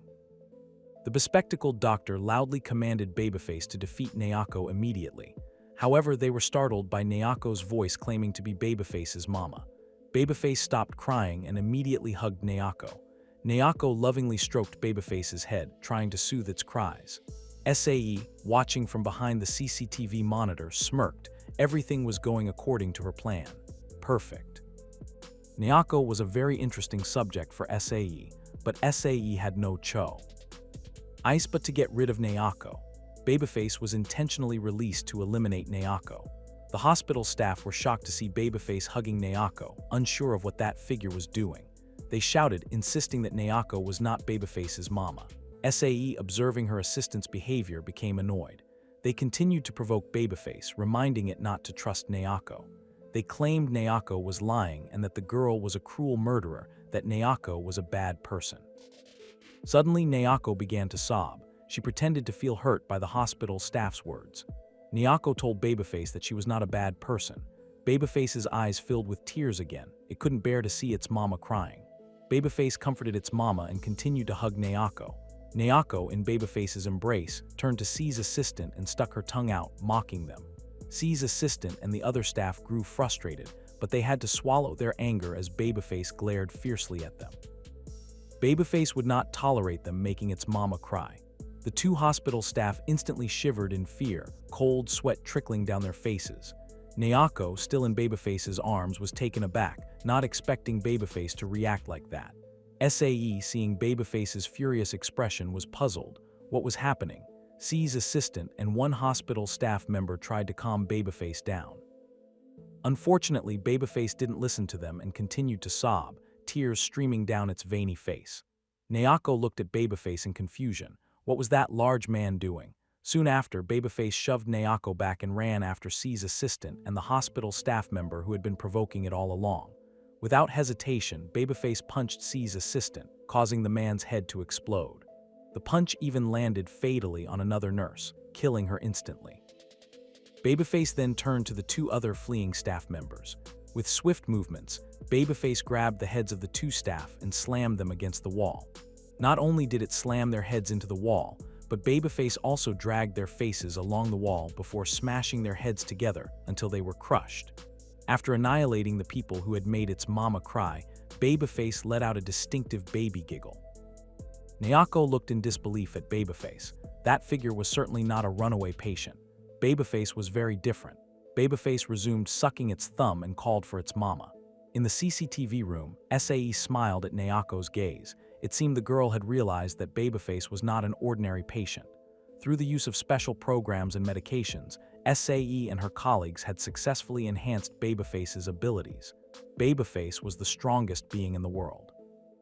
SAE wanted to see who would win, a natural killer or a man-made killer. SAE was curious about what Nayako would do next. Nayako smiled, causing SAE and her colleagues to feel shocked, and shivers ran down their spines. Babyface reported to Nayako that it had beaten up the bad people who had made its mama cry. Nayako continued to observe Babyface. Its speed and strength were clearly abnormal. Nayako was amazed and ignored Babyface's call. SAE smiled, placing her hands on her hips. Nayako had finally realized that Babyface was not just a fool. Moments later, Nayako smiled. She had a brilliant idea. Unexpectedly, Nayako quickly ran away from Babyface. Everyone watching the CCTV monitor was shocked by the girl's actions. Babyface itself ran after its mama while sucking its thumb. Nayako ran towards the exit. SAE assumed that Nayako was fleeing from Babyface. Nayako realized that she couldn't defeat Babyface, so she chose to run, but there was no way out there. The doors had locked Nayako in. As soon as Nayako reached the door, she quickly jumped to the side, causing Babyface, who was chasing her, to crash into the door. Babyface cried out in pain while holding its head, which had just slammed into the iron door. The door became dented. SAE really hadn't expected that to happen. Nayako was not running away. She was using Babyface to break down the door. What a cunning girl. Nayako was amazed at the result of Babyface's collision. "Wow, you made a pretty good dent," Nayako praised. Babyface asked why Nayako had suddenly moved out of the way. Wasn't the girl her mama? Unexpectedly, Nayako confessed that she had lied. How could she possibly be Babyface's mama? Sticking out her tongue and raising her middle finger at Babyface, Nayako declared that everything she had said was a big lie. In the CCTV room, SAE appeared panicked. If Nayako said that, then Babyface would be furious. Sure enough, Babyface's face turned red, and the veins in its face became more pronounced. Nayako had lied to Babyface, and it could not accept it. SAE still couldn't understand why Nayako intentionally provoked Babyface. Babyface cried loudly, its voice even louder than before. Nayako looked weary. Once again, that large man was crying. However, to everyone's surprise, Babyface suddenly threw a punch at Nayako. Its movement was incredibly fast. SAE was sure that Nayako wouldn't be able to avoid it. Unfortunately for SAE, her prediction was wrong. Nayako quickly did a backbend, causing Babyface's punch to hit the door again. Nayako laughed joyfully. She was enjoying it. "You can't hit me, you can't hit me," Nayako shouted while sticking out her tongue and making a silly face. Nayako continued to provoke Babyface. Babyface, now extremely angry, immediately launched a flurry of punches.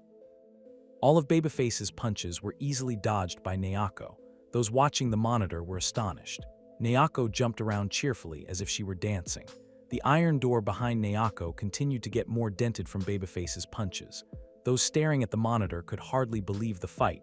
How could Nayako avoid all of Babyface's attacks? If this continued, Babyface and Nayako would destroy the door. What was wrong with that girl, really? On the other hand, Matsui and his partner were seen driving a car to a certain place. They were going to seek help from a well-known hacker. Shaikjira wasn't even sure if the detective could handle such things. Matsui, however, was very confident in his plan, a perfect plan he had devised in his mind. Matsui knew a hacker who had managed to breach a bank's security while in the 3rd year of middle school. Breaching the security of a hospital should be easy for that person. Shaikjira was once again taken aback. He didn't expect the path Matsui was taking to lead to the hacker's house. Was the detective really going to involve a middle school student who had cheated in their investigation? Matsui dismissed the thought, resting his chin on the car window and saying that the person had graduated from middle school and left home. The hacker had found his own place to live and work. Even so, Shaikjira still couldn't accept that someone underage would be involved in this case. Matsui stared at the night sky through the car window. The case they were handling was not an ordinary one. Thus, conventional investigative methods would not work. Tough times called for urgent actions. Shaikjira resigned and asked if the hacker could be persuaded to cooperate. Matsui felt doubtful, but he was sure the hacker would change his mind if they brought up Naoko. The name Naoko held significant weight in the criminal world. Shaikjira truly didn't understand Matsui's words. Shortly after, the car they were in arrived at a rather large house. Shaikjira's mouth dropped open. He never expected a hacker to live in such a big and luxurious house, especially at a high school age. Matsui got out of the car. Rumor had it that the person they were about to meet had a lot of jobs in powerful companies and even in the government. Money laundering, industrial espionage, those were quite lucrative jobs, right? Matsui walked to the front gate, and above the gate's pillar was a triangle with a CCTV camera. "Long time no see, Yuki. It's me, Matsui. Open up." Matsui greeted the person behind the CCTV. After a few minutes of waiting, there was no response from the person called Yuki. Shaikjira sighed in resignation. It didn't work. Matsui grinned. He still had another card to play. Staring intently at the CCTV camera, Matsui said he had some new information about Naoko Kurino and asked Yuki to let him in.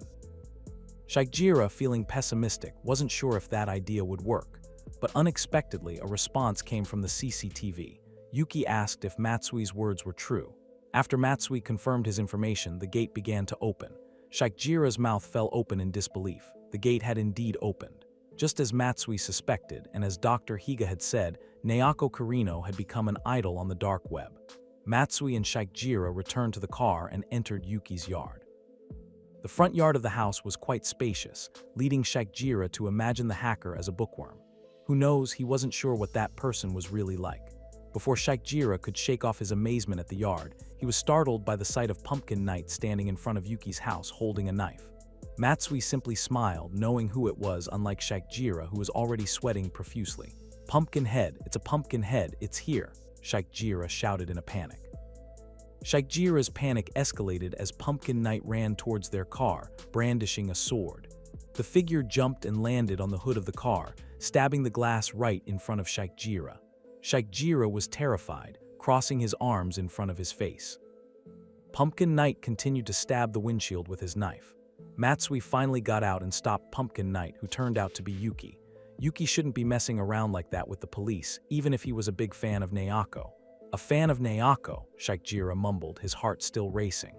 Yuki eventually got off the car hood and stood in front of Matsui. Matsui knew that Yuki was still the same as usual. Hearing this, Yuki blushed. Matsui then said he wasn't complimenting Yuki.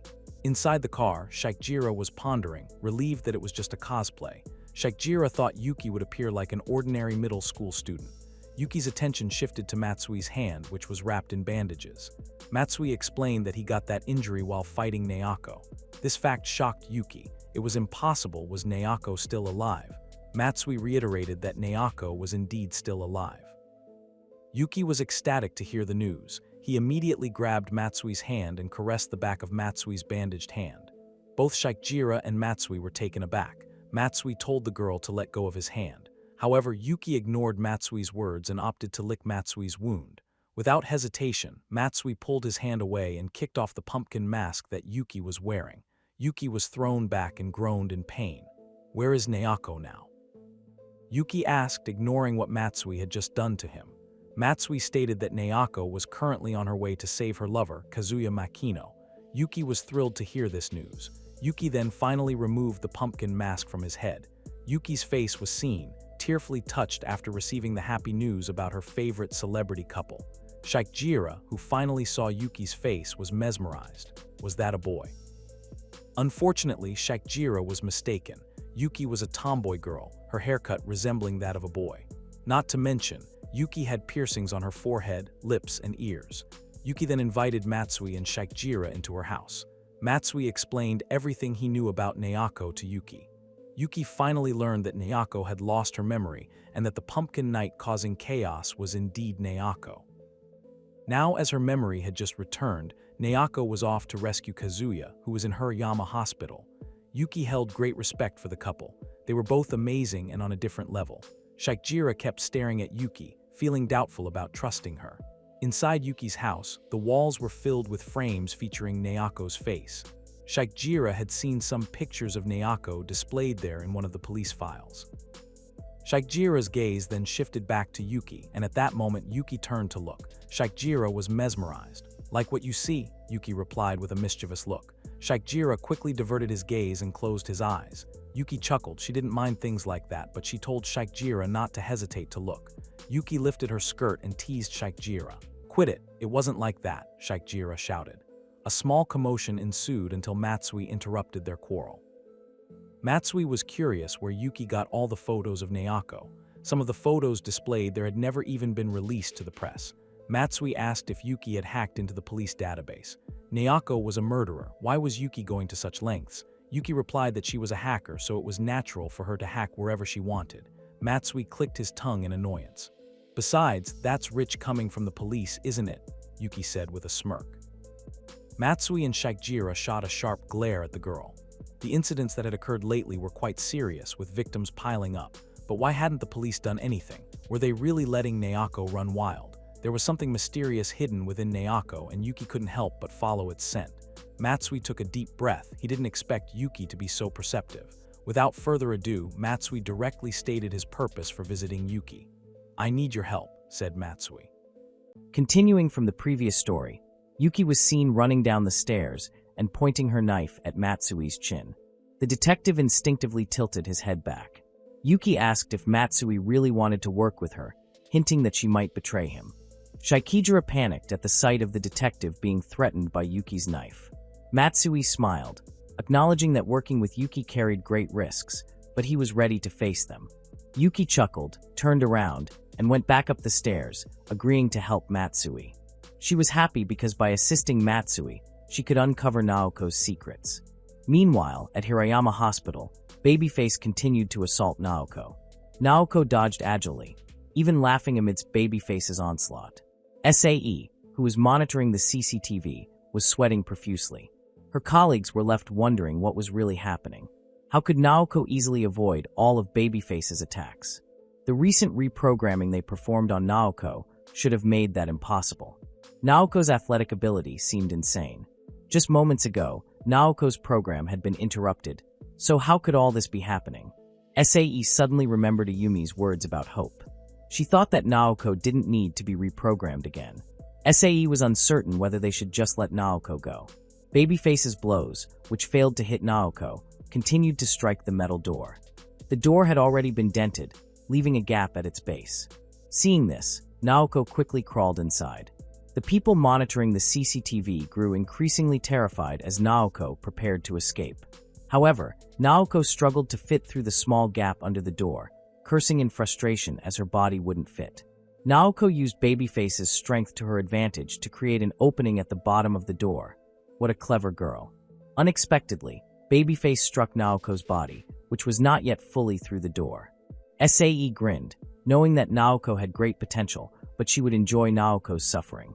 Blood spilled from Naoko's mouth as she became an easy target for Babyface. Naoko couldn't dodge because she was stuck in the gap. Naoko was powerless. At Yuki's house, Yuki was struggling to hack into the security system of Hirayama Hospital. The hospital's security was very tight, unlike regular hospitals. Its security system used next-gen algorithms and mixed fake codes. Yuki remarked that it was like a minefield. One wrong move, and she would be out of the system. She was seriously fiddling with her computer, grumbling when she couldn't access the system. However, Yuki did not give up easily. Shaikjira, standing behind Yuki, remained skeptical of the girl. A minor hacker and a detective seeking help with an investigation. This was highly unusual. Another thing that troubled Shikidra was the room they were in, filled with Naoko merchandise. Moments later, Yuki complained while holding her head, stating that she had never found it so difficult to hack something before. Shikidra looked at the girl. Yuki couldn't do it. Of course, this wasn't a game. If they found out someone was trying to hack the hospital's security system, it would all be over. Yuki couldn't mess it up. Unfortunately, Matsui knew that Yuki was acting and that she had finished hacking. Yuki smiled mischievously, questioning how Matsui knew she was pretending. Matsui stated that Yuki was a terrible actress. Shikidra was shocked that Matsui could tell Yuki was lying. Matsui crossed his arms, knowing that Yuki must have hacked into the hospital's database where Kanzuya Makino was held because the girl was a huge fan of Pumpkin Night. Matsui also knew that Yuki planned to enjoy spying on everyone like a pervert while he and Shikidra were away. Yuki smiled, replying that those perverts were far worse than she was. As for Shikidra, he looked annoyed at seeing Yuki toy with them. Matsui pushed Yuki's head toward the computer, urging her to stop playing around and find Naoko because she was in danger. Yuki looked at Matsui and laughed mockingly. Matsui asked what she found so funny.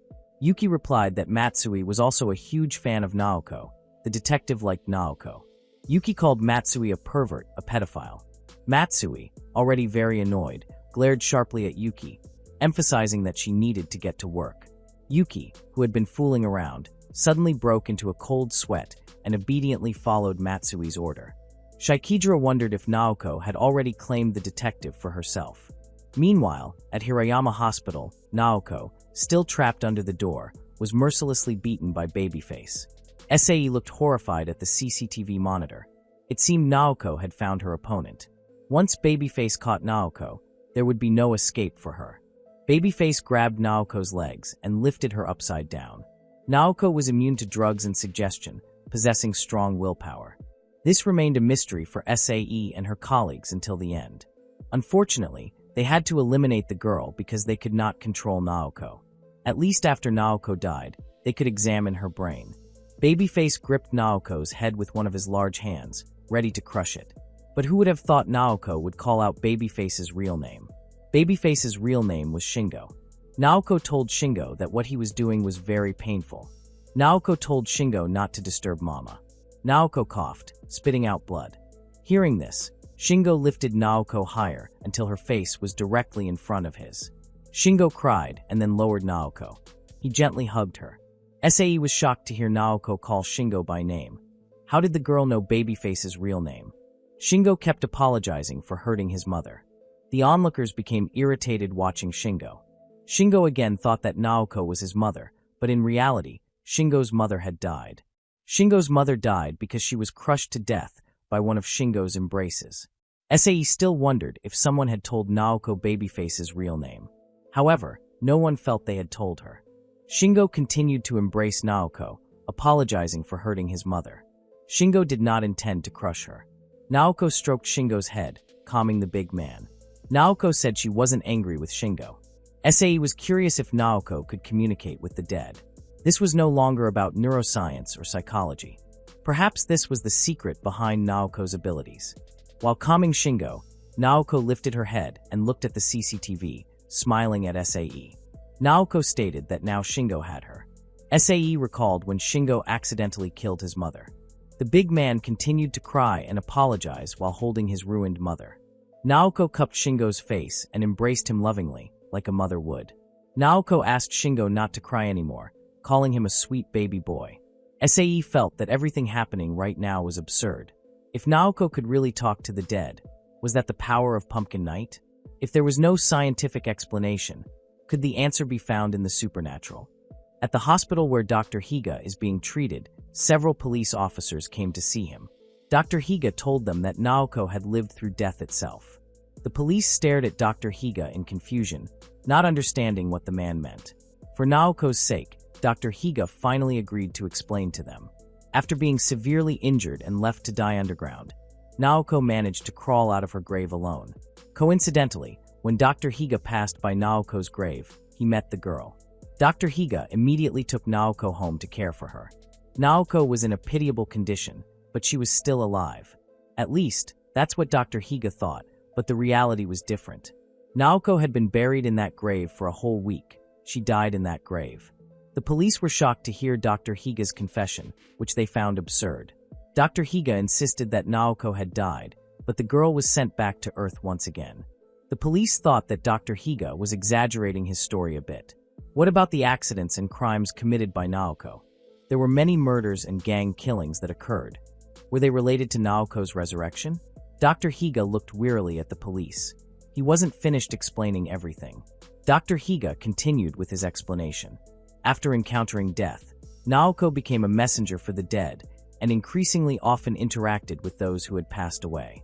Once again, the police were left shocked and sweating cold. Naoko had contact with the dead? Did Naoko hear the grudges of the deceased? Did the girl commit crimes on behalf of the dead? Dr. Higa closed his eyes. That was how Naoko's resurrection began. Then, Dr. Higa started having strange thoughts and dreams, and he began to exploit Naoko for that. Avenge the criminals who escaped their punishment and make this world pure and free from corruption and crime. Until finally, Dr. Higa could live peacefully with Naoko. The police, hearing Dr. Higa's confession, could only swallow hard with bitterness. At Hirayama Hospital, Naoko instructed Shingo to open the dented door. Without a second thought, Shingo immediately lifted the door. SAE's subordinates wondered what they should do now. Naoko had convinced Shingo to help her. The situation had turned. SAE ordered her colleagues to release carbon dioxide. Everyone was shocked to hear SAE's order. If they released carbon dioxide, Naoko and Shingo would suffocate. Would SAE really let Shingo die just like that? SAE sneered at her colleagues and asked if they had a better option. They couldn't confront Naoko and Shingo. Naoko herself could easily kill them all. SAE immediately instructed her colleagues to release the gas. Without arguing at all, everyone immediately followed SAE's orders. Shingo asked Naoko to wait a moment. He would help her open the door.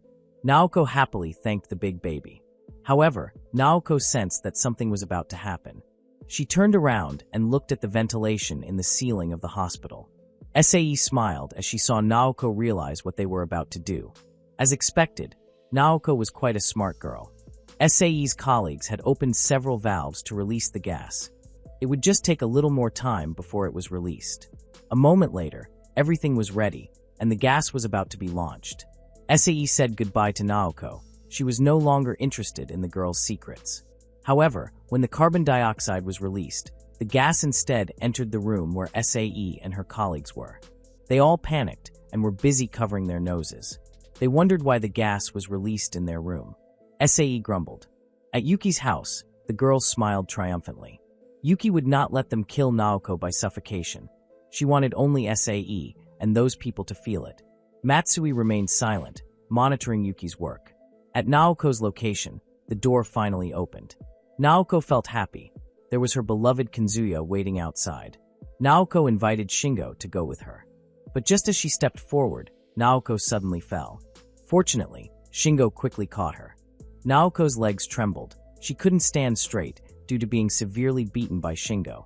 Shingo, realizing this, immediately lifted Naoko and sat her on his shoulder. Naoko was surprised by Shingo's sudden action. Shingo looked at his mother and said that they would be together forever. Naoko smiled happily because Shingo had joined the pumpkin night party. Naoko signaled Shingo to move forward. Again, just a short distance later, the lights along the corridor went out. Shingo reflexively hugged Naoko and cried loudly. He was afraid of the dark. Naoko stroked Shingo's head, calming the big baby. Naoko didn't expect Shingo to be so easily frightened. While comforting Shingo, Naoko noticed that one of the lights was still on. The light was flickering on and off, moving backwards, as if guiding Naoko to go in that direction. In the CCTV room, SAE didn't care about the gas released in that room. Even without orders, her colleagues would surely handle it. SAE's colleagues finally succeeded in shutting off the gas release. SAE, watching the CCTV monitor, was sweating. What was going on with the lights in the corridor? Was someone guiding Naoko to Kanzuya? Impossible. SAE suspected that it was the work of a ghost. She felt chills of fear, and her face was pale. Yuki, the mastermind behind everything happening at Hirayama Hospital, smiled mockingly and raised her middle finger. SAE's face looked ridiculous in her eyes. It seemed that Yuki should play some scary background music to frighten them. But before she could do that, Matsui quickly intervened. Yuki was startled because Matsui suddenly shouted. Matsui asked Yuki not to get carried away. Everything would end if SAE's people found out that their system had been hacked. Yuki huffed. Matsui couldn't have fun. Matsui reiterated that this was not a game and asked Yuki to get serious again. Shikidra glared at Matsui, who was clearly losing his patience. It seemed reasonable considering they were collaborating with a little kid. Yuki sighed and propped her cheek with one hand. Yuki said that Matsui shouldn't lose his patience like that. She had been about to give some good info.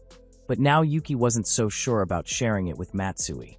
Yuki smiled mischievously at Matsui and Shikidra's expressions. Matsui cursed in annoyance, asking what the girl was hiding from them. Yuki said she knew all the secrets of Hirayama Hospital. Matsui and Shikidra were once again left in shock. What were the secrets of the hospital? At Hirayama Hospital, Shingo was seen smashing a barred door. Several Yakuza gang members behind the bars immediately fled in panic upon seeing Shingo. Naoko guided Shingo to teach those people a lesson. The three Yakuza cursed. This place felt like a monster's home. They screamed for help and kept running away from Shingo. Naoko, sitting on Shingo's shoulder, laughed heartily, but she suddenly told Shingo to stop. Shingo obeyed his mother's words. Meanwhile, the Yakuza stared at Shingo with puzzled expressions, wondering why the big baby had stopped chasing them. While sucking his thumb, Shingo looked at his mother. Naoko held her chest, feeling a tightness there. That feeling was what she relied on and guided her this far. Not long after, at the end of the corridor, a silhouette of someone standing was seen. The three Yakuza quickly turned around. Naoko covered her mouth and cried tears of joy. She couldn't believe she was seeing Kanzuya again. The figure appearing at the end of the corridor was Kanzuya, and his face looked terrifying, covered in blood.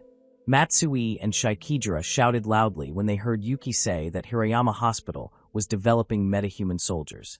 Yuki even covered her ears because of how loud Matsui's yelling was, telling Matsui to use his inner voice instead. Hirayama Hospital was brainwashing prisoners using drugs and suggestion. Matsui asked if these people were trying to create some kind of modified superhuman or something similar.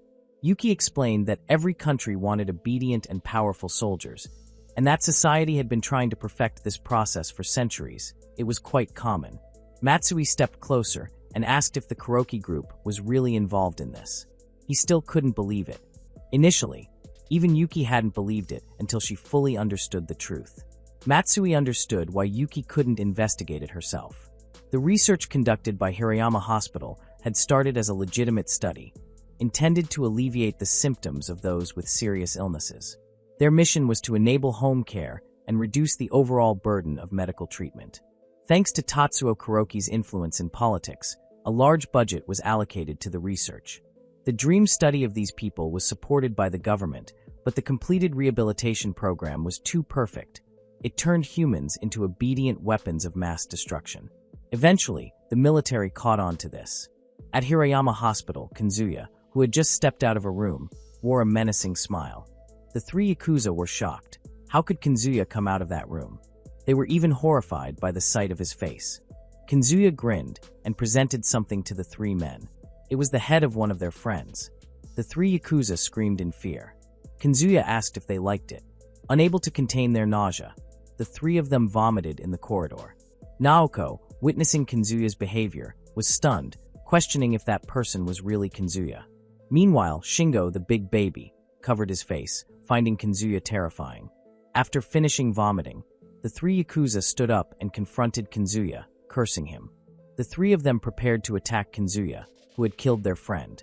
As they approached Kanzuya, they noticed a blood-soaked hand at the door's edge.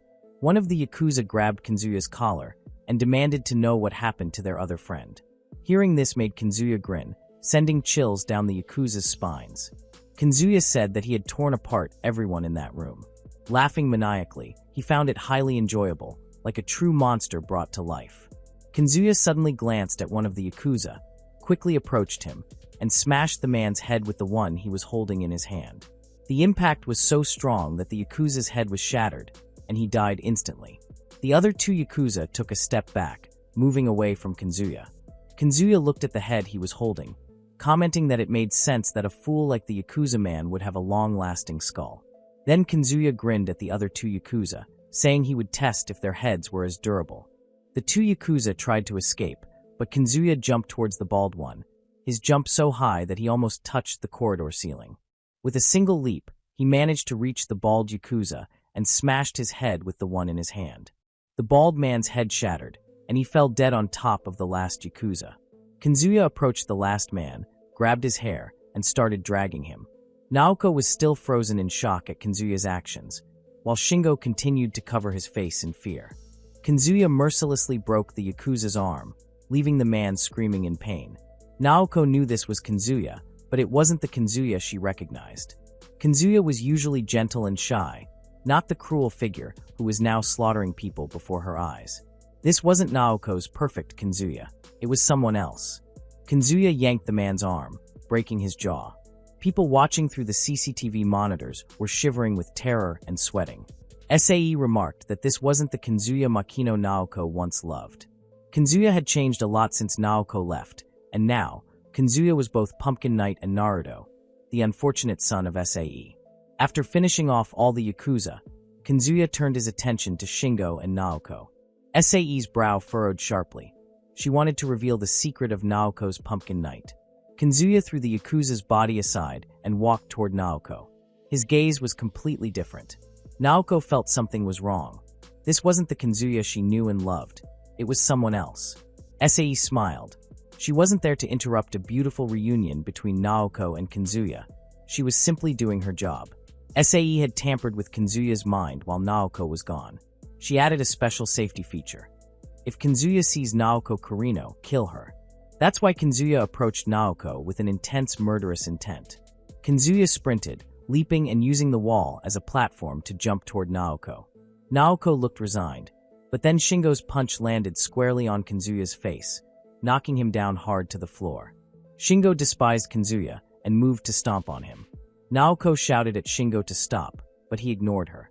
Once again, Naoko was startled as Kazuya swiftly jumped back before Shingo's foot could touch him.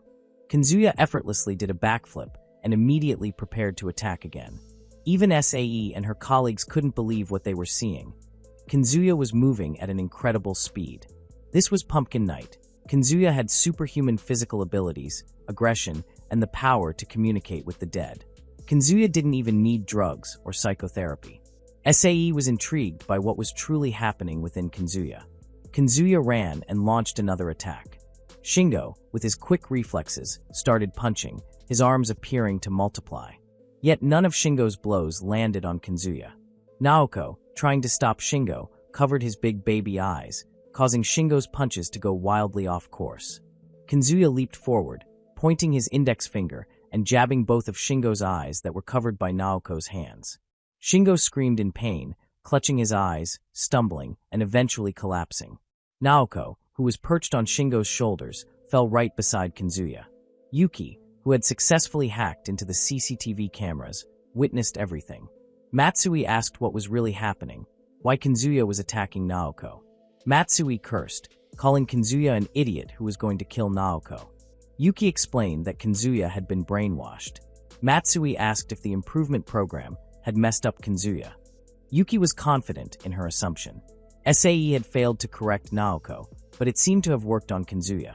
Matsui wondered why Kazuya was affected by the program. Yuki urged the detective to stay calm as she searched for the file. She fiddled with her computer, finally finding what she was looking for, a file labeled New Program. Yuki suspected it contained Kazuya's program data. But when she tried to open it, an access code was required, and her entry was denied. Yuki grinned. Those idiots thought they could stop her with something like that.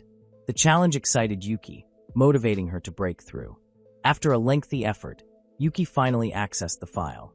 Matsui leaned closer, and both he and Yuki were shocked to see the file contained footage of Kazuya's experiment results. Yuki couldn't believe those bastards had gotten away with doing such horrifying things to a human. They injected drugs into Kazuya, forced his eyes open, and made him watch Naoko for hours. At the same time, they electrocuted Kazuya over and over.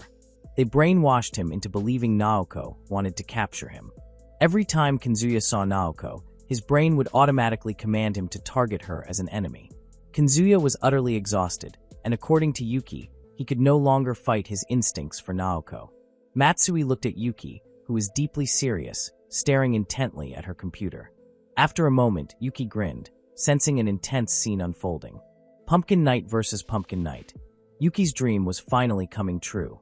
At the Hirayama hospital, Naoko and Kazuya finally meet. Naoko slowly stands up, while Kazuya scratches his head and sticks out his tongue. Naoko feels very happy because she can finally see Kazuya. In the CCTV room, people are busy discussing how Kazuya managed to incapacitate Shingo with just one punch. How could Kazuya do that? One doctor asks a CCTV officer if they recorded everything that just happened, as it could provide very valuable data for research. If they could discover the secret of Pumpkin Knight's abilities, their research could progress rapidly. Naoko and Kazuya are the perfect test subjects. The doctors look very pleased. Meanwhile, SAE merely smirks at the foolishness of her colleagues who are just now discovering this. SAE stares seriously at the CCTV monitor, and now it's time for Pumpkin Knight to reveal its secrets. In the hospital corridor, Kazuya approaches Naoko quickly.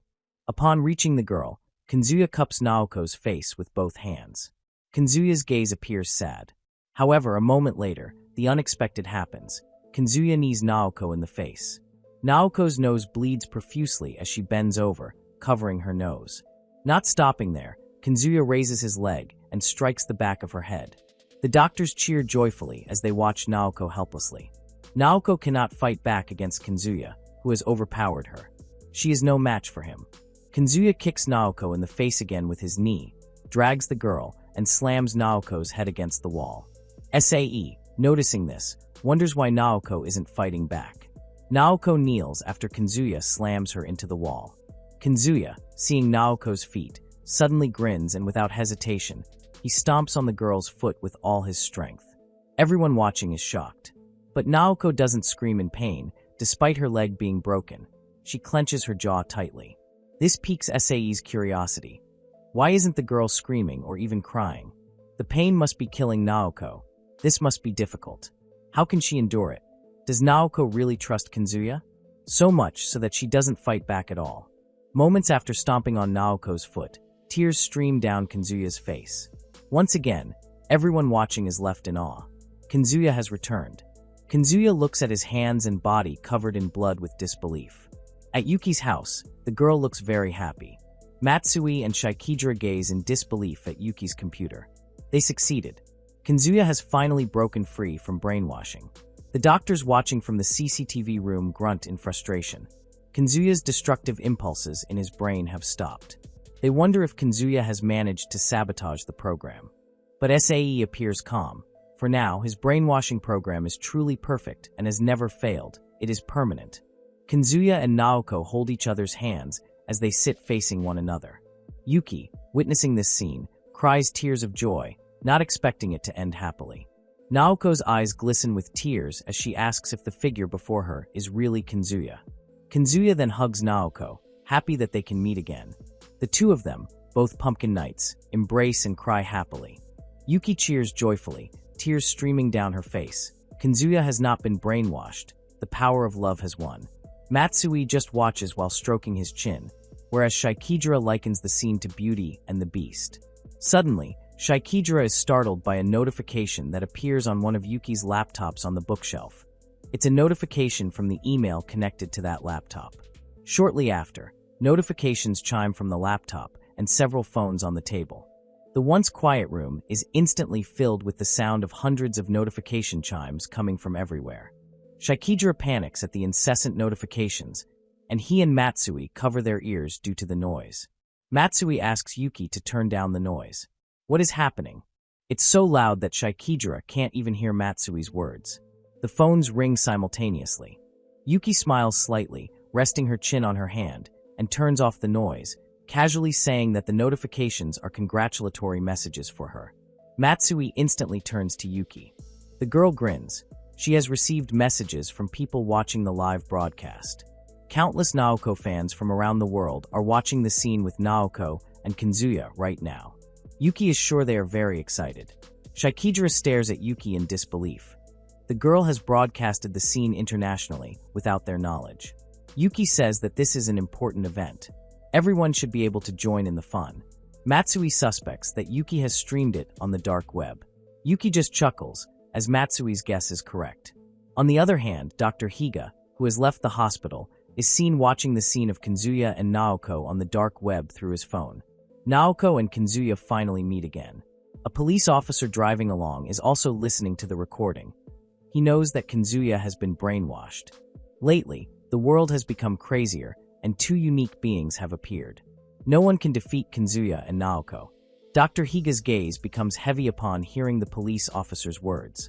Closing his eyes, Dr. Higa bids farewell to Naoko, the purest angel he has ever known. In reality, the police officer with Dr. Higa is a fake cop. The real police officer is tied up in the room where Dr. Higa is being treated. Kazuya, while hugging Naoko, suddenly feels something and gasps. Sae smirks at Kazuya's expression. Shingo sits up again and looks at his mother with one eye that is still functioning. Besides Naoko and Kazuya, Shingo sees a dark shadow standing next to Kazuya. He wonders if it is a ghost. Kazuya can smell Naoko's enchanting aroma, her soft skin, and the warmth of Naoko's embrace. Only Naoko remains, and Kazuya has long been waiting for this moment. However, another feeling constrains Kazuya. His murderous desire resurfaces. Kazuya's grip tightens around Naoko, who looks at him in confusion. Kazuya wants to say something and struggles to suppress his murderous urge, but he cannot. His gentle gaze sharpens, and he immediately strangles Naoko with both hands. Naoko gasps, unable to do anything. Kazuya's chokehold seems to threaten to break Naoko's neck. Sae smiles with satisfaction at the results of her programming. Naoko's body trembles. Her breath feels very constricted. Sae's clueless colleagues finally ask her what is actually happening. Sae smiles. She already said that her programming wouldn't fail just like that. The human mind is very easy to understand. The force that motivates humans is happiness. Why do athletes undergo intensive training? Why do students stay up all night studying? Or why do entrepreneurs work? All of this is done for the sense of achievement and special reward. The brain produces a happy hormone called endorphin. Administering narcotic drugs can trigger this hormone, and the effects of the drug will increase with physical contact. Therefore, this escalates exponentially for lovers. If they cut that nerve, physical contact becomes more painful than pleasurable. Yuki, seeing Kazuya choking Naoko, is shocked. She doesn't know what is actually happening to him. Kazuya must stop choking Naoko, or he will kill her. Yuki doesn't want that kind of ending. Dr. Higa, witnessing this, quickly understands what is happening to Kazuya. Sae has been manipulating Kazuya's brain. Brainwashing is not the only thing that has happened to Kazuya. Sae has done something to Kazuya's mind. Dr. Higa is curious about what Naoko will do. In the CCTV room, Sae smiles triumphantly because her calculations were correct. It was actually quite easy. She injected a special enzyme into Kazuya's brain and administered it while Kazuya's nerves were severed. Kazuya's brain would convince his body that he is not afraid of death, has no desire for freedom, and does not feel love. Sae can do this. She can create the strongest human in the world. Everything is going according to her plan. In the place where Kazuya and Naoko are, Kazuya continues to choke Naoko. Naoko's eyes well up with tears, saliva begins to dribble from her mouth, and her vision slowly becomes blurred. On the brink of consciousness, Naoko sees a shadow standing behind Kazuya. Naoko's eyes widen as she realizes who that figure is. Kazuya's thoughts conflicted with his feelings. He wanted to stop hurting Naoko, but he couldn't control his body. Kazuya's mind felt chained and locked. He needed to break those shackles immediately. He closed his eyes, unable to bear the sight of Naoko's pained expression. Suddenly, a voice emerged. A voice Kazuya recognized well, the voice of Naruto. Naruto stood behind Kazuya, urging him to destroy them at once. Kazuya was controlled by electric currents in his brain.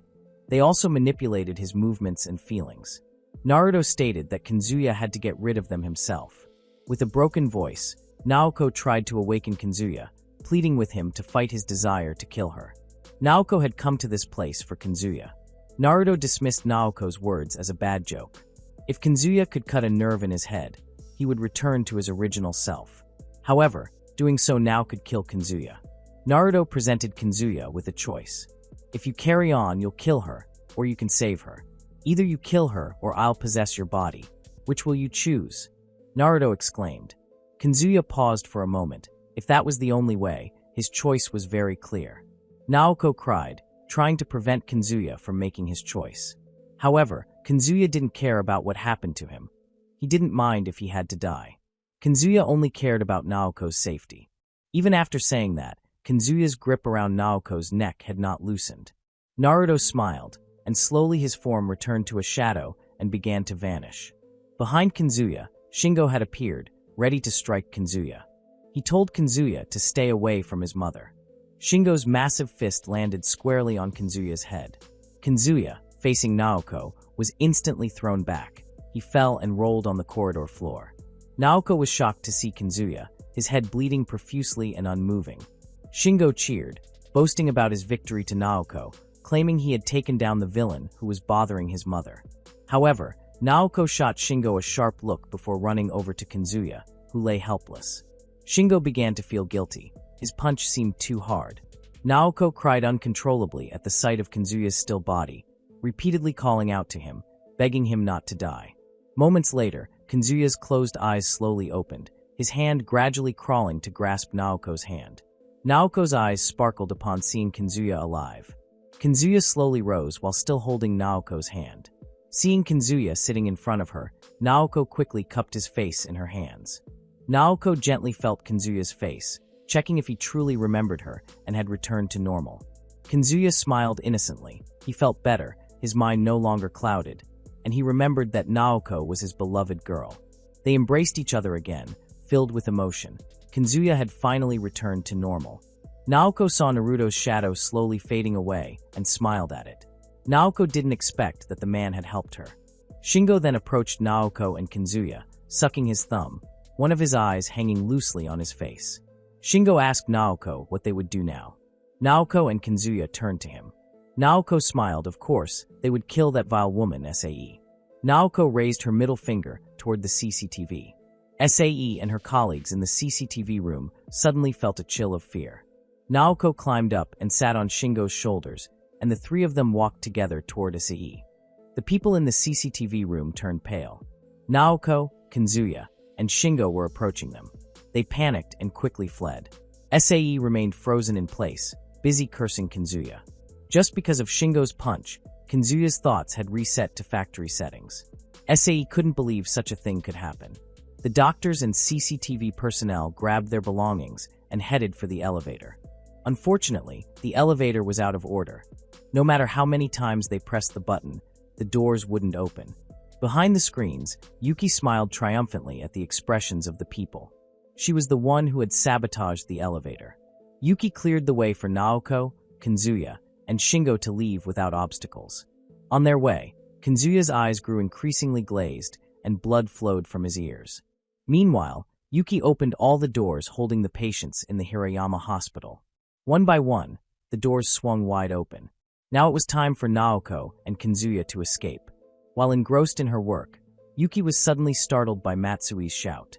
Matsui asked why Yuki was opening all the patients' doors. Yuki replied that she was doing it for fun and to help Naoko and Kazuya escape. Matsui cursed in frustration, while Shikijira could only exhale wearily.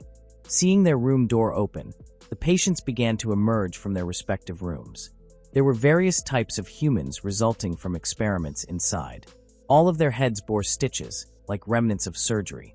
Their expressions were the same, resembling dazed individuals. The doctors trying to escape cursed angrily and pounded on the lift doors that wouldn't open. One of them turned to the CCTV monitor and saw the patients who had left their rooms. The doctors suddenly screamed loudly, capturing the attention of those standing by the lift. They all turned to where the doctor pointed. The situation worsened. The corridor was filled with patients, and they were still trapped inside. They had no idea what to do now. SAE sensed something was off. She was not scared at all and simply stared blankly at the monitor in front of her. Yuki grew curious about why the woman appeared so calm. SAE casually took out her phone and called someone. Quickly, Yuki hacked SAE's phone to find out who she was speaking to. Yuki's face broke into a cold sweat upon discovering who SAE was calling. Inside her room, Ayumi sat curled up with her head down. Ayumi lifted her head when she heard someone sucking on something. The person was none other than Shingo, the large-bodied baby. Ayumi was taken aback to see Shingo standing right in front of her. Shingo's eye popping out of its socket made Ayumi scream in fear. A voice suddenly emerged, soothing Ayumi that Shingo would not harm her. The voice said that Shingo was on their side and asked Ayumi to join them. Ayumi quickly turned to the source of the voice, and at the door, she saw Naoko leaning against the wall outside, facing away from her. Naoko covered her ears, crying. Naoko had wanted to talk to Ayumi since then, but she didn't know how. Naoko tried very hard. She thought everything that happened to Ayumi was her fault. Ayumi's eyes welled with tears, saddened by Naoko's words. Shingo reached out with his large hand to Ayumi, grabbing her bound hand and freeing it. After that, Shingo quickly turned and left the room, following Naoko and Kazuya.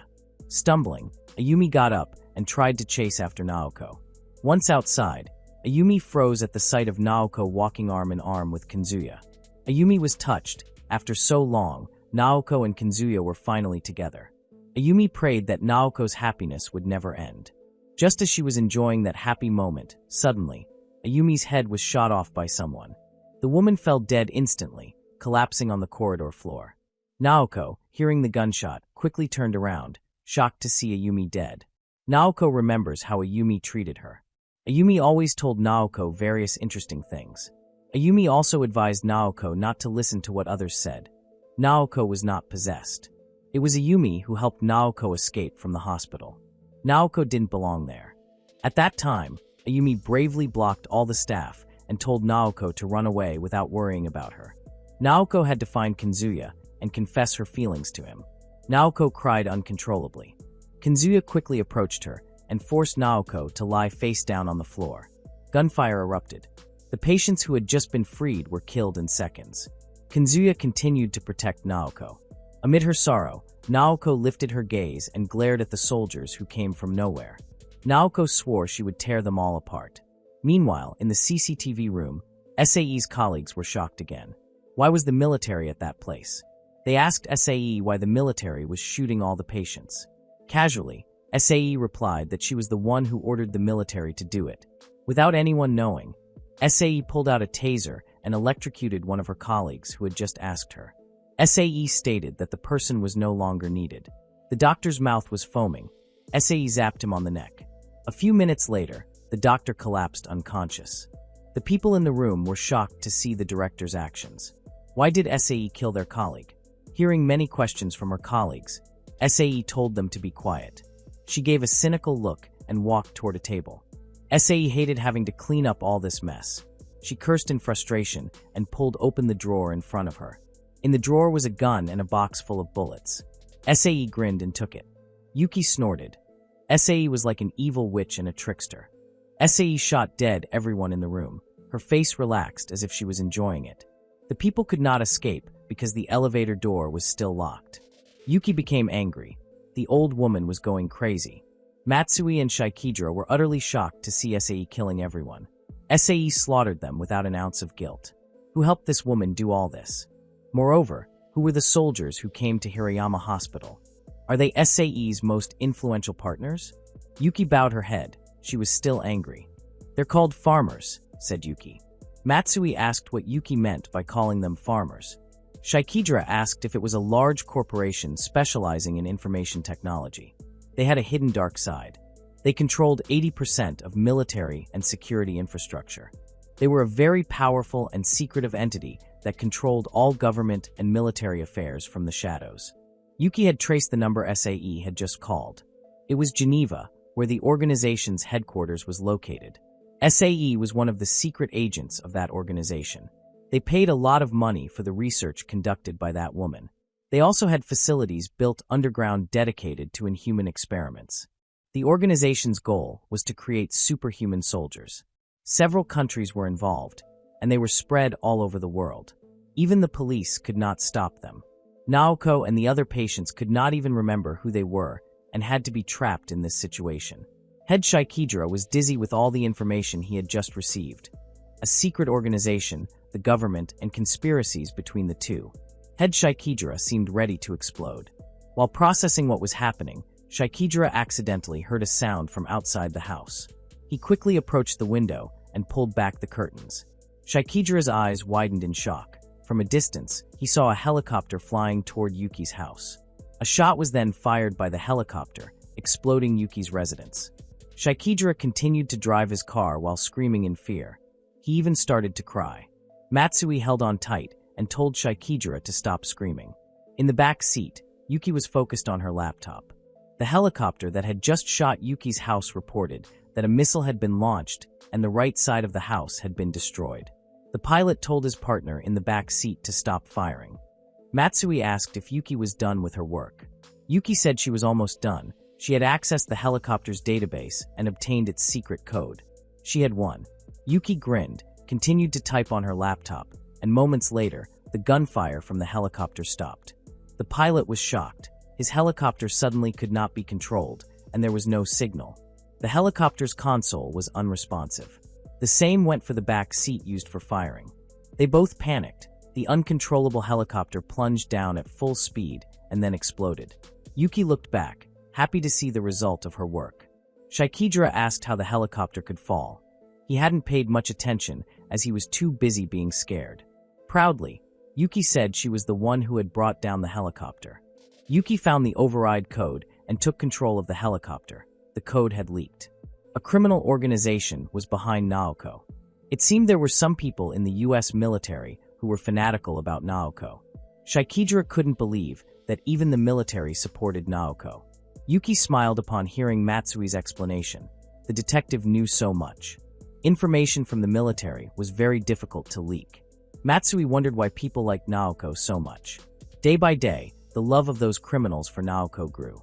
Shaikidara breathed a sigh of relief. They had finally exited Yuki's house gate. They had successfully escaped safely. Shaikidara suggested to Matsui that they should return to the police station. Matsui looked puzzled. Why should they go back? Apparently, Shaikidara's fear still lingered. With a pleading look, he asked Matsui to just go back and act as if nothing had ever happened, to forget everything they had seen that day.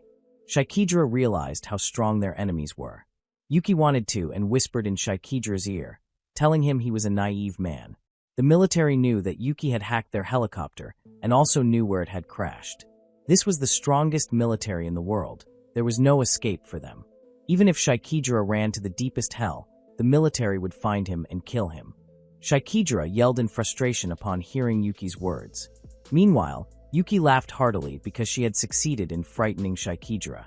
Matsui asked Yuki to stop teasing Shaikidara. They had to finish what they had started. No matter what happened, Matsui would not run away or stop. Matsui could not do it without Shaikidara. Shaikidara was amazed to hear Matsui's words. He took a deep breath and began to calm down. In the end, Shaikidara agreed with Matsui. They had to see this through to the end. It was his duty as a police officer. Matsui praised Shaikidara. Now they would finish what they had started. Yuki smiled, very excited. Shingo grabbed the head of one of the soldiers and forcibly pulled it until the soldier's body was torn apart. The 5 soldiers witnessing this screamed in shock, their bodies freezing in place. Shingo then smashed the pieces of the body in his hands against 3 other soldiers, slamming them into the wall. In one attack, those 3 soldiers lost their lives. Shingo pulled the legs of 2 other soldiers and lifted them. The soldiers behind Shingo cursed angrily and began raining bullets down on him. Shingo quickly used the soldier's body in his hands as a shield, preventing the bullets from hitting him. Shingo then stepped closer to the approaching soldiers, spun the body he was holding, and slammed it into the soldiers who were shooting. Not stopping there, with quick movements, Shingo punched several other soldiers until their heads popped off their bodies. Shingo would not let them hurt his mother, Naoko. Naoko, witnessing this, cheered for Shingo, urging him to kill them all. Kanzuya, who was protecting Naoko, suddenly stood up, an alarm in his body seemingly activating at the phrase, "Kill them all." Kanzuya reverted to his killing mode, Pumpkin Knight. Naoko looked at the man in confusion. "It's gonna be me.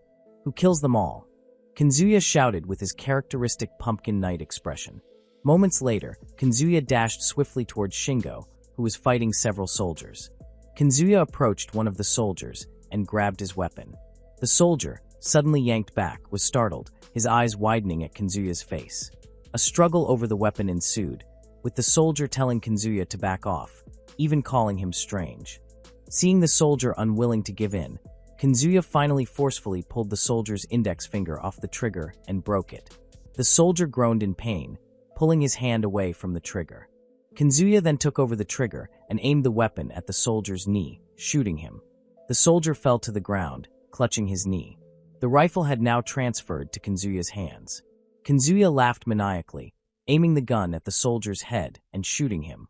The other soldiers gasped in shock, seeing Kazuya wielding a weapon. The soldiers who were initially focused on Shingo now turned their attention to Kazuya. They quickly signaled to kill Kazuya. Unfortunately for them, their movements were too slow. Kazuya agilely ran and jumped while shooting at them.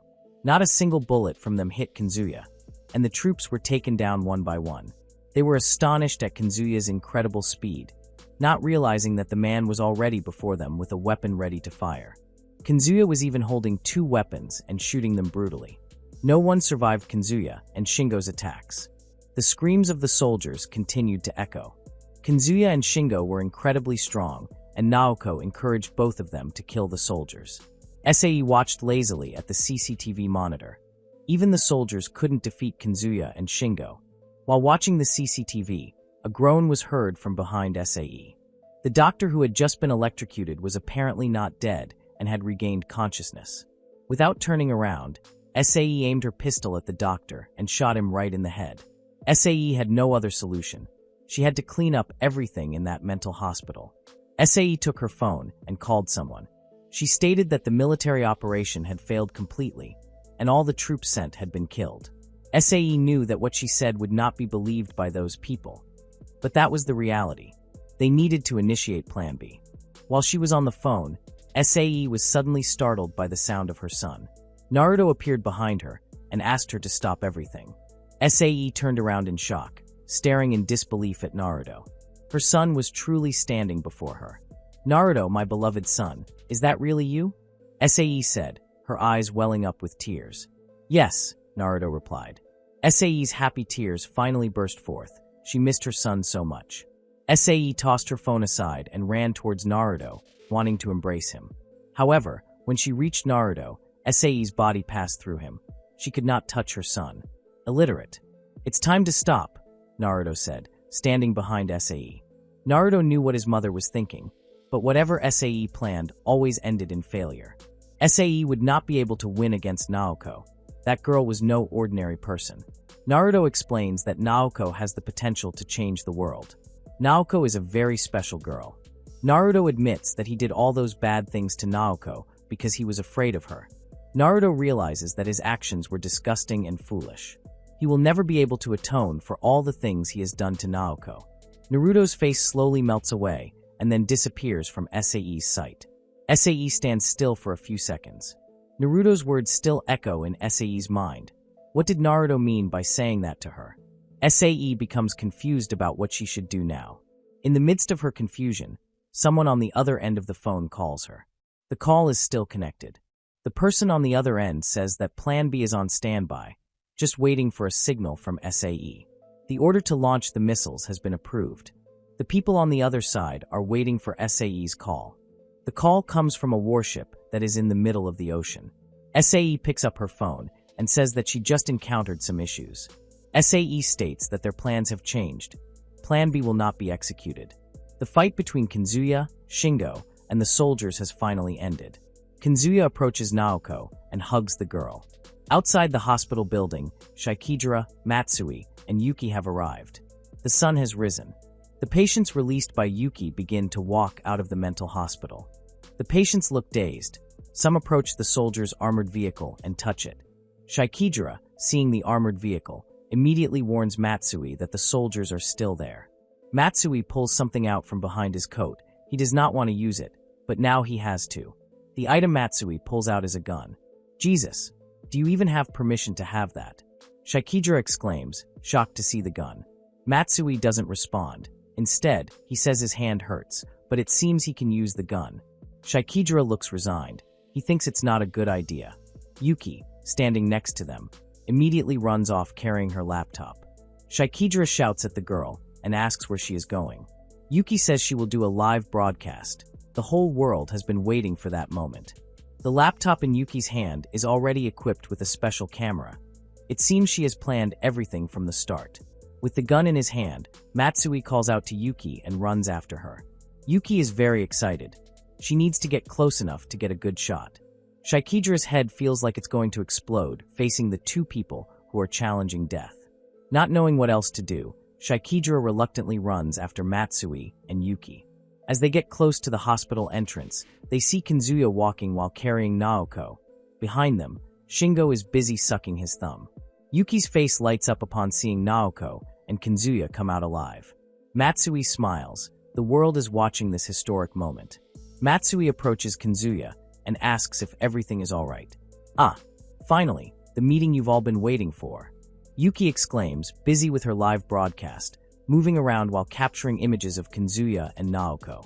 Meanwhile, SAE stands on the roof of the hospital, observing the meeting below. SAE keeps thinking about her child's words, saying that Naoko has the potential to change the world. Kazuya continues to hope that he and Naoko can lead a peaceful and happy life. They could go to the beach and have fun and laugh together. Kazuya will do anything to ensure they can be happy forever. As they leave the place from yesterday, they will go to the beach, just as Naoko wished. On a sunny day, on Okinawa Island, Naoko runs along the beach wearing a beautiful dress, playing with a dog. Meanwhile, Kazuya watches her while sitting on the sandy beach. Naoko's face is beautiful again, just like before. Kazuya smiles as he gazes at the girl. Naoko then turns to Kazuya and shows him a jellyfish she caught using a tree branch. Kazuya feels that everything happening that day is a dream he never wants to wake up from. This is what Naoko wanted. Kazuya approaches Naoko, accompanying her as they walk along the beach hand in hand. When he looks at Naoko, Kazuya notices that the skin on her face is starting to peel. Kazuya takes off the jacket he is wearing and puts it on Naoko. The weather that day has turned a bit chilly. Naoko turns and hugs Kazuya's arm tightly.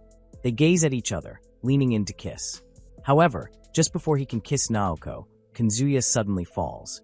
Naoko immediately sits down and asks if he is okay. Kazuya quickly reassures Naoko that he is fine. "It must have been those little fruits we had earlier," Kazuya says while holding his ankle. Naoko hugs Kazuya tenderly. They embrace for quite a while on the beach. Dr. Higa, who sees this, says that the pain in Kazuya's body has spread to his ankle. Matsui, who is smoking next to him, says that Dr. Higa is a brilliant doctor. Matsui asks Dr. Higa to take care of Kazuya. Matsui then asks if Dr. Higa can help the man. Dr. Higa says there is nothing he can do. The enzyme injected by SAE into Kazuya's brain has caused damage. Worse, before the enzyme was injected, Kazuya's brain was first electrocuted. Kazuya's current condition is very concerning. The fact that he has survived until now is a miracle in itself. What happened to Kazuya is truly horrifying. Dr. Higa says that there is a chance for Kazuya and Naoko to stay together. Matsui immediately turns, asking how that is possible. No matter what the problem is, as long as it works, Matsui will fight for it. Continuing from the previous story, Matsui presses Dr. Higa to tell him which medicine can cure Kazuya. Before Dr. Higa can answer, Matsui's colleague shouts, calling for the detective. There is an important news that Shikidera wants to show Matsui. Matsui snorts in frustration, then enters the house with Dr. Higa. Matsui, Shikidera, and Dr. Higa stand in front of a TV, watching the important news that Shikidera mentioned. The news reports that secret documents about unethical human experiments have been leaked to the media worldwide. In most cities, people are starting to take to the streets to protest these inhumane experiments. The documents detail horrific experiments conducted on unwilling participants, turning them into humans with super abilities. The experiments were carried out at mental hospitals worldwide. The government is trying to calm the situation and distract the media with other matters. Matsui smiles, satisfied, knowing that Yuki has done her job well. Shikidera, who doesn't know anything, asks if it was really Yuki who did this.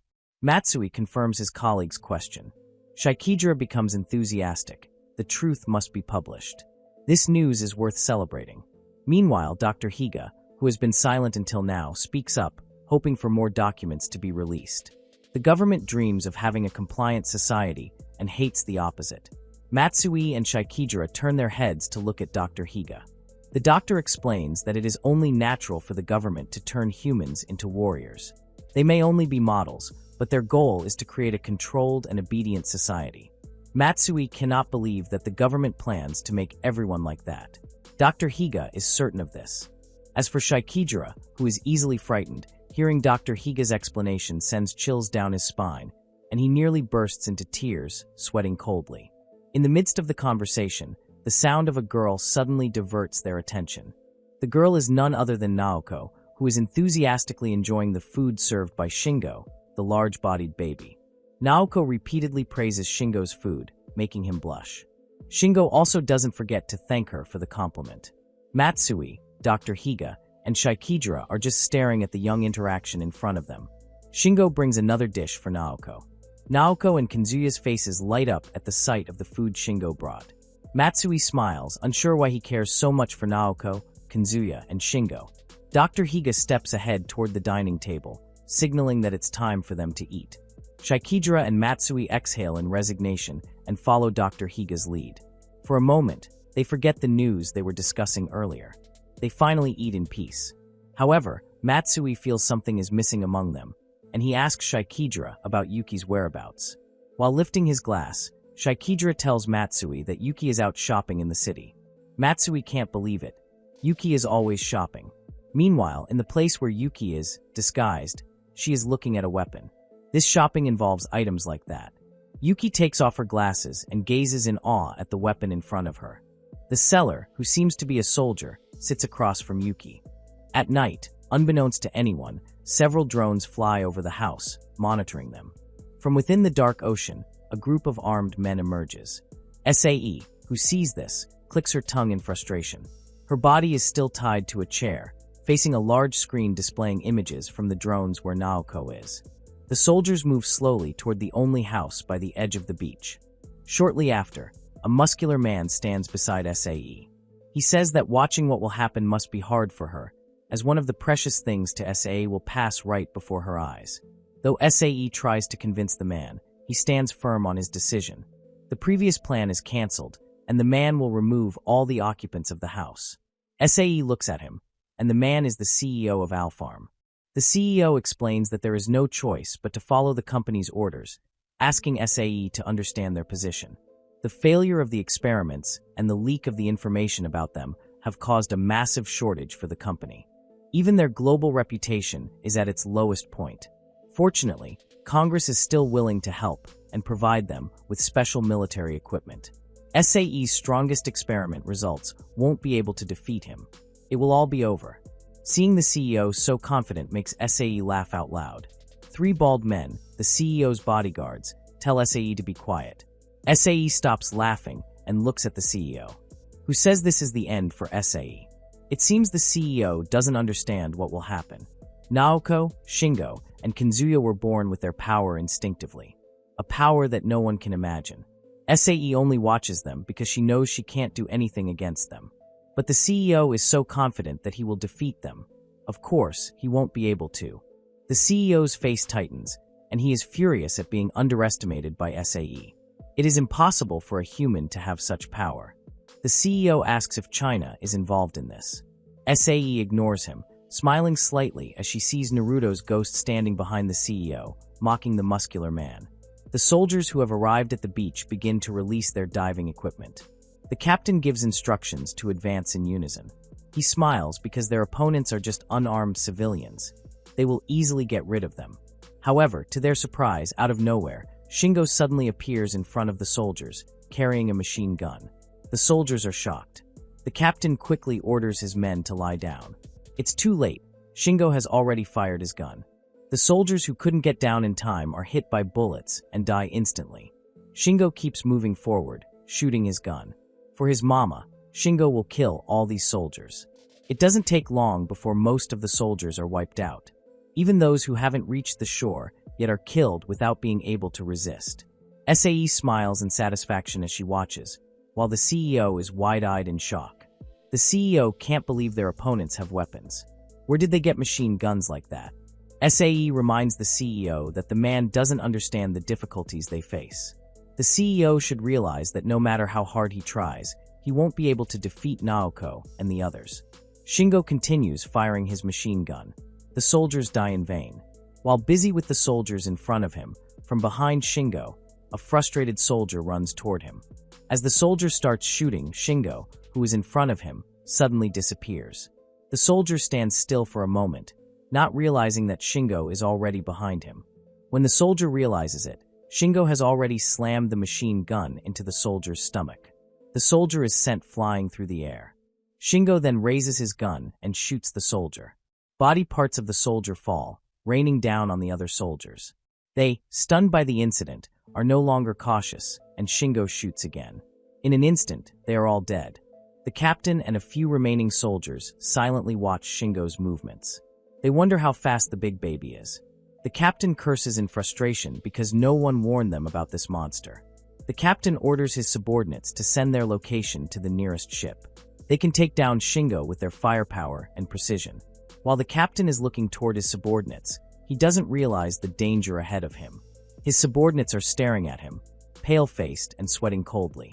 The captain shouts in anger because his subordinates aren't doing what he ordered and are frozen. One of them stammers, saying that Pumpkin Knight is in front of the captain. The captain, not hearing clearly, gets even angrier and curses his subordinates. Finally, the captain's neck is stabbed by Naoko with a knife. The captain screams loudly. He finally realizes the presence of Pumpkin Knight. With an angry stare, Naoko says that the captain enjoys what he does, killing people all over the world, again and again.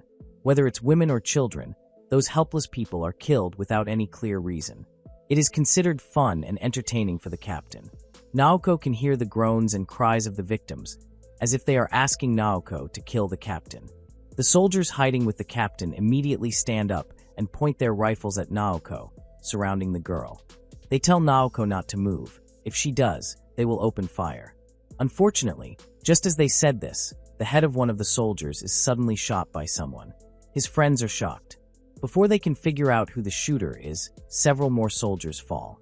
The remaining soldiers look to the roof, where Dr. Higa stands with a long-range rifle, wearing a mask.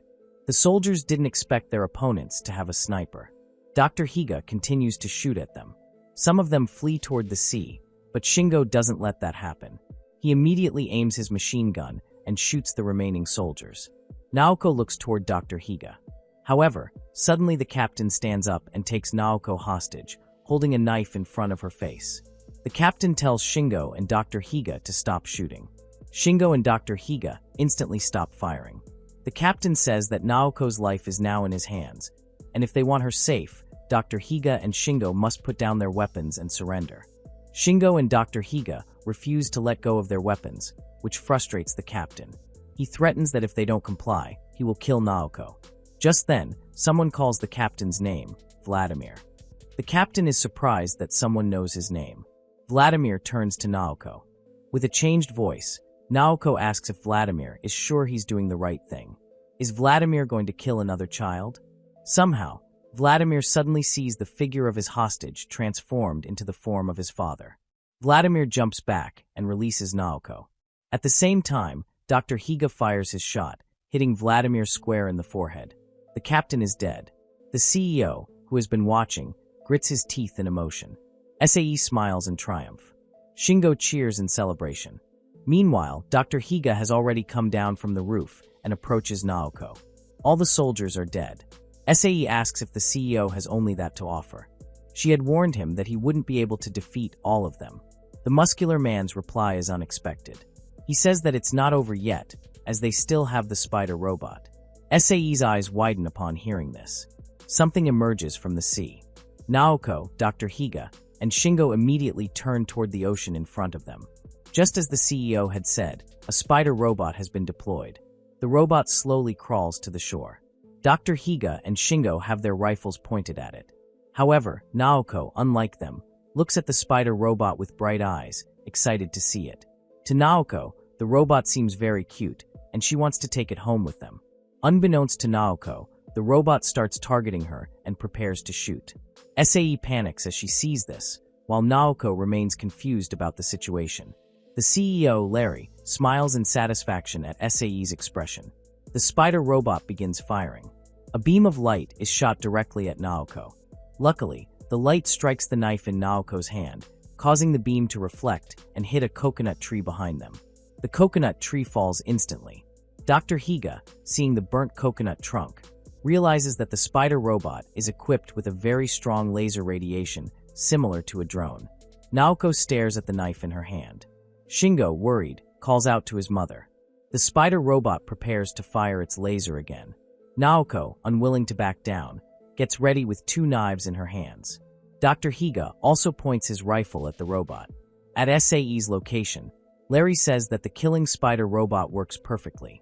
They also have several programs being worked on, one of which is a drone development program.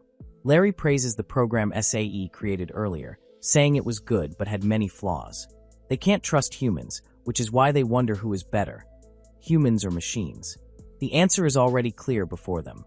Machines are far superior to humans. The spider robot releases 5 barrels simultaneously and fires lasers at Naoko. Naoko jumps and deflects the lasers with her knife. Naoko's clothes start to tear from being hit by the laser. Dr. Higa, watching this, is amazed. Naoko is always incredible in his eyes. The spider robot can track its target's movements. It's difficult to avoid all of the beams, but Naoko skillfully dodges and tracks them. Naoko keeps jumping, flipping, and seems to be enjoying the fight. Shingo remains calm, watching as his mom has fun. Dr. Higa can't do much, as the girl is acting like this is just a game. The people on Larry's side can't believe what Naoko is doing. She avoids all the laser beams while laughing, and they think she's crazy. SAE smiles, impressed by Naoko's abilities.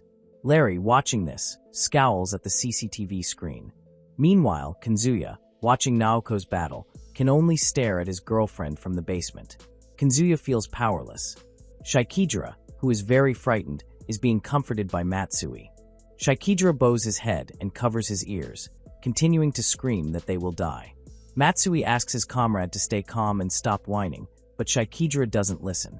He keeps screaming that he will die and that this is the end. Shikidra is terrified and doesn't want to die. He blames Matsui for bringing him to this place. Shikidra grabs Matsui's shirt collar and cries out in fear. Kanzuya, watching this, understands what Shikidra is feeling because he was once like him. In the past, Kanzuya was very weak, unable to protect what was most precious to him. Kanzuya's sad gaze suddenly widens when he hears Yuki's voice. Matsui and Shikidra are shocked as Yuki suddenly appears. Yuki says she will kill Shikidra herself if he doesn't shut up. She is busy fiddling with several laptops in front of her. Yuki continues, saying that Shikidra speaks as if this is the end, but he's lost his spirit. Does Shikidra forget that Naoko is on their side? Naoko's presence alone guarantees a certain victory for them. Matsui and Kanzuya smile, agreeing with Yuki's words. Shikidra stops whining. On the beach, seeing that the school uniform she was wearing is now torn to pieces, Naoko finally rips it all off, leaving only her underwear. The spider robot stops attacking, appearing dazed and staggering. Naoko, still full of energy, taunts the spider robot, telling it to attack again because it's getting more fun. Dr. Higa removes his mask and realizes the robot stopped attacking because it's out of battery. Shingo approaches the robot and shoots it. The robot is destroyed. Naoko becomes upset and scolds Shingo, as she really wanted the robot. Feeling guilty, Shingo apologizes to his mom. Shikidra, Kanzuya, and Matsui smile. Yuki rests her chin on her hand, saying that she told them they would never lose because they have Naoko. Naoko cheers happily. The bodies of the soldiers are still scattered on the beach. What's happening before them is a true massacre. Shikidra can already guess that Naoko sees this as self-defense. Matsui doesn't know about this.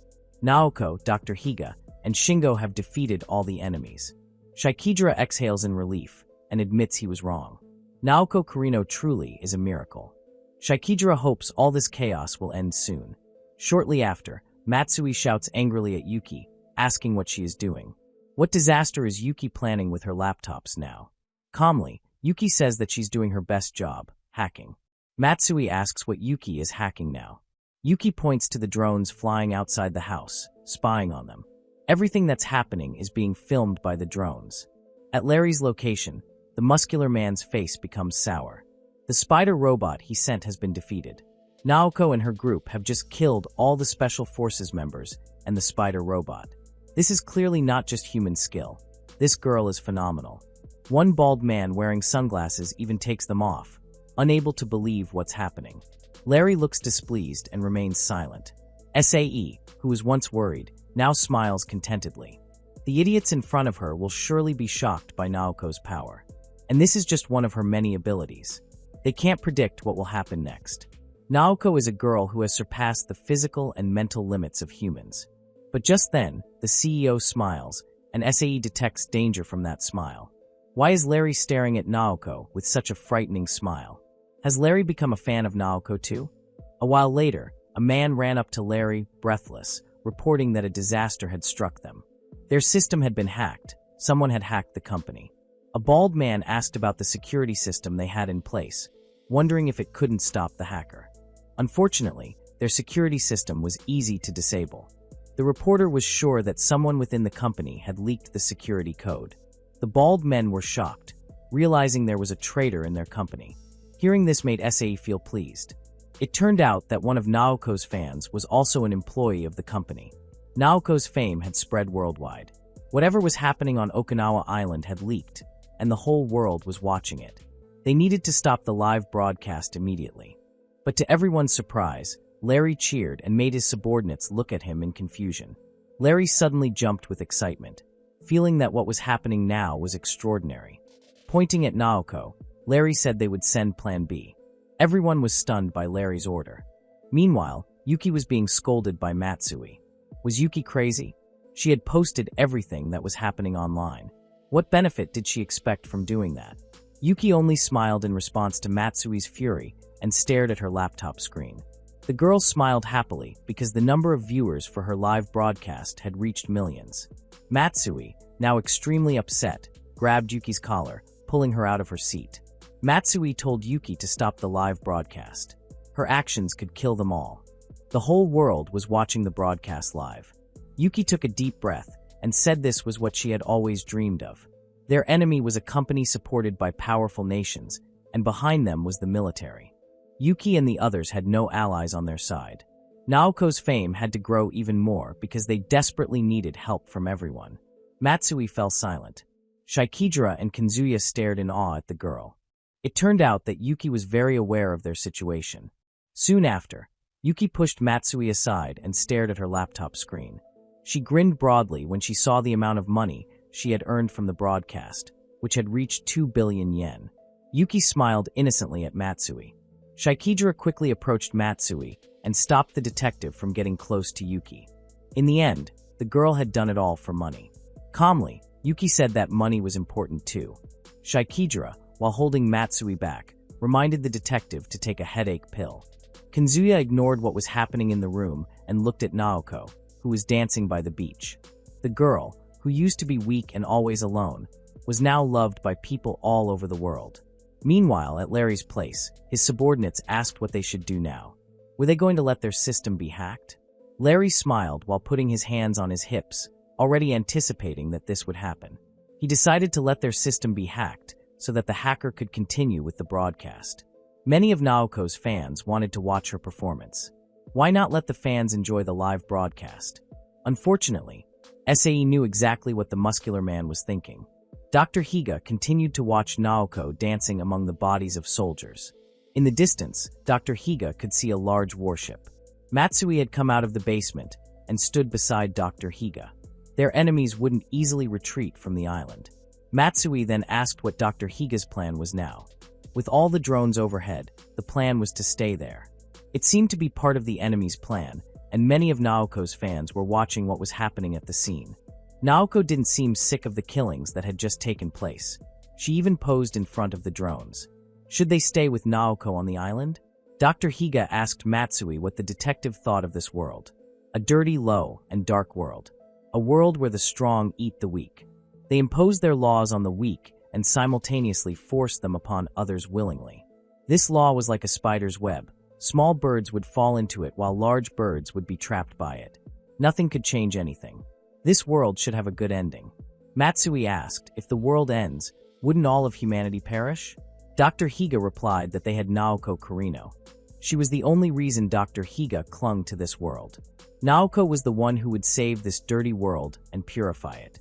Matsui sighed in resignation, scratching his head, cursing Dr. Higa inwardly. Soon after, Shikidra appeared with a tray of snacks and coffee. Shikidra looked fine and said that Dr. Higa and Matsui were just paranoid. He told them to calm down while enjoying club subs and hot coffee. Just as Dr. Higa and Matsui stood up, Naoko suddenly charged in from behind them. Matsui was startled by the knife that almost hit him. Naoko's eyes sparkled when she saw the food Shikidra brought. It looked delicious. Naoko took one and thanked him, eager to eat everything. Shikidra then called Matsui, bending down and apologizing for being too panicked earlier. After watching Naoko and the others fight, Shikidra's fear had vanished. That made Shikidra believe that there was still hope for this world. But their positions and other police officers could make little difference. Perhaps someday, that hope would become a reality. Shikidra scratched his head shyly. Matsui smiled, seeing his colleagues regained confidence. Meanwhile, Naoko was still sniffing the bread in her hand. It smelled delicious, once again thanking Shikidra. Shikidra smiled and asked Naoko to take off her mask before eating. Naoko cursed, having forgotten about that.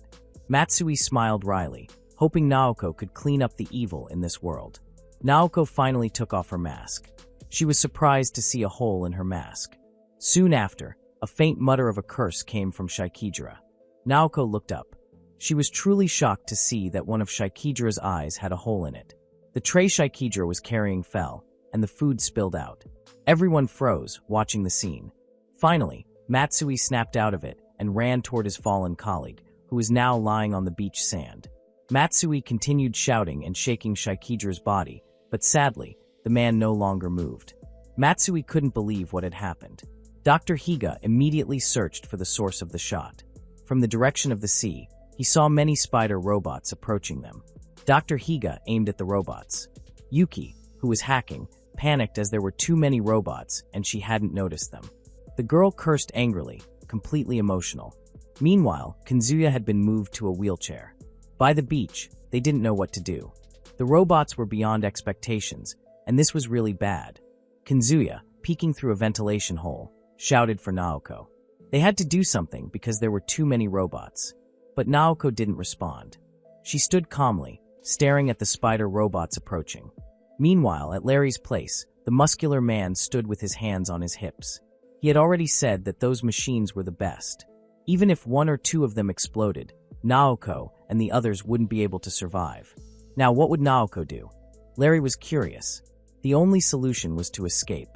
SAE understood. This was what Larry had wanted from the beginning. Larry wanted to make Naoko run in front of all her fans and lower her popularity. But who would have guessed that Naoko raised her middle finger while sticking out her tongue at the drone cameras? This only increased Larry's frustration. As for SAE, she smiled with satisfaction at Naoko's response. Kanzuya kept shouting that they had to escape immediately. Naoko only glanced through the corner of her eye. Running away should not be the solution for them. Naoko was Pumpkin Knight. Right now, she would listen to the screams of the dead to see what they thought about this. Naoko could feel their hatred, as if the dead were urging her to kill all the evil people. So, Naoko would never run. Kanzuya was shocked to see Naoko giving the middle finger towards the drone. Larry's subordinates wondered why the girl didn't run away. Was she planning to destroy all those machines by herself? Naoko put her pumpkin mask back on and got ready, holding 2 knives in her hands. She was going to destroy all the spider robots. Kanzuya had to do something. Nothing had changed from before. He always couldn't help Naoko. Right now, Kanzuya desperately wanted to embrace her. He didn't want to lose Naoko again. Once again, Kanzuya shouted, asking Naoko to run. But then, something unexpected happened. While tightly holding Shikidra's body, Matsui loudly shouted for Naoko to destroy everything. Naoko turned her head slightly. Dr. Higa smiled. Naoko then ran while laughing. Kanzuya screamed again, but Yuki came and tapped his shoulder. Yuki said that even though Kanzuya's voice was hoarse from shouting, he wouldn't stop yelling at Naoko. But Naoko would never run. Tonight, she was the immortal pumpkin. Kanzuya fell silent, then stared at his hands. Right, no one could control that girl's actions. Naoko had a strong personality and could never back down, no matter how much Kanzuya wanted her to. Kanzuya's shouting changed. He supported Naoko and told her to be careful. Naoko was the only person Kanzuya loved and cared for in his life. Meanwhile, on the other side of the world, a war was raging. The soldiers fighting cheered because they had successfully blown up an enemy tank. The tank was burning. They then moved forward. However, one soldier chose to sit while looking at his phone's screen. His friend approached and asked what he was watching in the middle of a war like this. The soldier said he was watching Pumpkin Night. Naoko was really going to destroy those machines now. Hearing Naoko's name, the soldier, who had been focused on the war, became interested. It had been a long time since he heard any updates about Naoko, so he joined his friend in watching. Everyone around the world was truly enjoying the live broadcast. They were all excited. Even a young child who had just been oppressed watched Naoko's scene. The child hoped that one day they would become like Naoko. The whole world fully supported Naoko's actions. They cheered as they watched her battle a group of spider robots. The robots shot at Naoko recklessly. Naoko skillfully jumped and floated in the air, deflecting laser beams with her knives. The light was redirected and hit other robots. The bald man next to Larry stared in disbelief at what was happening in front of them. Naoko was destroying those spider robots by herself. This was no joke. Naoko landed on the sand, and the robots surrounded her. But as they fired, Naoko quickly jumped away. As a result, the spider robots shot each other. If this continued, Naoko would surely destroy everything by herself. Impossible. One of the bald men asked what their plan was now. SAE smiled proudly at Naoko's actions, but her smile faded when she saw Naoko was exhausted. The girl was panting heavily. Larry smiled. Naoko seemed to have run out of energy. Larry regretted that. It had just looked so interesting. Was this Naoko's limit? Larry felt that he shouldn't have sent the special forces ahead. If Naoko had a body like Larry's, the story might have been different. So, if this was Naoko's maximum, Larry was truly disappointed. It hurt, but Naoko had done well. Larry struck a strange pose, showing off his muscles.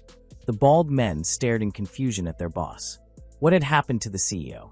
Without a clear answer, Larry told his subordinates to cheer for Naoko without giving any reason. If they didn't cheer for Naoko, Larry would kill them instead. Hearing the threat, Larry's subordinates immediately began shouting support for Naoko.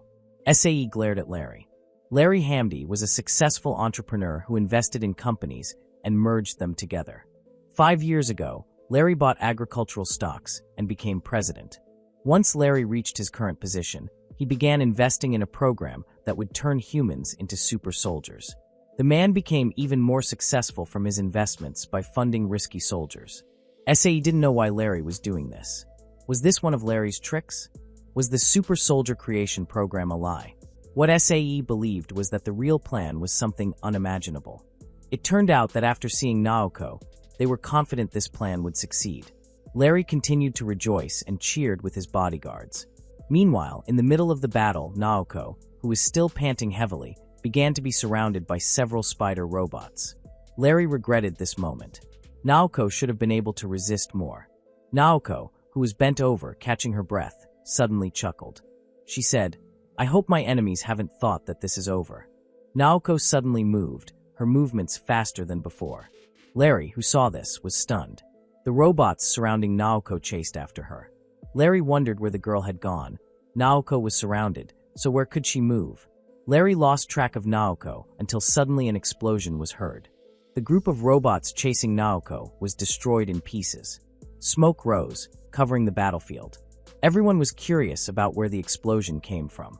One man pointed to the screen, where Dr. Higa and Shingo were standing. Larry's eyes widened as he saw the weapon that both of them were holding. Shingo and Dr. Higa each held a rocket launcher. Larry and his bodyguards asked where they had gotten those weapons. Dr. Higa, who was focused on shooting, told Shingo that they should thank Yuki. Those weapons were bought by Yuki earlier that afternoon. Naoko didn't need to worry, they would never give up, even in times like this. Shingo and Dr. Higa reloaded their rockets and shot at the spider robots. Amid the explosions, Larry and his bodyguards couldn't find Naoko's whereabouts. They had no idea what she was planning. Yuki, who was monitoring from her laptop, cheered happily. The number of spider robots had decreased drastically. They would soon eliminate all those robots. And if this continued, they would surpass the most watched video in the world. The whole world would witness their victory. Kazuya, who saw this, kept praying for God to protect Naoko. As the smoke started to clear, everyone stared in shock at what had happened. The spider robots had been wiped out. It turned out that Naoko and the others had planned to gather all the spider robots in one place and blow them up in a single RPG attack. Shingo cheered towards his mama. Naoko gave a thumbs up in response. Matsui, who was hugging Shikijira, told Shikijira that it was all over. Unfortunately, the man could no longer see it. Kazuya wiped his sweat off, breathing a sigh of relief.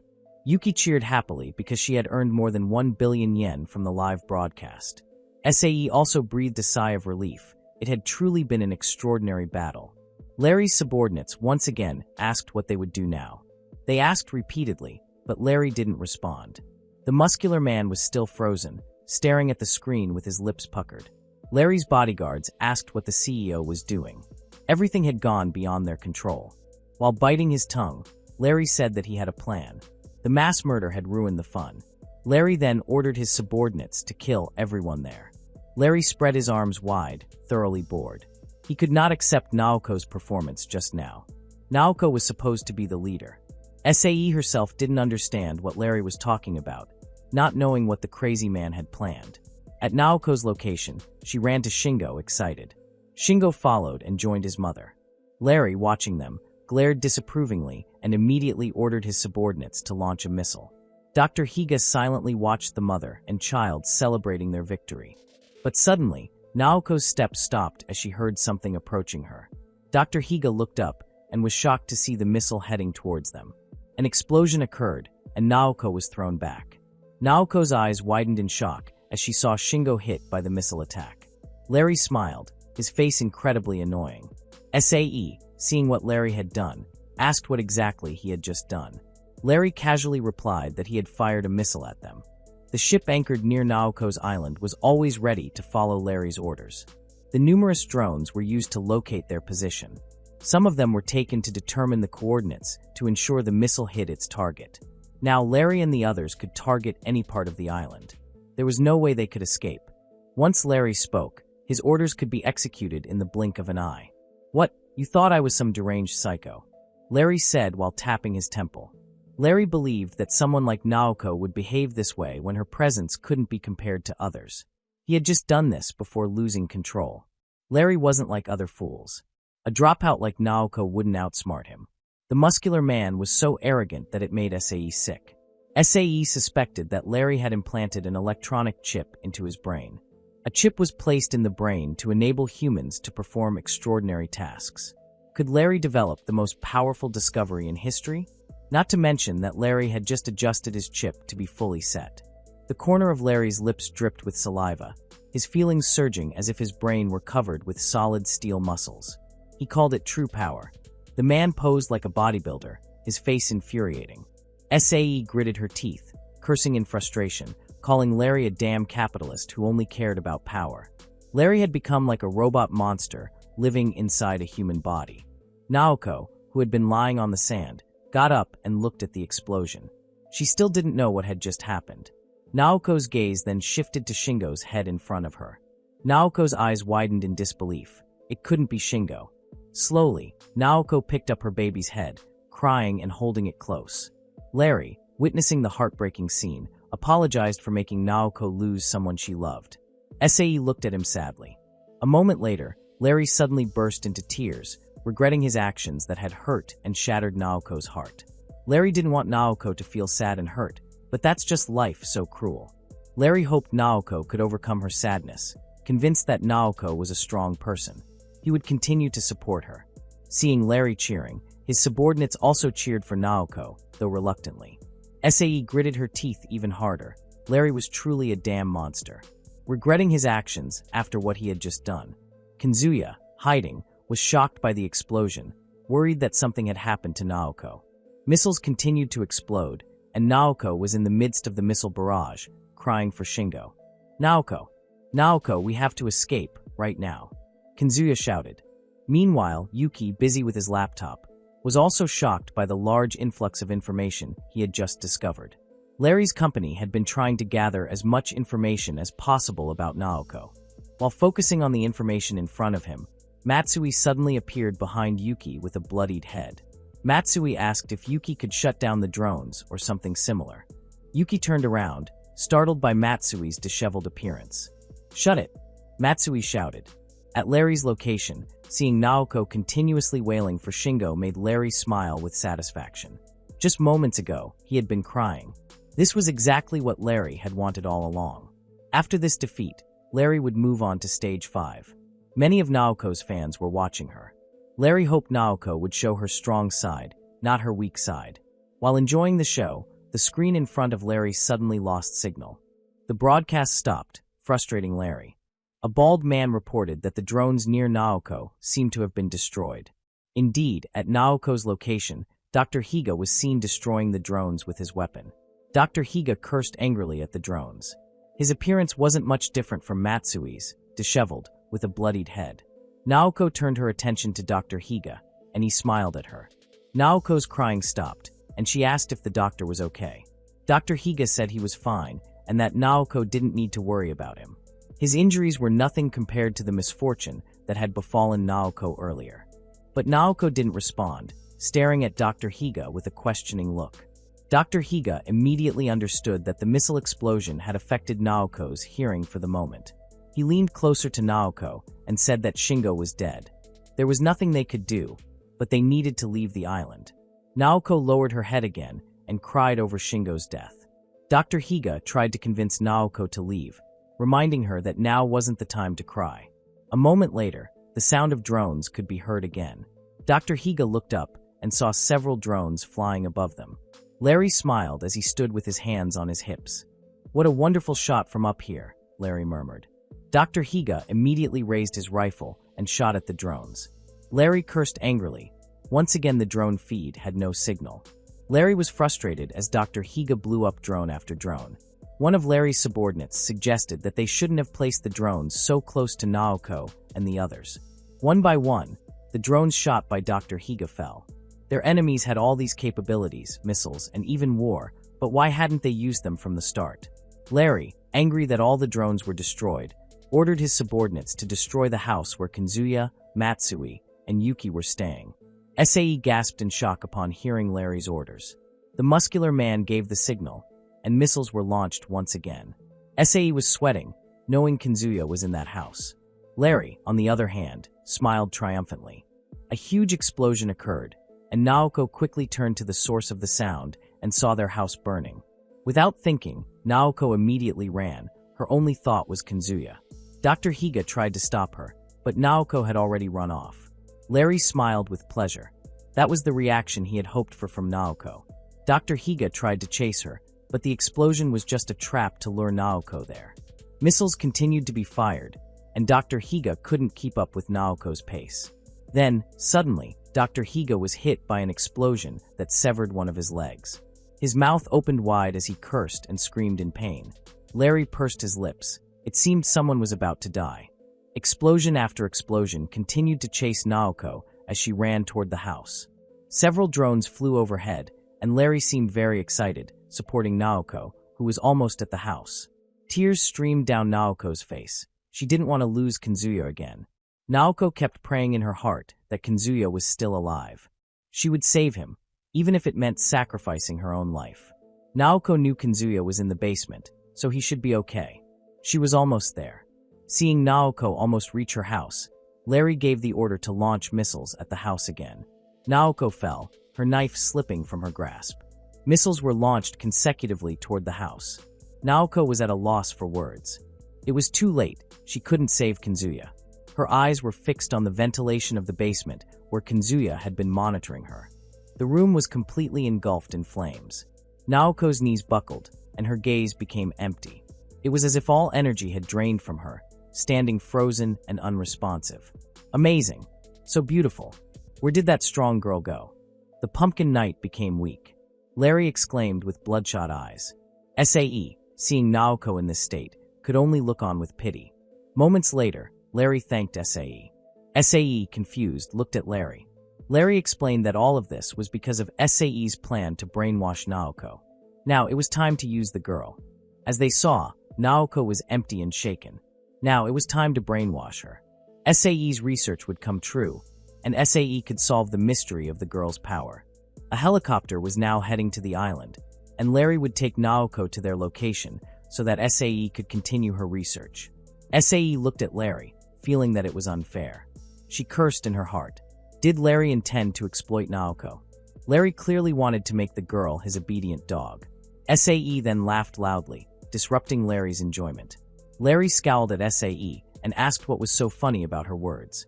SAE asked if Larry truly thought he could control Naoko. She said that Larry still failed to understand the girl. What Larry was thinking would never happen. Many people envied the muscular man because Larry was a successful businessman. SAE told Larry to stop pretending. Despite his strength and muscles, Larry was nothing more than a foolish child. Useless. Larry's face soured after hearing SAE's words. One of Larry's subordinates then called him to show something. Larry assumed the person was informing him about their helicopter, but that wasn't the case. Larry's eyes widened in shock at what was unfolding in front of him. Meanwhile, Yuki, Matsui, and Kazuya, who had miraculously survived, were now on the edge of a forest far from their home. Yuki was panting, cursing angrily that her secret laboratory had been destroyed. Matsui, seeing her overreacting, finally said that their basement was just a normal hideout. The most important thing was that they had escaped safely. Yuki glared at him, her tears halting abruptly. Didn't Matsui know how long it had taken Yuki to find a new hideout? Matsui no longer listened to Yuki's words. They had to leave the island right away. Yuki asked where they should go. Kazuya, sitting in a wheelchair, stared at the explosion in the distance. He wondered where Naoko was.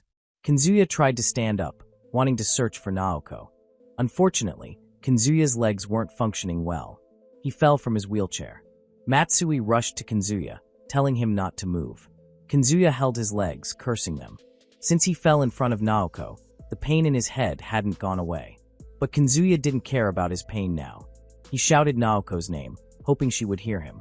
Moments later, Kazuya caught a glimpse of a figure through the billowing smoke. It was Naoko. His beloved girl was still alive. Kazuya, still lying on the ground, called out to Naoko, waving his hand. Unfortunately, the girl didn't move at all. Yuki, hearing this, quickly searched for Naoko. Yuki and Matsui smiled brightly when they saw Naoko sitting kneeling like a statue. Yuki, Kazuya, and Matsui continued calling out to Naoko while waving their hands. Once again, Naoko gave no response. The three, so eager to call Naoko, fell silent. Could the girl not hear their calls? Perhaps the previous explosion had damaged Naoko's eardrums, weakening her hearing. Kazuya had a bad feeling, a sense of foreboding. As for Naoko, her eyes were completely empty. Yuki opened the bag she was carrying and took out a laptop. She reconnected a camera and began fiddling with her laptop. Yuki looked at Matsui and asked if they needed to get closer to Naoko. Matsui looked at Yuki in confusion. "I'll go save her myself," Yuki said confidently. Before Matsui could respond, Yuki was already running while recording with her laptop. Yuki loudly shouted that she and Matsui were here to rescue Naoko. Matsui immediately chased after Yuki and stopped her, calling her foolish for doing something so dangerous. Moments later, both of them stopped when they heard Kazuya's voice telling them to stop. Kazuya's voice sounded different. He said that Naoko was like this because she thought Kazuya had died.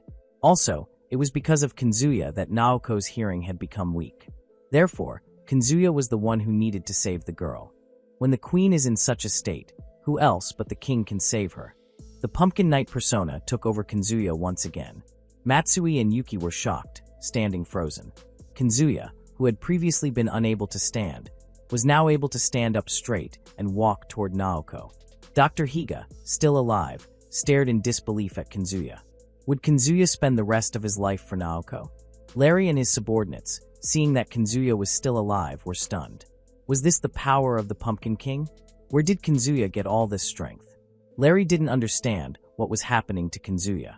SAE grinned, looking at the dumbstruck faces in front of her. Did Larry finally believe what SAE had said earlier? The terrifying power of the Pumpkin King could not be overcome. Naoko and Kazuya could not be tamed or stopped by anyone.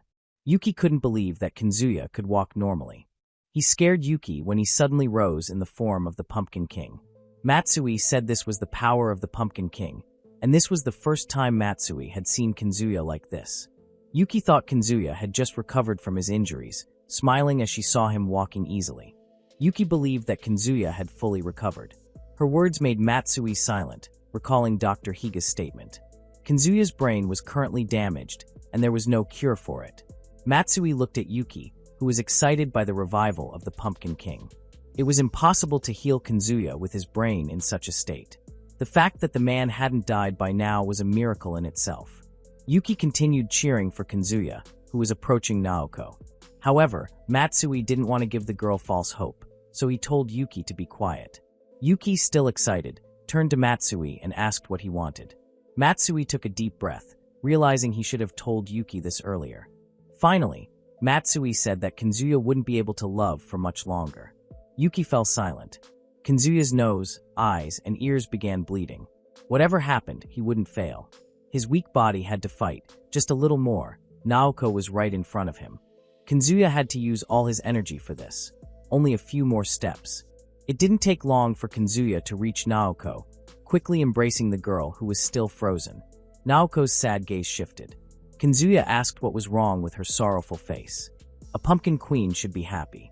Kazuya smiled. Naoko's eyes, once sad, suddenly sparkled as she saw Kazuya before her. Naoko couldn't believe her own eyes. Kazuya touched the pumpkin mask Naoko was wearing and told her that he was fine so she wouldn't worry about him. Kazuya removed the mask Naoko wore, and part of her face began to peel off. Kazuya cupped Naoko's face and kissed her lips. Yuki cried after hearing Matsui's explanation. Kazuya couldn't possibly be dead, not after he and Naoko had finally gotten back together. The best and most beautiful couple would end. At least seeing Kazuya kissing Naoko, that man could have a happy ending with her. Naoko and Kazuya closed their eyes. In his mind, Kazuya wondered if Naoko could hear him. Naoko answered that she could hear everything. The two seemed to be speaking through their thoughts. Naoko could feel Kazuya's heartbeat, his body temperature, and even his breath. She could hear and feel everything. Kazuya responded, deeply sorry. If only he had been with Naoko from the start. If only he had always been by her side through her joys and sorrows. Unfortunately, the past couldn't be fixed. Their kiss, their hands, and bodies. Naoko would never be alone. They would always be together, forever. Even death wouldn't separate them. Kazuya would always love Naoko, even after he died. Naoko and Kazuya's hands intertwined, and Kazuya ended their kiss. Naoko cried with emotion. Yes, she and Kazuya would always be together. Kazuya smiled and said goodbye to Naoko. Kazuya's body suddenly crumbled into nothingness. Everyone who saw it was shocked. They never expected Kazuya's death to be so tragic. A helicopter flew around Naoko. The soldiers inside the helicopter had destroyed Kazuya's body. They fired various guns in rapid succession. Hundreds of shell casings fell from the helicopter. If this continued, Naoko would also die. Yuki, who saw this, screamed hysterically, causing Matsui to struggle to control her. Matsui told Yuki to calm down, or she would also die. Yuki still resisted, insisting they must save Naoko and Kazuya. Dr. Higa, watching the scene, could only curse in frustration, grinding his teeth. Meanwhile, Naoko stood still, staring at Kazuya's hand still in her grip. Larry, watching, smiled with satisfaction, and his subordinates cheered. Larry apologized to Naoko, but he would still kill anyone who stood in his way. Once the soldiers finished shooting, they would immediately capture Naoko. SAE, exhausted, looked at Larry. The man was relentless. Larry then turned to SAE, asking her opinion about what was happening. Before Larry could continue, SAE cut him off. With a frustrated look, SAE asked why Larry was celebrating so quickly. SAE openly said Larry was very foolish. The man had killed the only person who could stop Naoko. Now, without Kazuya, the monster sleeping inside Naoko would awaken. The soldiers signaled each other to capture Naoko. Naoko, still silent, took off her pumpkin mask and put it back on. She also grabbed her two knives, her gaze sharp, ready to strike anyone. Meanwhile, Larry still underestimated Naoko. Even though the girl was truly a monster, Naoko was still just a human. No one could save her from capture now. Naoko would soon be in Larry's hands. Larry told SAE to watch closely on the monitor. Naoko had no way of escaping now. However, when Larry looked at the monitor, he was shocked to see Naoko fighting brutally against his soldiers. Some of the soldiers who had descended from the helicopter were helpless, easily sliced by Naoko. Larry stared in disbelief at the monitor. This was impossible. What was actually happening? Naoko stared coldly at the soldiers aiming rifles at her. The soldiers immediately shuddered and broke into a cold sweat, as though they were facing a terrifying monster. They no longer saw Naoko as a human, but as a monstrous creature with sharp fangs and claws. Larry asked why the soldiers weren't attacking. SAE, knowing what was happening to the soldiers, explained that Naoko appeared different in their eyes, in a form that was very terrifying. Hearing SAE's words made Larry look toward her. SAE only said that Naoko now looked very scary. In the soldiers' eyes, they saw their comrades being crushed by the monstrous pumpkin creature with fangs, torn apart by sharp fangs and claws. However, to Larry and others, Naoko was only attacking with her 2 knives. Tears streamed down Naoko's face as she sat on the body of a soldier she had just killed, clutching her own body. Larry cursed in frustration. What was really happening? Larry demanded an explanation from SAE. SAE smiled and said that this was Naoko's soul. Naoko's spirit had naturally surpassed all the strength of the soldiers Larry had sent, and that was what made them shake uncontrollably. All the anger and resentment had formed a spirit of violence that couldn't be contained. That was the monster Larry had awakened. After Naoko finished killing everyone, she would surely chase after Larry. Larry's body froze, as though he could feel Naoko's chilling aura creeping up behind him. Larry immediately turned around in fear. SAE smiled with satisfaction. Now everything was getting even more terrifying. What was in Naoko's mind right now was simply to kill the one who had killed her lover. Naoko was filled with rage and sorrow. Kazuya's death was horrific and right in front of her. That was Larry's unforgivable mistake. The combination of power and determination had turned Naoko into the powerful pumpkin knight. Larry could try to run or hide, but for Naoko, killing meant nothing. Eventually, Naoko would still kill Larry. One of the soldiers with a machine gun cursed angrily, terrified after seeing Naoko kill all his comrades. "She fights as if her life depends on it," the soldier shouted. He didn't know what to do.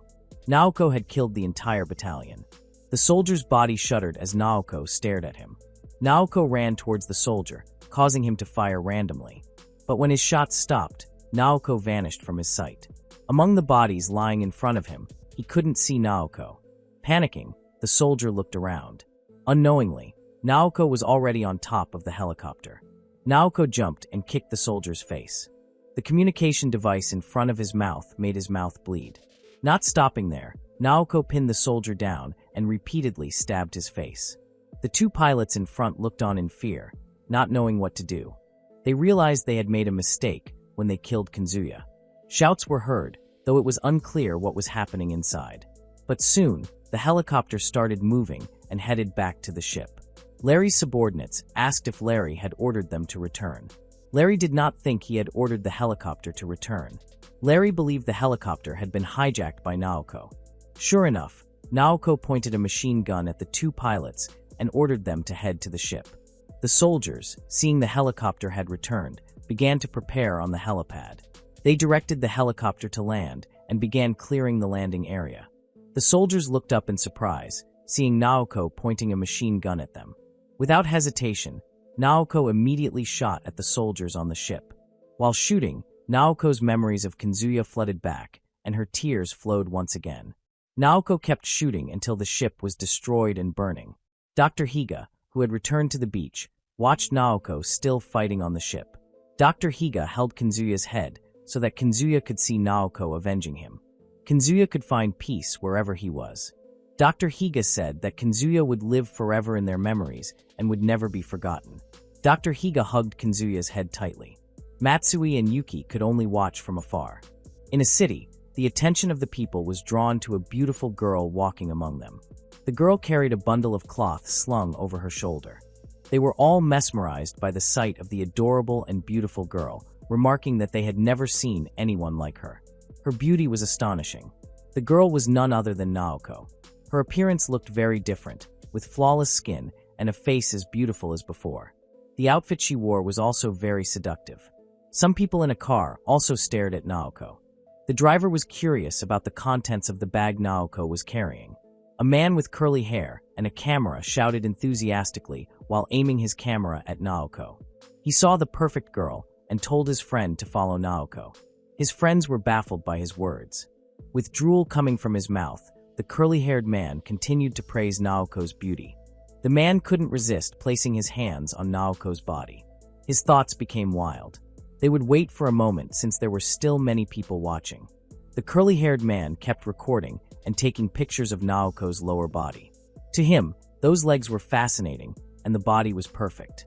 Unable to hold back anymore, he told his friends to kidnap Naoko immediately, even in front of so many people.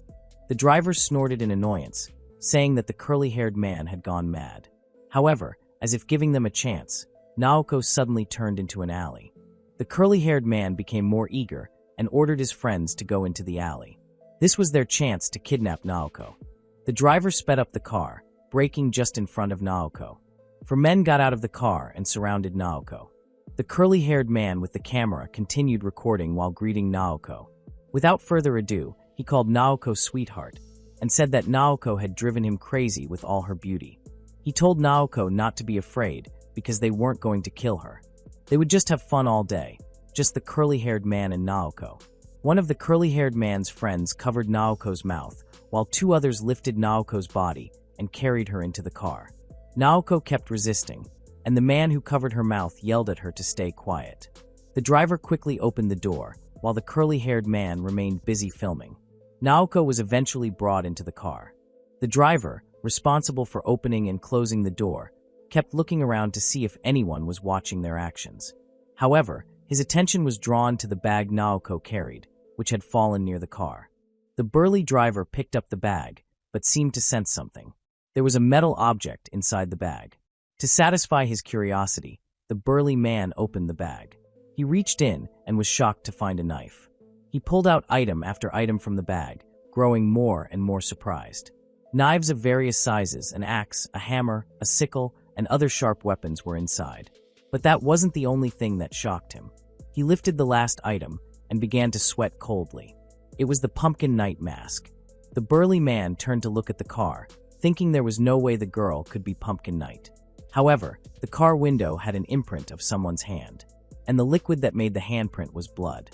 Inside the car, the curly-haired man looked in bad shape, with scratches and one of his eyeballs missing. The curly-haired man begged for help to be let out of the car. The burly man approached and peered into the car to see what had happened. He screamed in shock when he saw Naoko standing behind the curly-haired man with the broken microphone from the camera. Naoko thrust her weapon into the curly-haired man's ear, and he screamed in agony. Naoko told him to listen to the screams of pain, the voices of those who had become victims of deception, torture, and fear. Naoko could hear many women's voices telling her to kill the curly-haired man. She wouldn't let someone like him live. The curly-haired man had given up on his fate and couldn't resist at all. Meanwhile, his 2 other friends were already dead. Without a second thought, Naoko slashed her weapon across the curly-haired man's neck. The burly man, who saw the whole thing, trembled in fear. He threw the pumpkin mask aside carelessly and ran away. The burly man screamed for help. However, the car behind him started and sped toward him. Naoko grinned and chased after the man. The burly man was hit and thrown quite a distance. His head bled profusely, and both his legs and arms were broken. He couldn't move at all. The man could only curse as he saw the car Naoko was driving reverse. The car's tires ran over the burly man's head.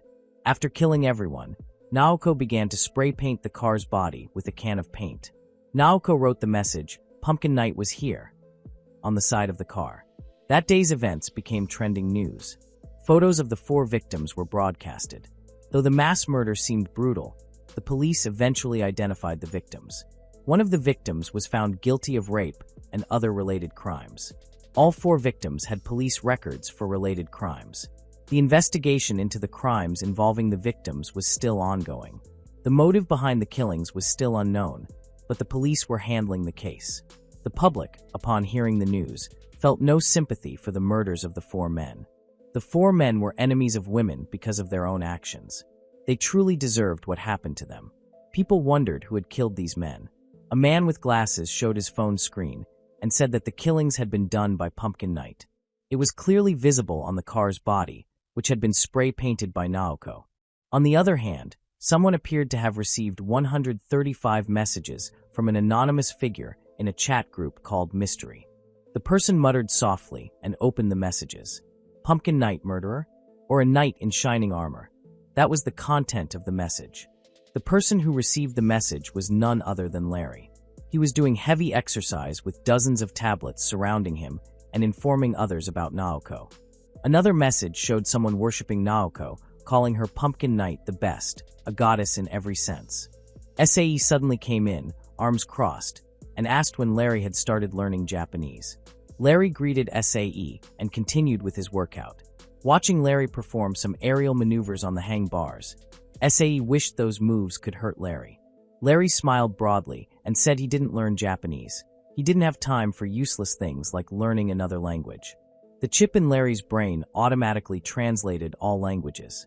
SAE then asked why Larry's entire face looked so scared. If everything was automatically translated, why were all the tablet screens in front of him? Was Larry scared of something? Might he be afraid when his turn came and Naoko came after him? Every word SAE spoke reminded Larry of that incident on the ship in Okinawa, and Larry's sweat from his workout turned into cold sweat. Since the Okinawa ship incident, Naoko had disappeared without a trace.